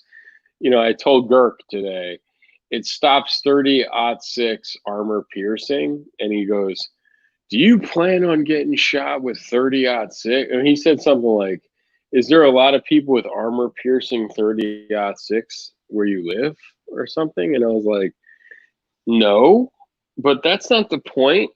You know, it's like, but then he actually pointed me in the direction of something else, but they were more expensive. So, no, hey, I'm just saying. They make like a blanket. It's often used for maybe somebody's wounded or if they're trying to protect innocents or something. So they make like this ballistic material that's like, you know, the size of a blanket. What you could consider is wearing that like a cape. No, that's not true. I will tell you this though, man. Like a shawl, kind of like a serape. Hey, yeah, I'm not trying to go out on a limb here, but I never considered plates before in my life. Before this year, so I was you know. Oh, I'm not so running around like operator. Yankee is 100% right. Then this is all a big scam to get people to buy armor. Well, Yankees, yeah. I mean, the fact that Yankee went to the Chaz and was like kind of assaulted there while he was saying it wasn't so bad, and then people died after he went there. Because he definitely was saying it was like a farmer's market, and there was like it was kind of cool. People were smoking weed, and it's not so bad.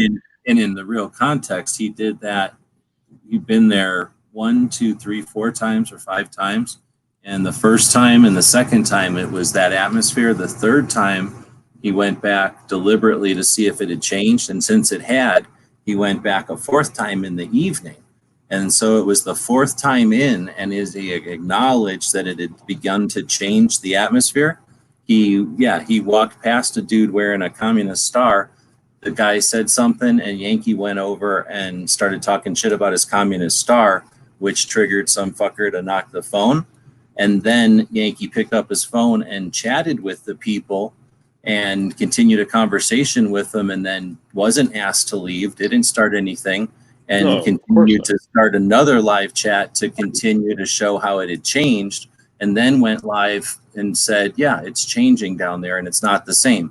So to summarize it as Yankee got assaulted is to play into the idea that it's cut and dry or it's black and white. No. Look, dude, when someone touches you in the street, when someone smacks your phone out of your hand, It was Dude, just listen. a bunch of stuff that happened. I'm not and to gonna give it shit more dog him. significance, Dude, he's not here. I'm sure he'll say, "Hey, it was fine. It was awesome." But when someone smacks the phone out of your hand in the street and then tells you to keep fucking walking or they'll fucking kill you or punch you in the, I mean, it was weird. what he So I said. get it. Number So I one. watched the video. Well, that kid didn't say that, dude. He didn't fucking He say said that. something like, "You better get the fuck," and then I heard Yankee said, go, "Get the "Swing fuck out on of me, here." man." You know what's funny is that a guy with a gun on him who goes down there to try to say how awesome the place was or how peaceful it was, and then he gets his phone smacked out of his hand. And I Right. listened to that So video. What's your agenda now? What's your agenda? To just say stuff because you are No, now I'm going to deliberately- repeat what I'm going to listen. Now G, you're we were deliberately talking for a while. suggesting that Yankee G, went down don't cut there. me off. Don't cut me off. No, I'm going to cut So you when off. I'm going to I'm just going to tell you. So let me me tell you. how you Okay, well, fucking it's your work. show. It's a Yeah, so this is how it fucking works. If you're going to suggest that he went down there to show it was positive, that's incorrect. He went down there to show it. He didn't go down there to show it was positive. He went down there to show it. And if you don't understand the difference, we can discuss that, but now come back in. He jumped out. Yeah, so this is my show, and I'm 4 hours in. I'm not going to be over-talked with somebody who's going to suggest a simplified version. Okay, jump back in. I was going to say, if you kicked me out, that's cool. But he said to them when it happened, "I came down here to show a positive light on what was happening." Yes, he did say that. Okay, so And that's it. So my point is that he went down there to show a positive light on what was happening there, not a negative light. That would be the opposite. Where like if he went down there to be negative about it, that's why he was so shocked that they assaulted him. And I don't know what else you got it. You started getting kind of heated there. I'm just saying what I saw. I don't have any agenda. The agenda was this. Those people. I like Yankee, dude. I'm not saying that anything else but this. Those people who did that to him were total scum. I know they were. Okay, and he knew they were. Because at one point he was like, "Fucking swing on me, dude." Did you hear him say that? Yeah, he was only talking to the one guy, though, because what happened was as walking past the guy with the communist star on the hat, he mentioned, "I can't support that." And then somebody had seen his pin on the side of his hat, and the guy's like, "What is that? Some sort of fucking police bullshit?" No. He's like, "No, it's not." This good? Okay, wait. Rewind, because what you just said is inaccurate. What? What you just said is inaccurate. You said they asked him about his badge. They didn't ask him about his badge. No, they said, "What is They it?" after they smacked the phone out of his hand, they mentioned it. No, because they smacked the phone out of it. Hold on. which is made Yankee turn around. Dude, I'm telling you, there was no conversation. They fucking smacked the phone out of his hand, and then they told him to get the fuck out of there. To respond to him. If you really want to go watch the video, go watch the video. Yankee walks past some people who are having a conversation. One of them has a gold star, right? So as Yankee's walking by, he turns around and goes back. The kid that smacks the phone out of his hand, if you listen to Yankee's narrative of the thing, the kid who actually knocked the phone out of his hand booked the fuck out of there. So what's to tell us that the kid wasn't in the middle of getting in trouble for doing something, saw the opportunity to divert the situation into Yankee's phone? Dude, wait, what video are you watching? Dude, I'm not. Go back and watch the video right now. Go back and watch the video. Tell me There's people. He continues to talk to people He continues to talk to people who are telling him to get the fuck out of there. No, he wasn't, dude. So you're either not. I just saw the video yesterday, dude. They weren't to get the fuck out. And then I have a question. G-Webs. Do you think that G-Webs, I have one question. Who was he telling to swing on him?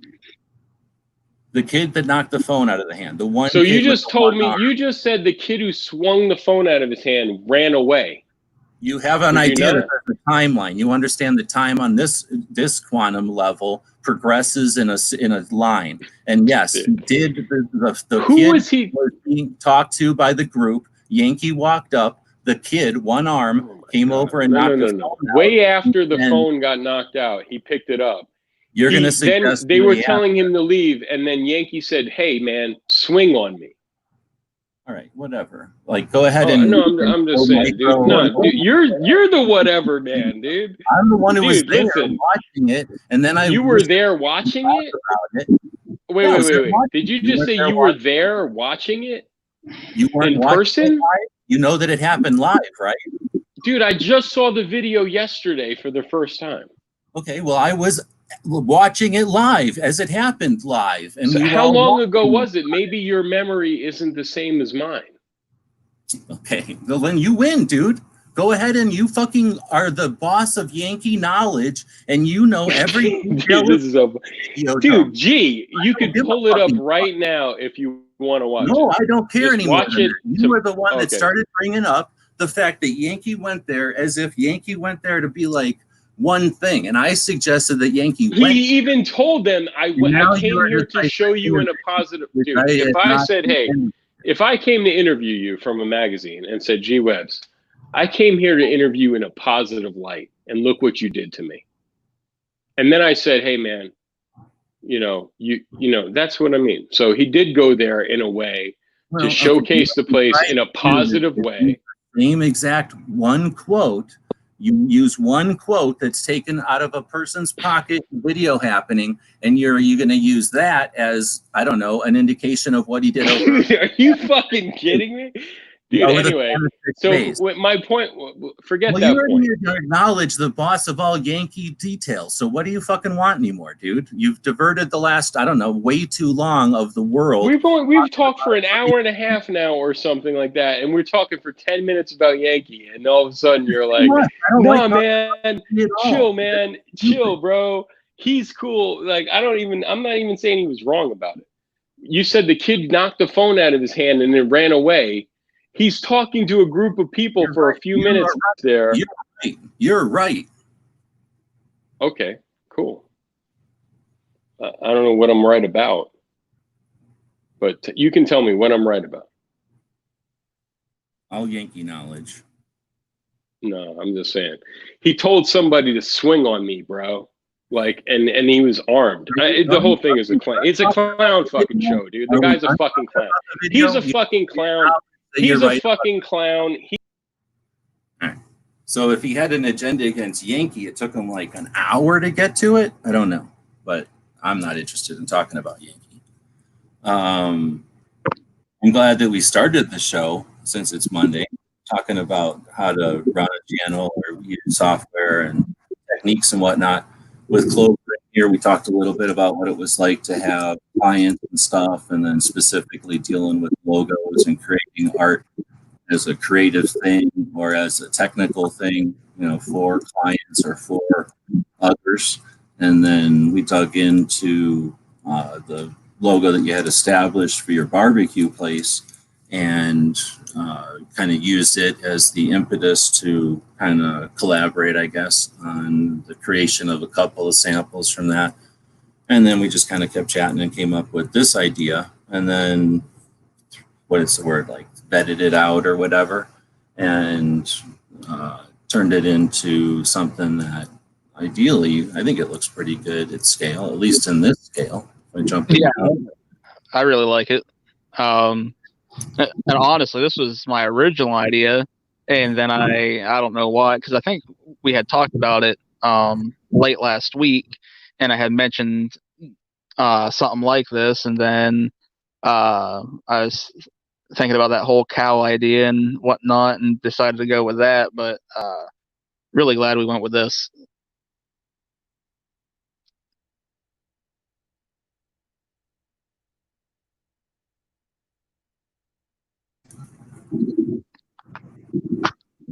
Otherwise, then looks like we had quite a few people jumping in tonight. I don't know if it's because we went late, and these are the people that historically have been up in night shows, Pink and Sandy. He would jump in at all different kinds of times, depending on what's going on. And then Garrett jumped in, threw some money in. Sandy threw some money in, so I do appreciate that. That does go into the pile. Let me think. I think all of it, it's just so little and I get paid so infrequently. I think that all the money goes into one pile. I don't think it waits for this channel to accumulate $100. So either way, I do appreciate it. That's a significant $30 tonight.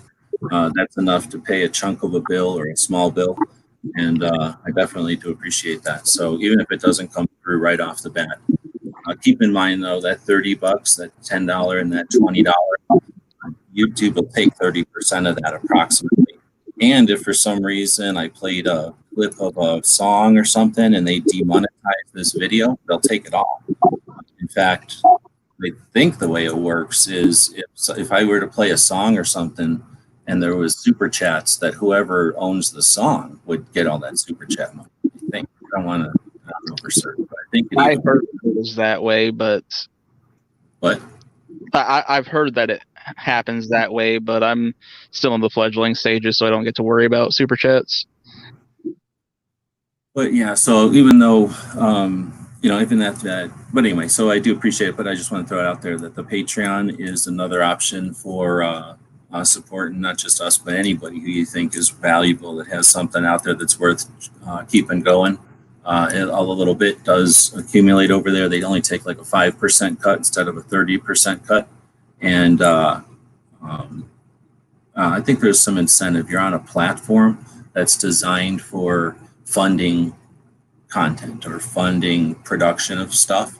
And so you're on a creative platform to begin with.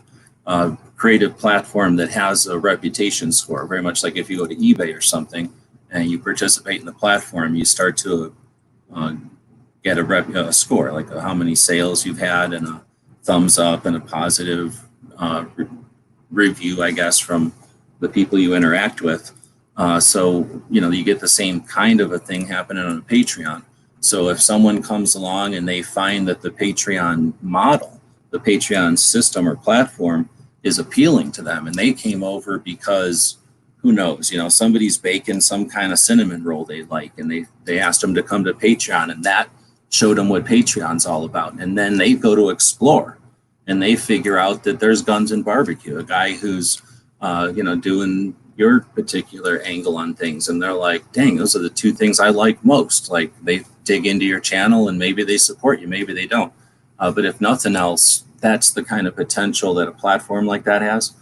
So as much as a super chat is appreciated because the cash is appreciated, I also appreciate the super chat because it gives me a chance whenever I can to chat about this. Because I'm whatever, I appreciate it. But people that might be listening to this and deciding how they want to support somebody else, again, doing it on a individual video is a drop. Where you put it on Patreon, it's more of a inscription. I don't know. It's like you're leaving a mark on a wall with others, so that it's accumulating and it's you're participating in a bigger piece.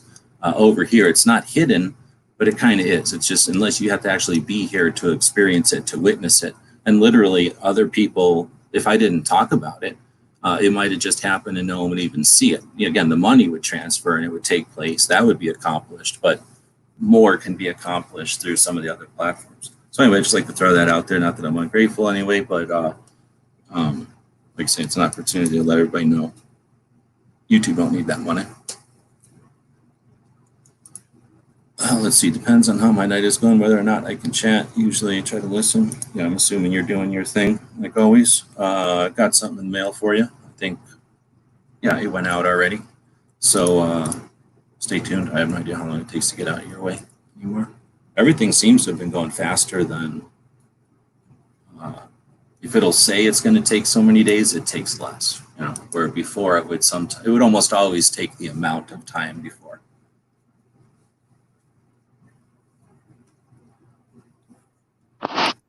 Yeah, I'd honestly rather not even have that kind of shit. I know that that kind of shit can happen because I'm not going to just sit here and allow somebody to say a bunch of dumb shit that just, I don't know, like whatever. He was saying it and it's his opinion or whatever, but I disagree and he was just repeating it over and over.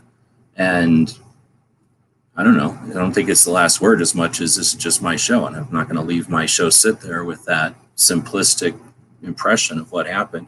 And we weren't going to agree on it. So, no, I'm not interested in focusing on that.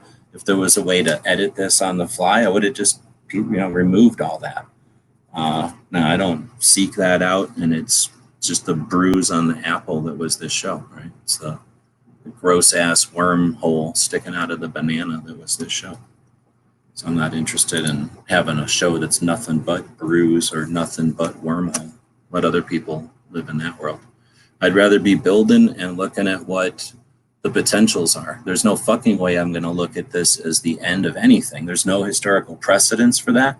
There's no reason why I would want to doom anybody's children I know to the end of anything. This is an opportunity for us all to be picking up our fucking boots by the straps and teaching our kids through our example and through our actions on how you take care of shit like this. We don't get to pick, how the enemy is going to come over the hill. You fucking know the enemy's over the hill when you wake up with stars in your fucking sky and you figure out that somebody's splashing water on your face and you're in the fight. And that's where we're at. Get the fuck up. Let's fight. I'm not going to stand around talking about how licking our sores and shit. I got one sore I'm already licking. I can't quit licking the damn thing. Cool. I need to send something back for mail call Mondays. Right on. Don't feel obligated. Sucks they had to lose the car or whatever. But with that, I think we'll end it. Again, this is a long one. Probably people will listen to it. And all the people that live for the drama, that have nothing going on in their personal lives and they have no ambition to create, they're going to go watch that 20 minutes of bruise. They're going to live in that bruise little section, fester. You know how like when you get a bruised apple and it starts to get that white fuzz on there? That's the people that watch that portion of the show. Those are the people that shoot 9mm. The rest of y'all, I know you're shooting 45 ACP. You're winning world wars. All right, well, so we'll quit talking about that. We'll say thanks for joining in. Thanks, Barbecue, for jumping in. Glad we get a thing for you, a logo for you. Yeah, I really appreciate that. Thank you. Yeah, like say if you ever need a file or you want to ding something around on it, let me know, colors or whatever. Okay. Otherwise, we'll be back to pick you up later. Sounds great.